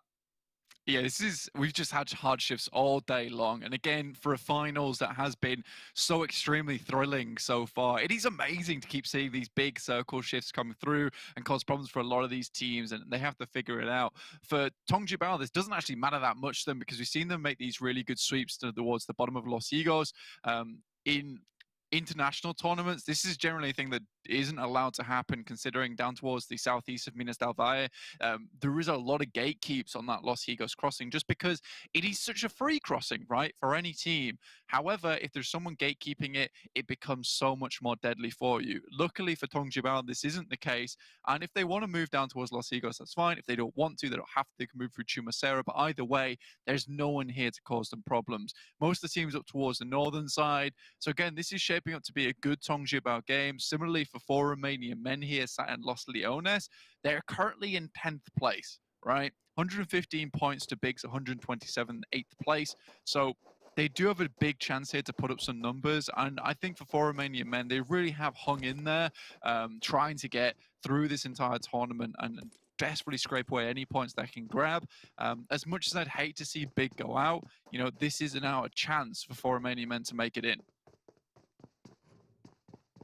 That opportunity does not easily present itself, but it is there nonetheless. Clear Visions have started to impress us today, over yesterday as well. James was certainly pleased about that. He very much enjoys seeing Colonel Mustard there in the turtleneck mustard jumper on those tables. 7th place right now, 135. A couple of teams are really starting to solidify themselves. We're obviously looking at like the top 3 as teams that are guaranteed to be going through. But you've also got teams like Giants Gaming and PENTA, who right now, I would say, are safe in. Everybody else, still at risk. Teams in that top 3 were XTEAM, obviously making one of the biggest turnarounds in PMPL history from 16th place on day 1 to now all the way at the top on day 3. So I think that for XTEAM, nothing short than first place will make them happy at this point in time. Yeah, sure, they'll go to regionals. Yeah, sure, they'll get some money. But I think at this point in time, they absolutely want to make even more history here and etch in some plaques of when the day came that we had 16th place to first place for a single team over the course of one finals. And I'd love to see it. It would be an amazing end to this tournament. But right now, TJB is very reluctant to give up that first place spot. And after that disastrous start to last game Sanhok for XTEAM, you know, they still have some work to do. Absolutely. They absolutely do. Sat 25 points clear behind TJB right now, 8 points behind Gamelord as well. After Gamelord stayed alive for quite a while, there is a big gap to surmount. They need to make up 12.5 points per game over these next 2 games, and they have a chance to do so here. If TJB go down early and they're able to pick up some points, a big game on this one, sure, they can close that gap. But with the circle as it is, TJB unlikely to go down outside of a 10-point game. Exactly, and with XTEAM obviously starting up in La Cobreria, this is a difficult push down south for them. There's going to be a lot of teams in their way, and finding that angle of approach is going to be tricky. So you're really just trying to thread the needle through some of these teams here and find your way across the sandy plains to make yourself into a good position. So we'll see exactly how that does break down. Eastern Stars, on the other hand, obviously the last Miramar didn't quite go as they expected it to. I think they got quite far into the game, but were unfortunately dismounted by what has to be one of the most audacious pushes I've seen from a team so far on top of the mountain in Impala from TJB. So they're unhappy with that. And again, we've always touted Eastern Stars as a fantastic Miramar team, but they're starting to just be kind of a mediocre team across all maps at the moment. Not a team that necessarily deserves to be towards the bottom of the tables, but not a team that right now deserves to be on the top with the way they're playing. And we know that there is so much more in the fuel tanks for Eastern Stars that we just haven't seen as of yet. But now's the time to do it. It's 2 games left, and you know, if you want to put the metal to the pedal, there you go, Max. It needs to be now. Meet the metal on the pedal-based pushing, and then have that Make convention the of things fast to speedily move into such situation that benefits you in the end. Yeah, absolutely. I couldn't have said it more concisely myself. I think you could. Anyway, looking at this game, oh dear me, Unicorns of Love. I'm pretty sure at this point in time, it's just complete demoralization for this team from what started off as an incredible beginning to their tournament, with Icy being one of the most fantastic players that we've seen in a long time, just individually. This team has slowly gone downhill, and it is a very, very big hill. Okay, it seems never ending. The horizon doesn't show it flattening out anytime soon. So I'm sad for this team. And at this point in time, it's not even unlikely that they'll make it into top 8. It just isn't happening, unfortunately for them. But I'm sure we'll see Unicorns of Love again, and we hope to. We do love that team at heart. Currently, they're putting the biggest, fattest L into UOL in this tournament, and it is not going well for them. But you're right. It is something that we absolutely want to see more of them, more from this team. We saw a lot of these players as Lacanostra MVP in previous seasons, successful. Obviously, Alicio, the 2-time MVP from previous seasons. Icy coming in, absolutely trucking. But you have to wonder, you know, is it the fact that it's a big debut coming through from Icy? Is it nerves starting to really affect them? Because it is these scenarios, right, where you need these star players to stand up. And if Icy isn't able to do that for them, if he doesn't perform up to the standard that really pushed them in those first 2 weeks, is that an effect of, you know, not being an experienced hand when it comes to these things? I mean, it would be very interesting to get that insight, and we can only sort of hypothesize about it, but it kind of feels like they have lost that mojo. 100%. I think that it kind of comes down to missing out on Super Weekend 3. You miss out on how all these players are developing coming into the final itself. So I think that definitely is a contributing factor. But we're honestly, it's just one of those things, and we can harp on it all we like, but currently standing in 15th place. I think it means something that we do talk about them so much, despite them being in this position. And again, I think this is the one time where I hope that Unicorns of Love stay together. and don't pick up a new roster, because I think this one truly does have a lot of potential in it, and I would love to see them again in future under this banner. On the other hand, we do get a nasty shift down towards Los Higos, and the Tongjibao team is extremely happy about this one. They have a big split at the moment, holding on to some major crossings, major roads, and major high grounds. So we'll see what they can do with this, and I think that this could be a good game for them, again, going forward. Game Lords still making their way down from San Martin, originally starting down towards Minas Generales. So we honestly are going to struggle for a lot of these teams coming from the north because of Chumacera being so awkward to get into in the beginning. You want to find yourself a nice place you can hunker down. But again, it's one of those positions where you can just rock up into a bee's nest. I feel like if this circle finishes on the Los Higos Islands, Imperium might cry that he's not casting this game, but it is possible. To be honest, this is probably one of the most possible circles for it to finish on that southern island. But still, combat on the hillside. TJB losing Langzi early, one of that new duo additions to the roster that have absolutely popped off in these finals. But will not go much further here on Miramar. I don't think they're getting him back up either for Romanian Men, eking into the territory held by TJB previous. Yeah, Romanian Men made a very astute decision to move down here early on. And I think for Tongjibao, they had the right ideas. They were controlling those high grounds and the roads coming down, and then they were going to regroup and restabilize. However, on that approach together, to sling that rubber band back into position, unfortunately, one of the players was caught out. So Langzi will be flushed out by Redux here, and now Tongjibao down to just 3. And they're in an awkward position because they are controlling like a major section of Chumacera, and controlling that as just 3 players. It's going to be a bit more awkward than before, and Romanian Men just continue to look out, make sure they're watching all these rotations. Eastern Stars very much on the downside of the hill here.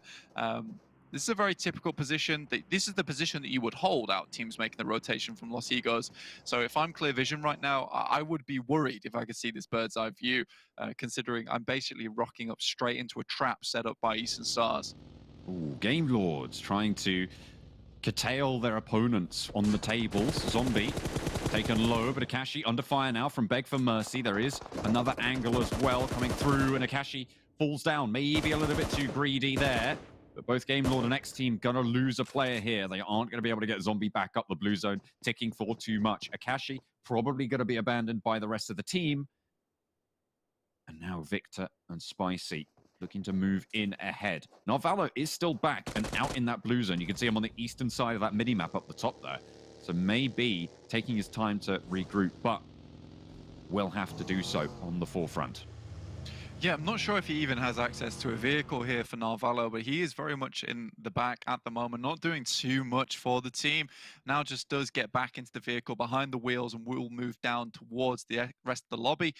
We will get our next circle very shortly, and it could be the Los Higos Island. I mean, we even have a little bit of the no-go zone in the map right at the bottom, but we do get another nasty shift down towards the water with a little bit of the Los Higos Islands in it, with Clear Vision holding that. They can sit around there for a little bit longer. XTEAM takes another knock on the way in. I believe that might have been from Narvalo or Victor. But yeah, this is a struggle right now. Shockwave do have a very good position over on the eastern side. No one really played this spot to begin with because no one expects this. So they'll have free reign of over at least half of the circle for the time being. XTEAM lighting up the elimination feed again with Bimmy. Picking up a knock and a flush. But with another player down, they are only on 2. FTY currently on the north, just next to Penta, will have to push down south. Blank, it feels like this is just a continuation of all of the hard shifts that we've been seeing over the last couple of days. Yeah, it is cruel to say the least, and the fact that some of these teams are able to play with any consistency at all is incredible. So you really do have to commemorate them for that. Romanian Men, on the other hand, just sending it straight into the water because this is a slam dunk for Eastern Stars with some of those nice little shots coming down. Do take out at least 2 of the players on the approach towards that side of the beach. But yeah, this is going to be an awkward circle to play, and there's a lot of high ground to sit around, a lot of strange areas to play that I don't think a lot of these teams will be used to. Narvalo gets knocked and flushed by 4 Romanian boys. That's all off on the western side, so he's playing nowhere near his team. And I'm not one to say trolling very lightly, but that does feel like a little bit weird. So maybe there's some scouting going on, but I'm very unsure about that play. Sanhok healing, you know, right? This is still Sanhok. They're just staying out, staying wide, staying completely separate. Big, this time around, still in that contest spot for the top 8.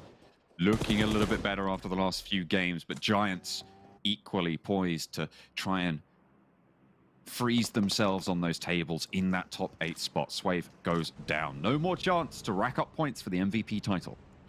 Yeah, for Big right now, it's just about digging the heels in, right? You don't really want to move too much on these standings, and being in 8th place, you're in the most dangerous position of all. So this is just a case of putting up like 6 or 8 points per game now to try and secure this position. And even that might not be enough if a team beneath you gets a nice big chicken dinner. So a case of just trying to get as many points as possible. If that means having to leave Swave behind in lieu of going for a big team fight, so be it. I'm okay with that decision. Real Tigers 9, taking a couple shots. Vehicle goes on fire, but getting out of that in time. Hardman is knocked in the meantime, but there is a little bit of cover to play around. Big, 3 players alive. Mihi, Mazzara, Beast. Mihi has made so many strong plays over the course of this tournament. We haven't really seen it so much in these finals, but this is, as Kalaris would say, a CCT, a championship caliber team that has just kind of fallen short of the mark. They have been quiet so far today. The circle goes east. Unicorns of Love have some presence.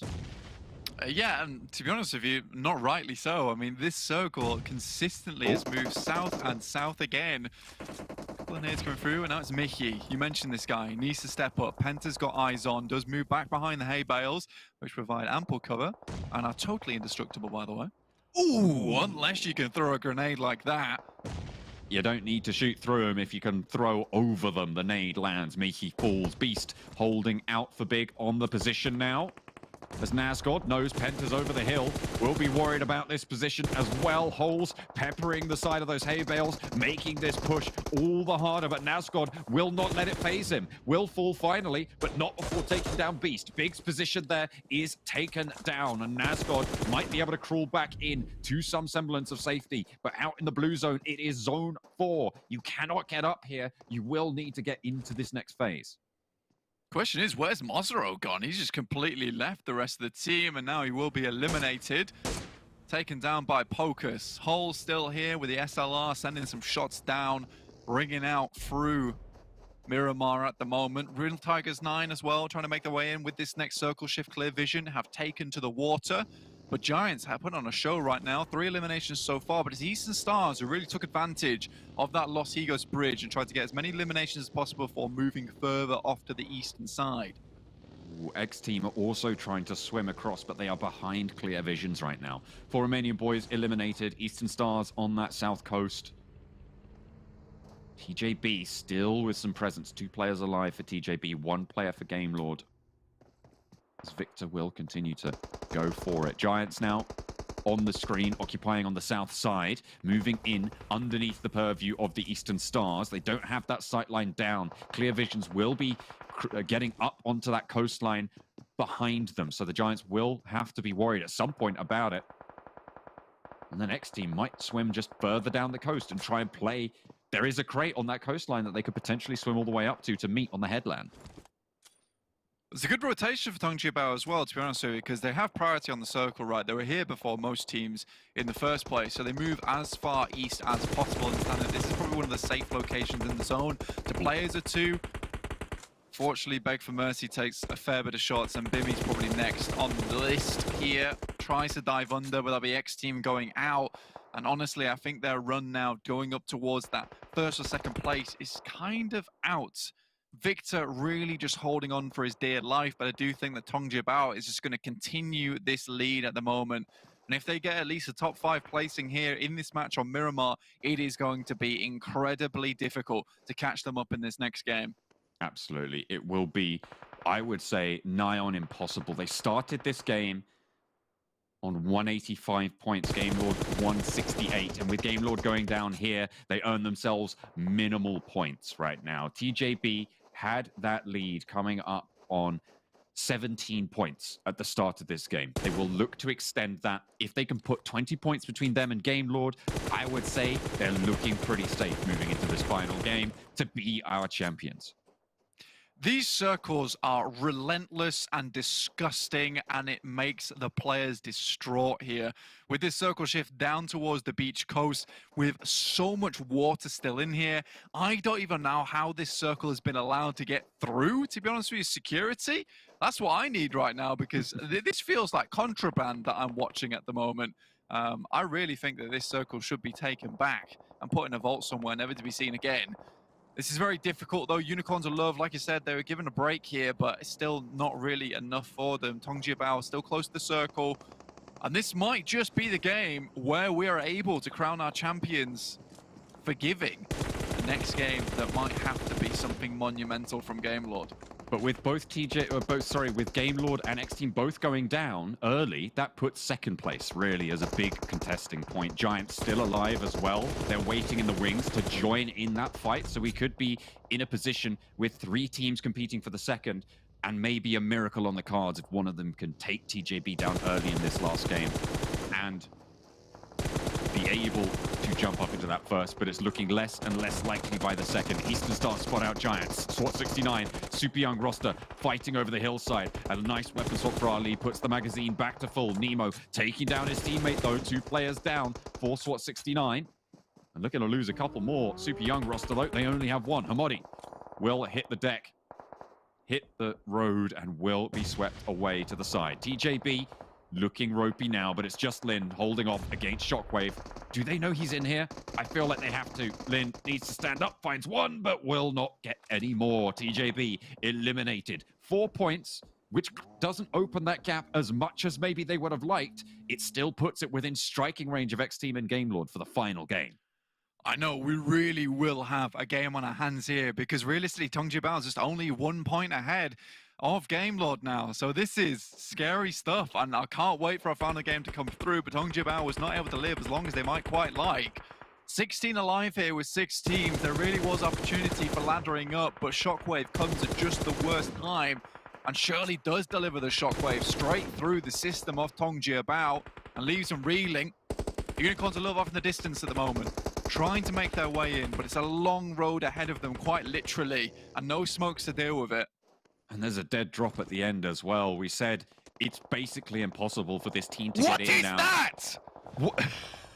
You're right. The circle goes to the water, and I don't know. When you but then when you Blank, I think I'm just gonna go make a coffee. This game is taking it out of me. What is going on? It's broken me. It has. Look at the players. They're as confused as I am. Some players are so confused they've decided just to send it straight into the water, because that seems like their best bet, and Unicorns of Love pay the price for it. Shockwave, on the other hand, can't understand either, and just literally are shooting ducks in a barrel. Nano Baby drops in. This just seems so insane to be happening on the literal penultimate game of the finals. For Romanian Men, somehow for Romanian Men have lived this long, get up to 3rd place. These are guys who are swimming all the way across, finally spotted. But now it's Giants versus Eastern Stars, and Giants have lost 1, sending into the water. They have the inside track on the circle, though. Eastern Stars are going to have to leave first, which gives the Giants potential chance here. And remember, Giants getting a good game could be excellent for them for a chance to compete for this second spot. If they're able to take Eastern Stars down here, get this chicken dinner on board, 9 eliminations, and they're looking for more. Eastern Stars fall down the hillside, and the Giants find themselves a shooting gallery. It's only a matter of time before Octavian falls, and the Giants will be able to take the penultimate game, put themselves in the conversation for that second place. And TJB are on the horizon, catchable, but streaking into the lead with that gap in the top spot. It's all to play for at the top of the tables. It absolutely is, John. I'm sorry, I am so stunned by the finish of that game there. But Eastern Stars, I think it was 11 elims for them right at the end. I'm so stunned I took my glasses off, actually, by the way. So, yeah, I didn't even want to look at that, to be honest with you. But yeah, I am incredibly surprised by what just occurred there. But that being a massive game for Eastern Stars is great. Get that water off my screen right now. I don't want to see water ever again, John, please. But yeah, Giants...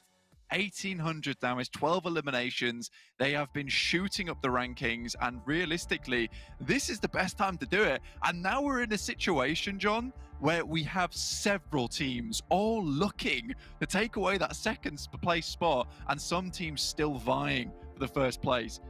This has to be the most incredible finals, the most surprising finals I have ever watched.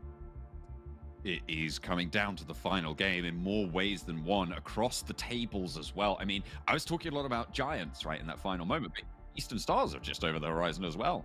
Yeah. And able to get a big game there. Fantastic stuff. And leading us to a really, really closely fought match for that second place title, for the first place as well, even. I mean, TJB didn't get the result they were looking for. They were in a good spot. They didn't regroup early enough, and there is still contestation around this 8th spot. There is so much to keep track of in the final game, Blank. And what a moment for the Giants to be able to take it down. What a moment for the Eastern Stars to have a big game. There is so much going on, but TJB at the top, can they be taken down? One more game to go.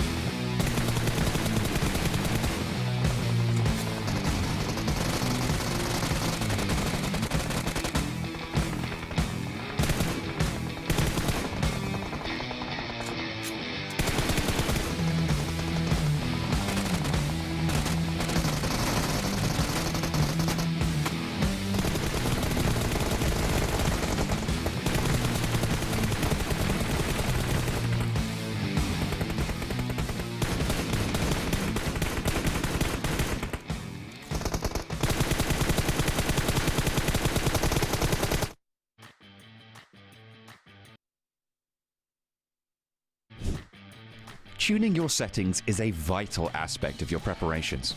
Let's start with the basics. Most fights in Battle Royales are played out at mid to long ranges. PUBG Mobile comes with 3 options to put your quickscoping skills to good use. Toggle between tap, hold, or mix and pick the right one that enhances both your accuracy and agility. While tap is pretty convenient for beginners, try switching to hold for increased mobility during close quarters fights. Below this, you will find the option for quickscope switch.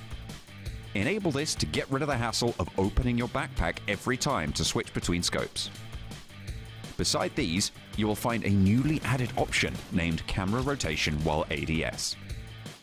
This is meant specifically for claw grip players who don't want their crosshair getting displaced while tapping on the ADS button.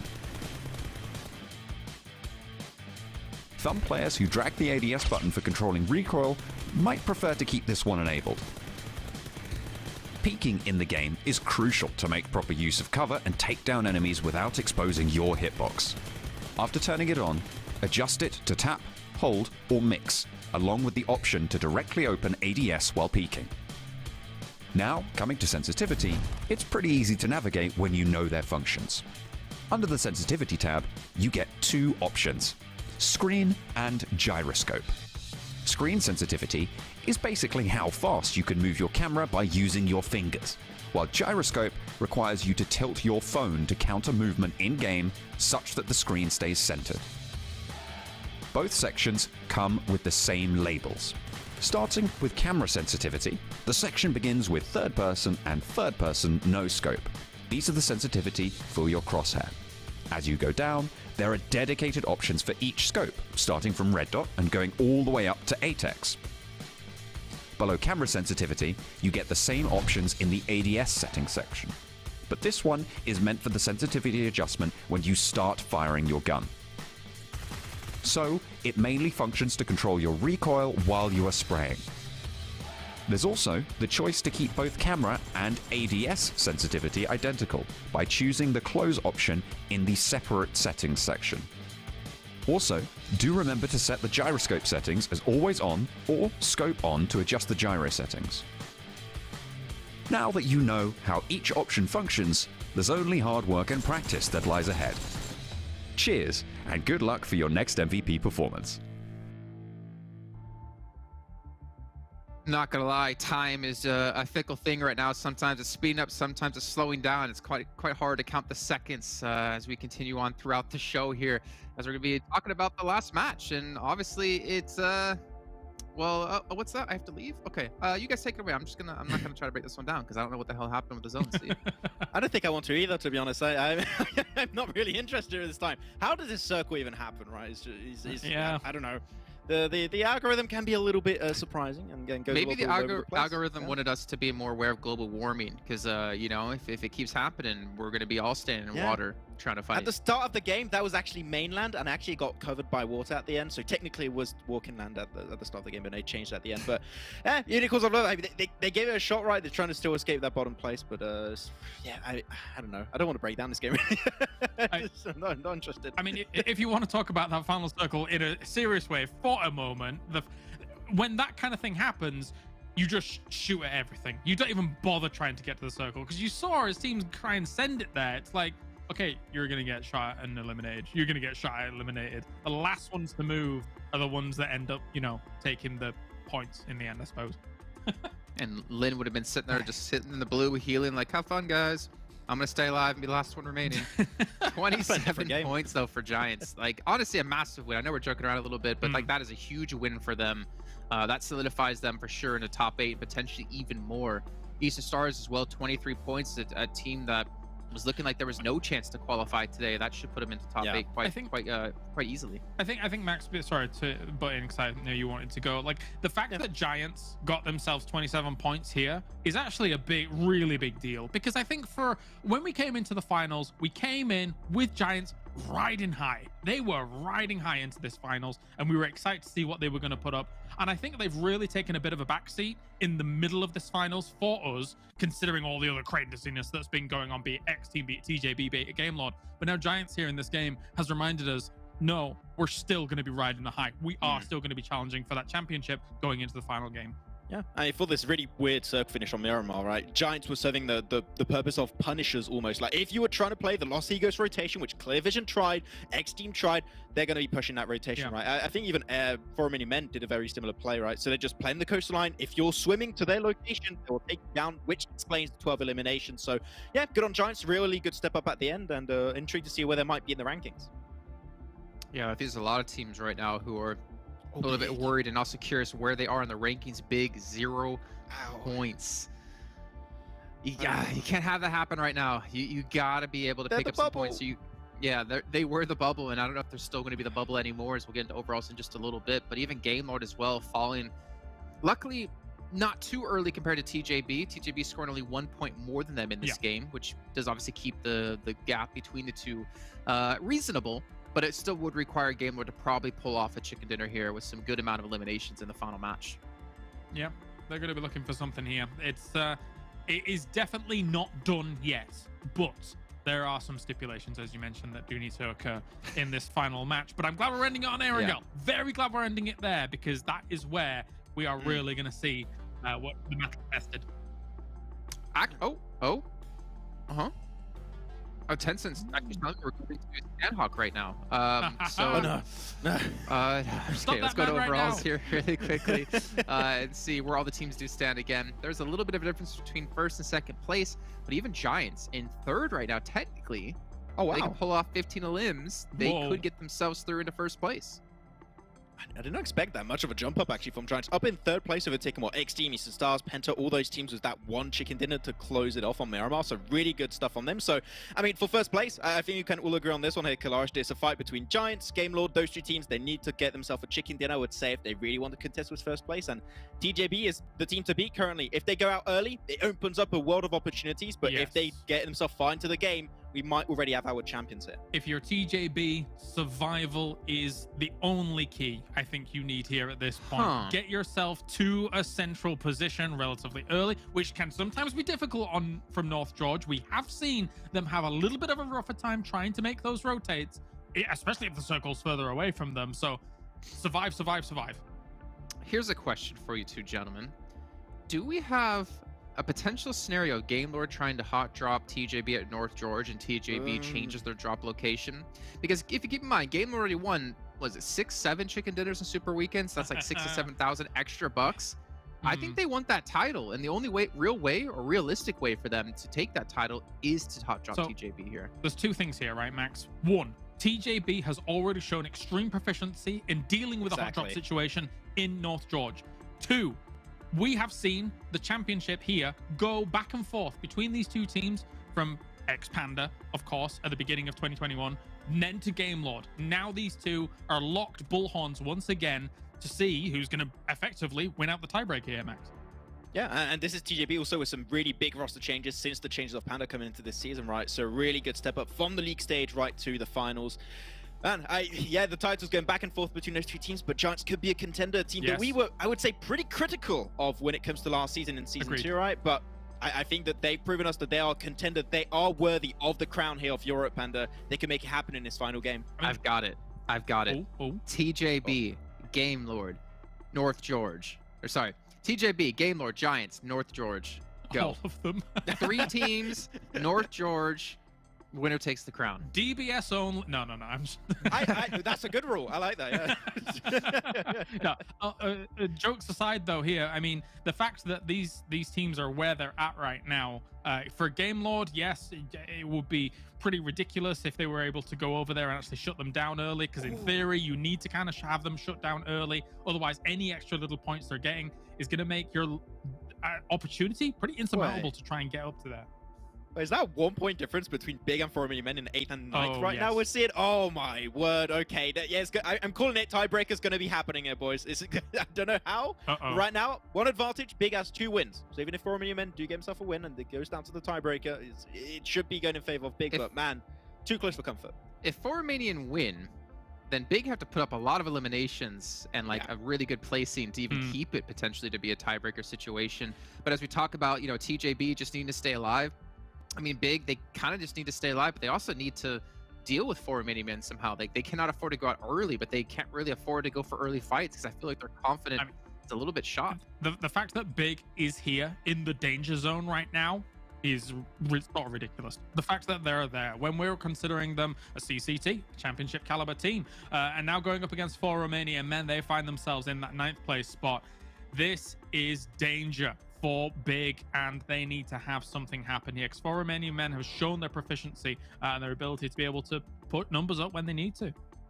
Just look how close the stats are as well here across the finals. The damage, a 6-point difference. The healing, a 5-point difference. The average eliminations, a 0.35 difference. Like the survival time is a little bit bigger, but this is insanely close, and it's all going to come down to this final match here, which of course will be on Erangel. Do you have any predictions here between you two of who will take this Big or 4 Romanian Men in terms of being top 8? Or both, technically. I did have 4 Romanian Men as like my potential dark horse of the tournament at the very start, so I do want to kind of follow in that vein. So I'm gonna go with 4 Romanian Men. I want to support the boys here. And my Big was one of my teams to watch here coming into the final. In fact, my team to watch going into the final. So I have to go with Big, and I'm hoping for a North Circle. Haha. Okay, well, I'm enjoying the split desk here. I'm not going to give my opinion because I don't know. I want to leave it as no third team. Yeah, there's no third team. All right, well, ladies and gentlemen, let's take a look at our schedule for the last time here in PMPL Western Europe Spring 2022 season. It's going to be Erangel's the final match of the day, and we'll see if it's still going to stay. Okay, we're not going to see if it's going to be black and white or potentially like an orange color. Let's head over to our commentators, though, to kick off the last match of the season. Take it away, boys. Thank you very much. This is it. Through all of the weeks, all of the games, all of the action, one more game to sum up to find out who's going to be the PMPL 2022 Spring Split Champions blank. I know, right? And it's all coming down to this right now. And there is so much chance for teams to leapfrog one another, find themselves in different positions, get more prizes. I think this is the first time in a long, long time, guys, that we've had such a ridiculous final game here in terms of anyone can take any spot depending on how they perform in this final game on Erangel. And by God, am I excited. My stomach is turning even just thinking about what is about to unfold. You have 18 points, or 19 points, should I say, dividing first and third between TJB, Game Lord, and Giants. And then you have 17 points dividing 8th and 11th. With those EU Championship regional spots up for grabs, there's just two stories to be told, and anything can happen as the playing path is upon us. And it's a kind one, the first time. And I really hope that this is the calm before the storm, in which case we do get this nice little circle towards the center, which favors absolutely everybody. And that's the way I want it. I want every single one of these teams to have a chance to show us what they've got, show us their mettle, and show us that they deserve one of these top ranking spots. And with Giants blasting out of their mind in that last game, sending themselves all the way up in that third spot position, 170 points, which is no joke, by the way. This could really be a good game for them. With their original drop spot in Pachinki, it gives them so much positional advantage around the map as well. They're just 1 point behind Game Lord at the moment with 171.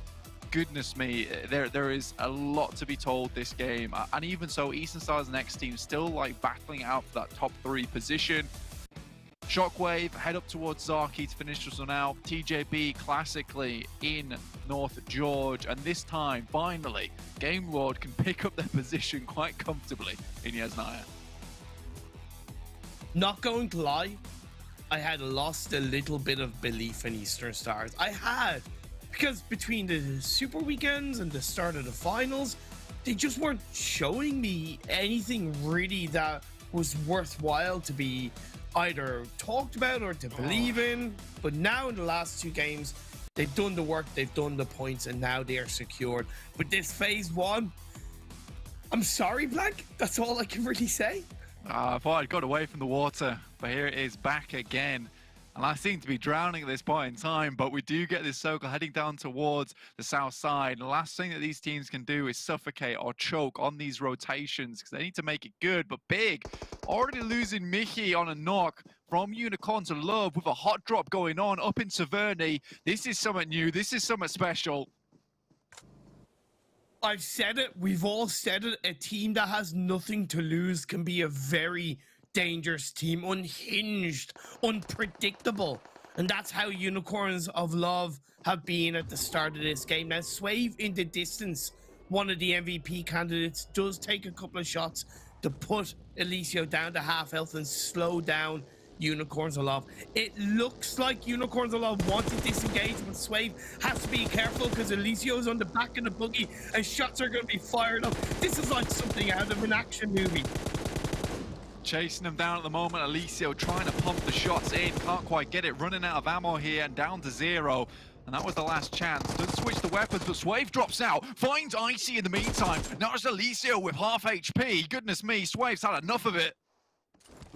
And Eliseo had no ammo, but he switched over to the Uzi. And with the DP28, should I say the HAM, Swave is going to lose his life. Eliseo, the clutch in the final seconds of this fight.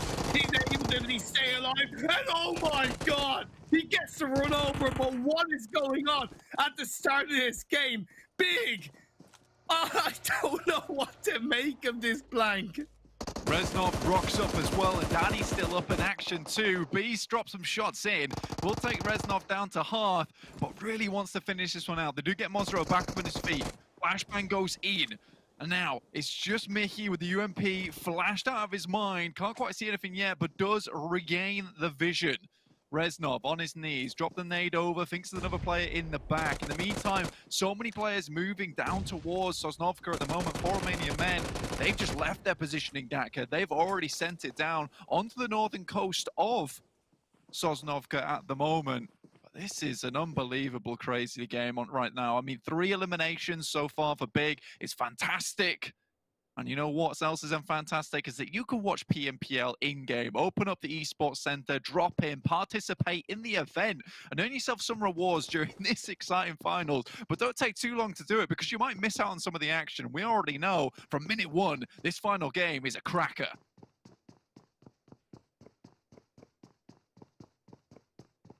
Narvalo still here on the top side with Akashi and the rest of the team. It is Game Lord looking for that first spot at the moment. Right now, they're a little bit far away from the circle. XTEAM currently still down towards Milta, and Giants looking to get themselves nice looted and booted and ready to go. Oh man, what a way for this game to start. Hot drops outside of Severny, where we had action movie-esque styles coming through between Big and Unicorns Law. Big luckily able to stay up as a 3-person team, only losing Swave. You have a military island circle and FTY. They've had 8 points secured in today's 5 games. It's newly formed, well, okay, a newer team across the PMPL. This is a team that has a lot of potential, but it seems like the pressure just has got too much for the Machinio. It's going to get one knock Bazzies on his own. Real Tigers 9 trade. FTY have been struggling this final last day, at least in the rankings, down towards 10th place. There is still an opportunity for them to make it towards that top 8 with the 3 players. The task is daunting ahead of them. Eastern Stars really stepping it up. And I mean, on Miramar, it had to be the case. That was the prophecy foretold there. That was their map, and they make it their own. Penultimate game of the day, and now on Erangel, they need something just a little bit more if they want to earn a bit more cash in the back pockets and make it to that top 3 and really set that statement going forward. They deserve to be here. Big, on the other hand, their task is a little bit more tricky. Honestly, holding on to that 8th place with the 3 players they still have on board, with 4 Romanian Men already down in Sosnovka, I'd be scared if I was them. The one positive they have, Blank, is that they do have 3 elimination points in their back pocket, right? So that reliance on placement points, to an extent, is less required. So bar some silly mistakes, once they do take the fact that they're going to be later looting, later moving into an already southeastern circle, the opportunity is still there. The worrying thing as well that they ultimately can't control, unfortunately, is that 4 Romanian Men have made it into Military Island on that western side as a full squad, so they're prime, locked and loaded for a pretty strong result themselves. Real Tigers 9, although quite far behind in the rankings, sat in 12th place at the moment, 107 points. There's still an opportunity for them here to get into the top 8 with a big, chunky game. Right now, they're taking fights with absolutely everybody. They do have 1 elimination point. They're trying to finish up the final players of XTEAM, but it'll be a hard road ahead of them. And Real Tigers 9 always struck me as a bombastic team, right? The team with all the grenades, but losing this one player here might just fizzle them out. And Zombie gets a second knock with the M4 this time around. I appreciate that Real Tigers 9 are playing this last game with that level of bombasticness that they had showed throughout the PMPL, that ultimately kind of put them on my radar in a lot of ways. A very aggressive team. We are going up, I suppose, in this case against XTEAM, a team that have proved their worth, improved their consistency, and improved their performance, and they're going to take full advantage of 2 players already being down as a pre-nade comes through, but goes too far through the window. Now Nazgod on his own, he can do absolutely nothing, and Syax is going to find him. Now there's Michu remaining, and this is the run over for Real Tigers 9. There's no way that he can put up the elimination points to make it in, so Real Tigers 9, unfortunately, will be going home quite unhappy, but still happy enough to make it this far into the finals itself. XTEAM just looking to put the final nail in the coffin. In the meantime, Game Lord have yet to move. TJB still making their way down through the fields of Gatka, heading down towards Super Young Roster's position. Giants. They have done the classic Giants move of going to the coastline of the mainland and taking a swim across the water early on and getting into the northern peak of that military island. It's so good for Giants, and with the phase 2 shifting down the southwest, they are also in an absolute prime position of this circle. It's a great spot to be in for them. Obviously on this northern side, they'll have a lot of line of sight towards players that might want to make it across from the water itself and swim through. Clear Vision currently making their way from the western bridge. No one's really holding them out in the meantime. And most teams know now with this kind of circle that hits, this is certainly going to be a Sosnovka game. And having a Sosnovka game as our final game of the day is an unbelievable result for us all. I mean, we're all going to be extremely happy about this. And it's going to be one hell of a firecracker to finish this one off. And who the hell doesn't want fireworks on the final game of the finals? Eastern Stars, on the other hand, moved down from Milta. They've grabbed a boat and they're going to swing down towards Sosnovka military base. Good job, Eastern Stars, learning from mistakes of the past, using the boats in the right way. Love to see a boatation. And I do think this phase 2 shift down the southwest was probably the best of both worlds. Sorry, not just a boat. I've actually taken a glider, but it's the best of both worlds, because as much as, yeah, okay, a military island finish isn't the most ideal finish for a lot of teams, at least it's better than a hovering between the mainland and the military island. At least teams know where they stand as early as phase 2. Yeah, I mean, this is the important thing for all these teams. Now they can start to figure out what they want to do without having to have anything go awry, at least when it comes to circles shifting into uncomfortable positions. Yeah, we can still have some hard shifts over here in Sosnovka, but we're not going to be dashing back across the bridge. Now, TJB, Clara said it best, it's all about survival right now, just living, getting the Bear Grylls approach here, just overcome, adapt to the scenario and pick up those points where you can and secure the points where you can, because they need to stay on top if they want to lay claim to the championship. They weren't able to do it before, and they'll be able to do it now. Again, 19 points divide the top 3. You can see at the top of your screens if you're watching. The leaderboard scroll on by. TJB in first, Game Lord in second, Giants in third. The trickier aspect of this phase 2 circle as well is that it still includes both bridges. So there's far less security around making that rotation through either the eastern or the western bridge. XTEAM, for example, are gatekeeping potentially Game Lord on that eastern bridge. TJB moving up towards 4 Romanian Boys, all at half HP here, so taking a bit of a brunt hit. Will be healing up just a little bit, but there's so many teams ahead of them. The Shockwave holding towards Lighthouse. There's 4 Romanian Boys who they just took down a player from, who are eking their way in to position. TJB are going to have a rough approach ahead of them. Coming from North Georgia, it is not easy. The buggy's trapped.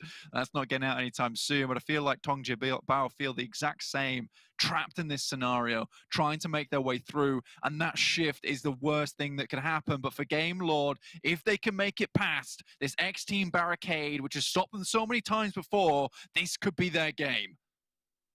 So difficult as FTY lose another player inside the water. Giants taking full advantage. Big made it down to the coastline of the mainland, and the positive aspect is that they're going to at least get information on the teams fighting around that western bridge side. Clear Vision doing what I like to see, which is now being able to gatekeep teams looking to come across that western bridge, and the setup from XTEAM is there. This time, though, it's Swat 69 that's giving them back a bit of their own medicine. PNL with the Scar, tries to find Beg for Mercy, does hit it, and he swings out wide. There's players off in the distance, but Nemo's nowhere to be seen. He's leaving the crime scene. Where's the rest of SWAT 69, right? PNL, you swung across, no support, and you're gonna get countered by Zombie. Fortunately, not right there. for SWAT 69, XTEAM have the opportunity to carve their entry point across the military island, and that will open the door for Game Lord to swing in from behind and go for a third-party pinch if they so see fit. Yeah, XTEAM kicked the gates, but it will be Game Lord to ram them open. And they're moving in. Another player falls here, and Game Lord looking to capitalize on the action. Narvalo already hit Zombie from the back. This is huge for Game Lord. So many times they've been thwarted by this hold from XTEAM, but it's SWAT 69 in the end to actually assist, to help. XTEAM should have known SWAT 69 were going to be there. As easier as it was going to be to push across, they should have known that was going to be the case. You got to watch your back. You got to think about who could be coming in behind you, but it's going to be Akashi swinging on the other side, going to get knocked by Big. Big are actually joining in on the eastern side, so the bridge on the east of the map is a flurry of action as Game Lord swings it through. SWAT 69 and Coca Boy did get the revive on the PNL, but indeed, Game Lord seemed to make it across the island. And that's what makes Game Lord such an insane team. That smoke there completely denies the sightlines. Coming through from SWAT 69 allows them to cross safely. Really, really well played from them. And they need to get out of dodge as soon as possible. They have left someone behind here to deal with the remaining players from Big, but only 2 are up front, with Narvalo looking over to SWAT 69. The distance does hit some shots, but they will get out the way. For Romanian Men, on the other hand, looking to battle out from Big's position, very safe on this western side. And now finally Big will incorporate the use of the bridge to get across. Great job by Big so far using the walkway, but again, they don't have information, and Victor has yet to make himself known. So it could be lights out for Big if they're not too careful. Victor, he's waiting. He sees both Mizawa and Mihi, but he's got to make sure that strike is perfect. No, let 2 of them go past and then sweep them in from behind. Or he could just wait it out and then alert the rest of the team, and then it's a backstab. Either way, the options are there. This is fantastic from Victor. You got to appreciate the patience from a player like this. Still trying to scout out, realizes they haven't made the approach yet, but the rest of the team does move up, ready and waiting for these players from Big to move across. There's 3 of them here. Remember, Big is really fighting for this 8th place spot, and for Romanian Men already central in the circle. This is the team that was 1 point behind them at the beginning of this match, looking to really pump those numbers. They're in a position where they can make it to the finals, but Victor strikes onto Mickey, but when we hit the shots, has to pull the M4, but he gets into cover. This is disastrous news. FTY go down their hopes for the Western Europe finals are gone, as Victor, he lost his opportunity to get the knock on the Mihi, and Mihi is going to duck away for cover. Now Victor is going to have the brunt of Big right close by, but the rest of Game Lord are there, and that's why I was talking about. The pinch is successfully open for Game Lord to get onto Big. Big are fighting for their spot in the regionals, coming into this game in 8th position. Victor hits the shot onto Beast, will take him down. Great response to the rest of the team from Game Lord. Marzaro on the left side, but it feels like Mickey just cannot be stopped once he gets in that vehicle. Gets some kind of immunity given over to him. Narvalo drops in, looking to pick up the remaining player from Game Lord, get in the vehicle and get gone. Nice little swing on the vehicle there. Good skin, but Marzaro was waiting the entire time, and this might just be it for Game Lord. Anything you can do, I can do better. Mizawa can do anything better than you, Game Lord. Victor and his teammate crushed by Mizawa, and that's great for Big. That's more elimination points on board. They may be down to 2, but they have 6. That puts them on 133 points. That's relatively close to clear vision, I might add. Stressful position for him indeed. But looking ahead right now for Game Lord, that run for the first place is over. There really is only a few other teams that can catch up with TJB. I'm looking at Giants, who've got themselves in a good position here. Spicy, last remaining member for Game Lord, trying to send it out, but Pocus would love to pick up that shot. 2 eliminations for Game Lord, 1 elimination for Giants. TJB still trying to make their way in, but it's Lin remaining here for the team, and he is still out in the blue at phase 4, and that's going to hurt, and he's riding right into Giants area, but he rides himself down, and now the gates are open for Giants. Could this be Giants stealing away the #1 spot? Honestly, I'm here for it. I would love to see it. There's so many stories to tell about this roster, about these group of players, the journey they've been in. But Bimmy from XTEAM takes a 1v1 against Phonics of SWAT 69. He's the last player standing for XTEAM, looking to hold on to this 4th place that XTEAM has so deservingly put themselves in across the last day and a half. Phonics and Nemo back together. Perhaps looking to throw some nades in, but Bimmy been extremely strong for this team, and they're trying to pinch him from both sides, but he's ducking and weaving, trying to stay out the way. Supyong roster along, tries to attract some attention. That's actually really good from SWAT 69 because Bimmy's the first to receive the bullets coming from Supyong roster. Very intelligent play from SWAT 69. You're dead right about that. That's why Bimmy instantly chucks out the smokes, looks for the drop shot through the small window gap. I like the idea. Keep Bimmy on his back, right? Keep him thinking. Don't give him any space to turn this around, but in through the doorway, Bimmy gets a knock, tries to switch on through, but it's going to be SWAT 69 to take down XTEAM. LBX team out with 4 points, leading their total up to 166 on the game. So Eastern Stars can overlap them here, but they will not be overlapping Giants Game Lord or TJB. And their 16th place, the first place run is unfortunately over. But regardless of that, what a run it has been from them, sprinting to the end, blisters on their feet. But they've made it so far, and we're going to be proud of them. Big go out now. 6 eliminations. That'll take them up to 7 points. But it's 4 Romanian men who have to go out absolutely very, very soon. They cannot get towards these top 5 positions because that might just be all the points they need in placements to overlap and take a place in the EU regionals. Oh my God, who would have thought it? Big spot in the Western Europe regional finals or the EU finals, championship finals is very much threatened. 4 Romanian men have a full squad up. They're in the circle, just about on that Western side. Yes, they need a flurry of about 12 to 13 points, but that's very possible when you get into the final 3 or 4 teams, which is looking like it. Supyong roster approaching the position from Eastern Stars. They already have a player down in Doran. Kapahala holding down to the front, but Octavian's towards the center of the circle at the moment. Look to keep themselves going, but Eastern Stars being so split here, you just doubt how much longer they can go. The elimination count's so low for all these teams as well. Everyone knows it's just a little bit of points they need to survive, to stay in. And no one really wants to go for a big blast for the game just yet. Giants still up as a full squad. TJB are out.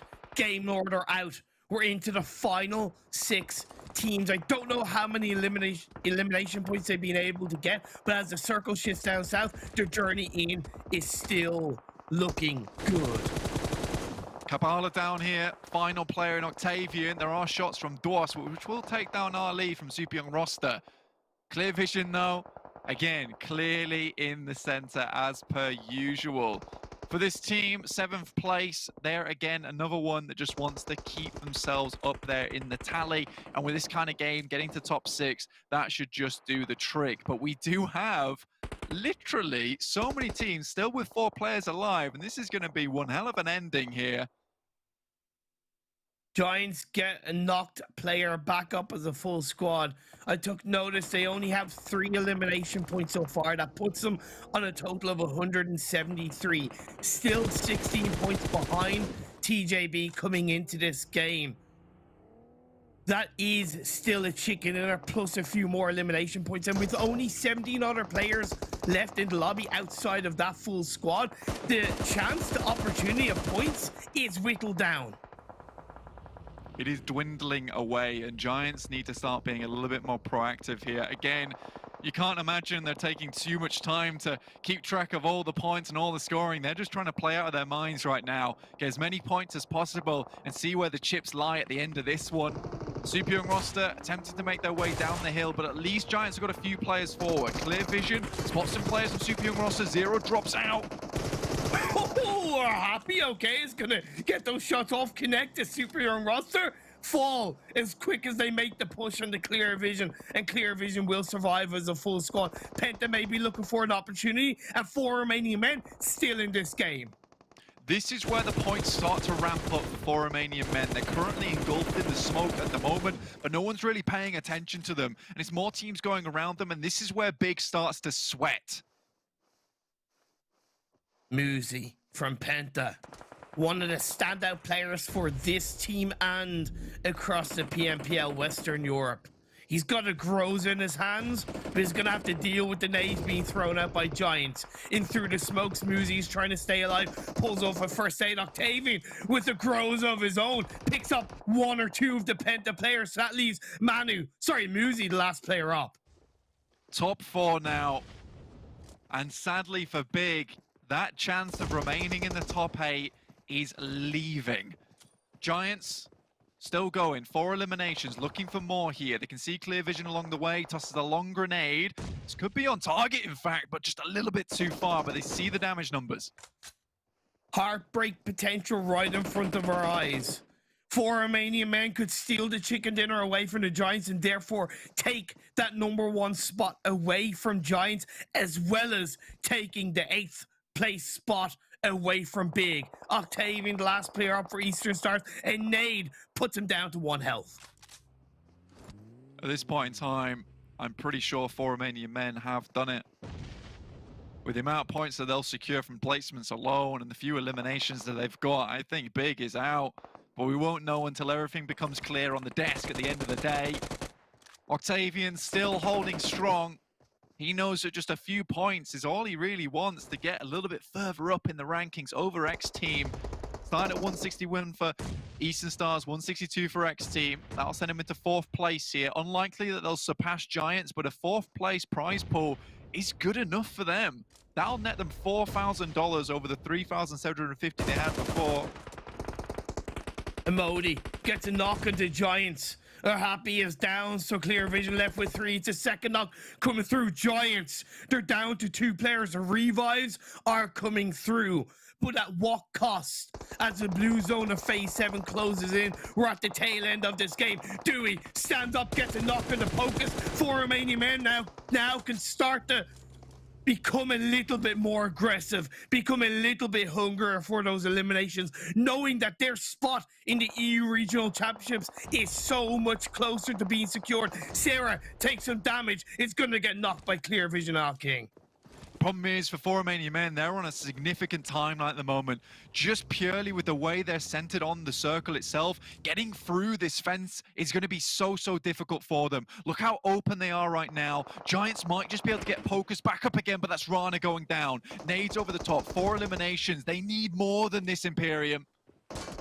They need more, but they don't get a 4 Romanian men go down in 4th. They go down burning in 4th, and we still have Octavian alive. The last 3 teams are left. Clear Vision takes down, but Giants are still up. Pocus, absolute giant for his team. And it's gonna be Giants. Pocus getting the job done with the chicken dinner. The final chicken dinner. Pocus unbelievably gets back up on his feet immediately, gets the first aid on and swings up top side. What a bold and courageous play from Pocus there to finish out the game strong versus Clear Vision. That looked so awful on that end, but the fact that they were able to bring that back is unbelievable. And you know what, Imperium? That might just have done it. That might just have sent them up into the 1st place position. I am excited to find out who our champions are. It all started with the rotation from the mainland, and it went from there. Let's head back to the desk.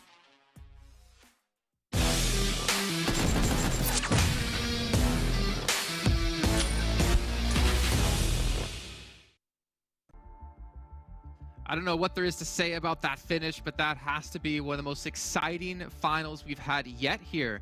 Not only in Western Europe, but probably the world, to be completely honest. Giants, 13 eliminations and the chicken dinner. The question is, will that have been enough to propel them forward to potentially take first place away from TJB, but also for Romanian Men and Big for that 8th place position? Who knows what happened right now? It's so close. I'm not exactly sure. That could come down to just a few eliminations each. But the way the Giants were playing this last game, we were talking about it as it's going on. We were losing our minds, excited, moving down against the hillside. It's this close. All right, gentlemen. It could be a tiebreaker. I don't know. Do you want to know who won? No, not yet. Oh, you spoiled it. TJB. It must be points. It must be just a few points here, Jason. It has to be. We're not going to find out exactly what it will be, though, at least at the moment. But you can imagine, I mean, Lynn staying alive for a little bit extra longer when they lost quite a few players fighting before that West Hand bridge. But then you had, was it Game Lord? If they didn't go back and pick up Victor with the car with that sweet little turnaround, Mazzaro maybe would have gotten that double, and they might have survived long enough to surpass them. It's insane to look back at so many minute decisions being made that could have changed how that title would have went. Yeah, I mean, that trophy, it's not going back to Game Lord, but it's not going far. It's going back to the good old Panda of old, but now TJB, and they're taking the trophy back for themselves with a change to the roster too. Man, the improvements this team have been able to make like every single week with the addition of Lengex and Langzi is mental, and I'm really proud to see what they've been able to bring to the table here. So, I mean, congratulations, boys, that they made it, and they're going to represent us over here in the championships. Yeah, and I mean, the question for me is, like, how close was it between first and second? But first, we're going to take a look at our match standings and check in with some other teams. You remember, Big and for Romanian Men, it was extremely close between those two teams of who would qualify in 8th place. There was a 4-point difference here in this match alone. Not sure exactly who will be that 8th place team, but Eastern Stars, Giants, Penta, 3 teams right there, that, and even Clear Vision, that should be for sure through in our top 8.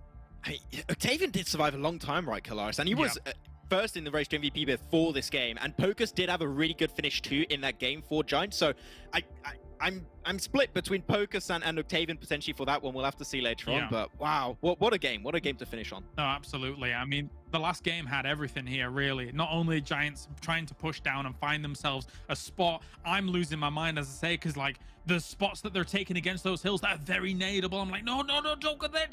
But it continues on. And then for Romanian Men, likewise, they're playing for their absolute lives on the west side, trying to crawl in up against it. They have no cover. I was loving every moment of it, Jason. Yeah, I mean, we're seeing right now here the bottom 8 teams in that last match. I almost want to rush over to overalls, to be completely honest. I want to see where the 8 teams getting through, because we had so many great stories. We had a battle at the top. We had a battle for 8th place. We had teams that we never would have expected as well able to get through. And here is our overall rankings from the bottom. Big in 9th place, meaning they did not qualify here to the European Regionals. Oh, that's the drop from Unicorns of Love. That was 100% a hot drop. Unicorns of Love wanted to touch on that, ruin it. Yeah, they wanted to ruin the chances for Big to make it, because they have never dropped over there next to Severny. So that was 100% focus. They wanted to eliminate Big out of the championship, and unfortunately for Big, it worked out. We started off so hot, Unicorns of Love, going for that push, because you know what? I guess they just wanted to watch the world burn. And for Big, it really did. Losing Swave there, that eliminates his chances really of being MVP. It completely crippled the position of Big, never mind the circle being so harshly down to the south from a team that traditionally drops Severny. Unicorns Love and Big, there is beef there, Jason. Claris and Maxman, Big were in first place at the start of the day. Wow. To go from first to not even qualifying.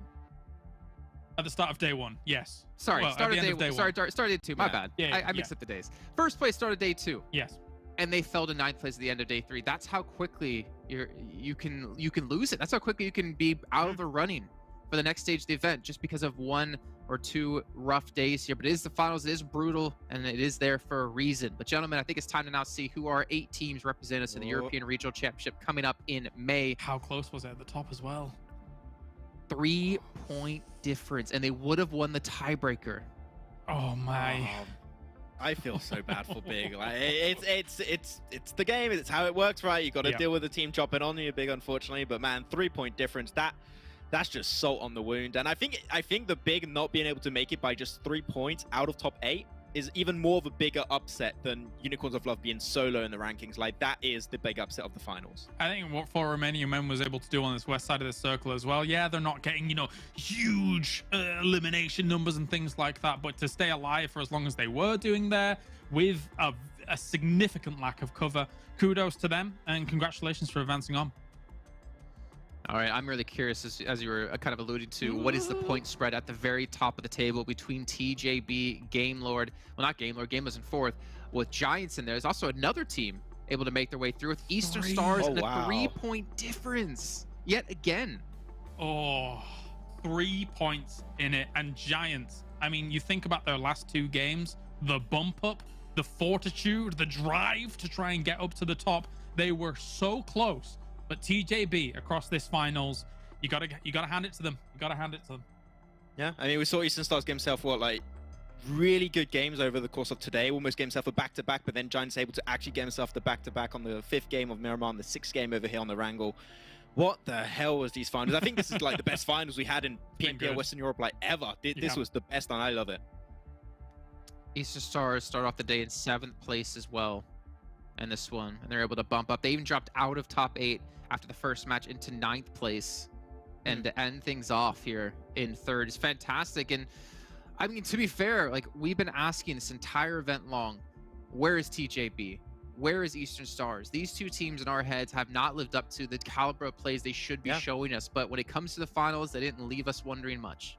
And I think we even had some big questions when it comes to Giants, right? Compared to last season, they struggled in the league stage, did good into the finals. There was that big inconsistency, right, from the team, despite them remaining as the same squad. Like, can they remain on top consistently and potentially take away a first place? Not quite a first place, 3-point difference, but man, it was a close one. And I got to say that these teams have proven us that they are worthy to remain on the podium. And I'm hyped for the championship because we got some really great teams that are going to represent us versus the Turkish teams.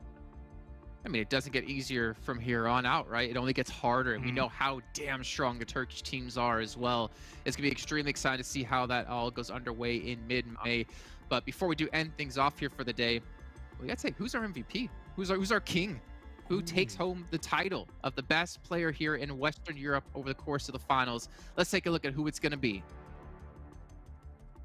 Season overall, I'm really happy of how things panned out for a lot of the teams. We had some new names really step up that I'm always hyped to see.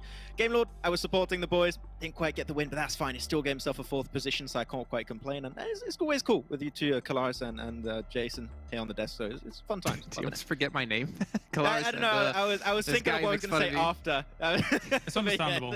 It's understandable that he remembers my name. I am the best. Thank you very much, Max. And thank you very much to you, Jason, as well. The King of Krakow here once again representing, and I must say, it has been the best finals we have had for Western Europe. This was an excellent day, an excellent finals as a whole, and it really did come down to the wire, and it's cool to see old names at the top, but also new names being able to join them there alongside.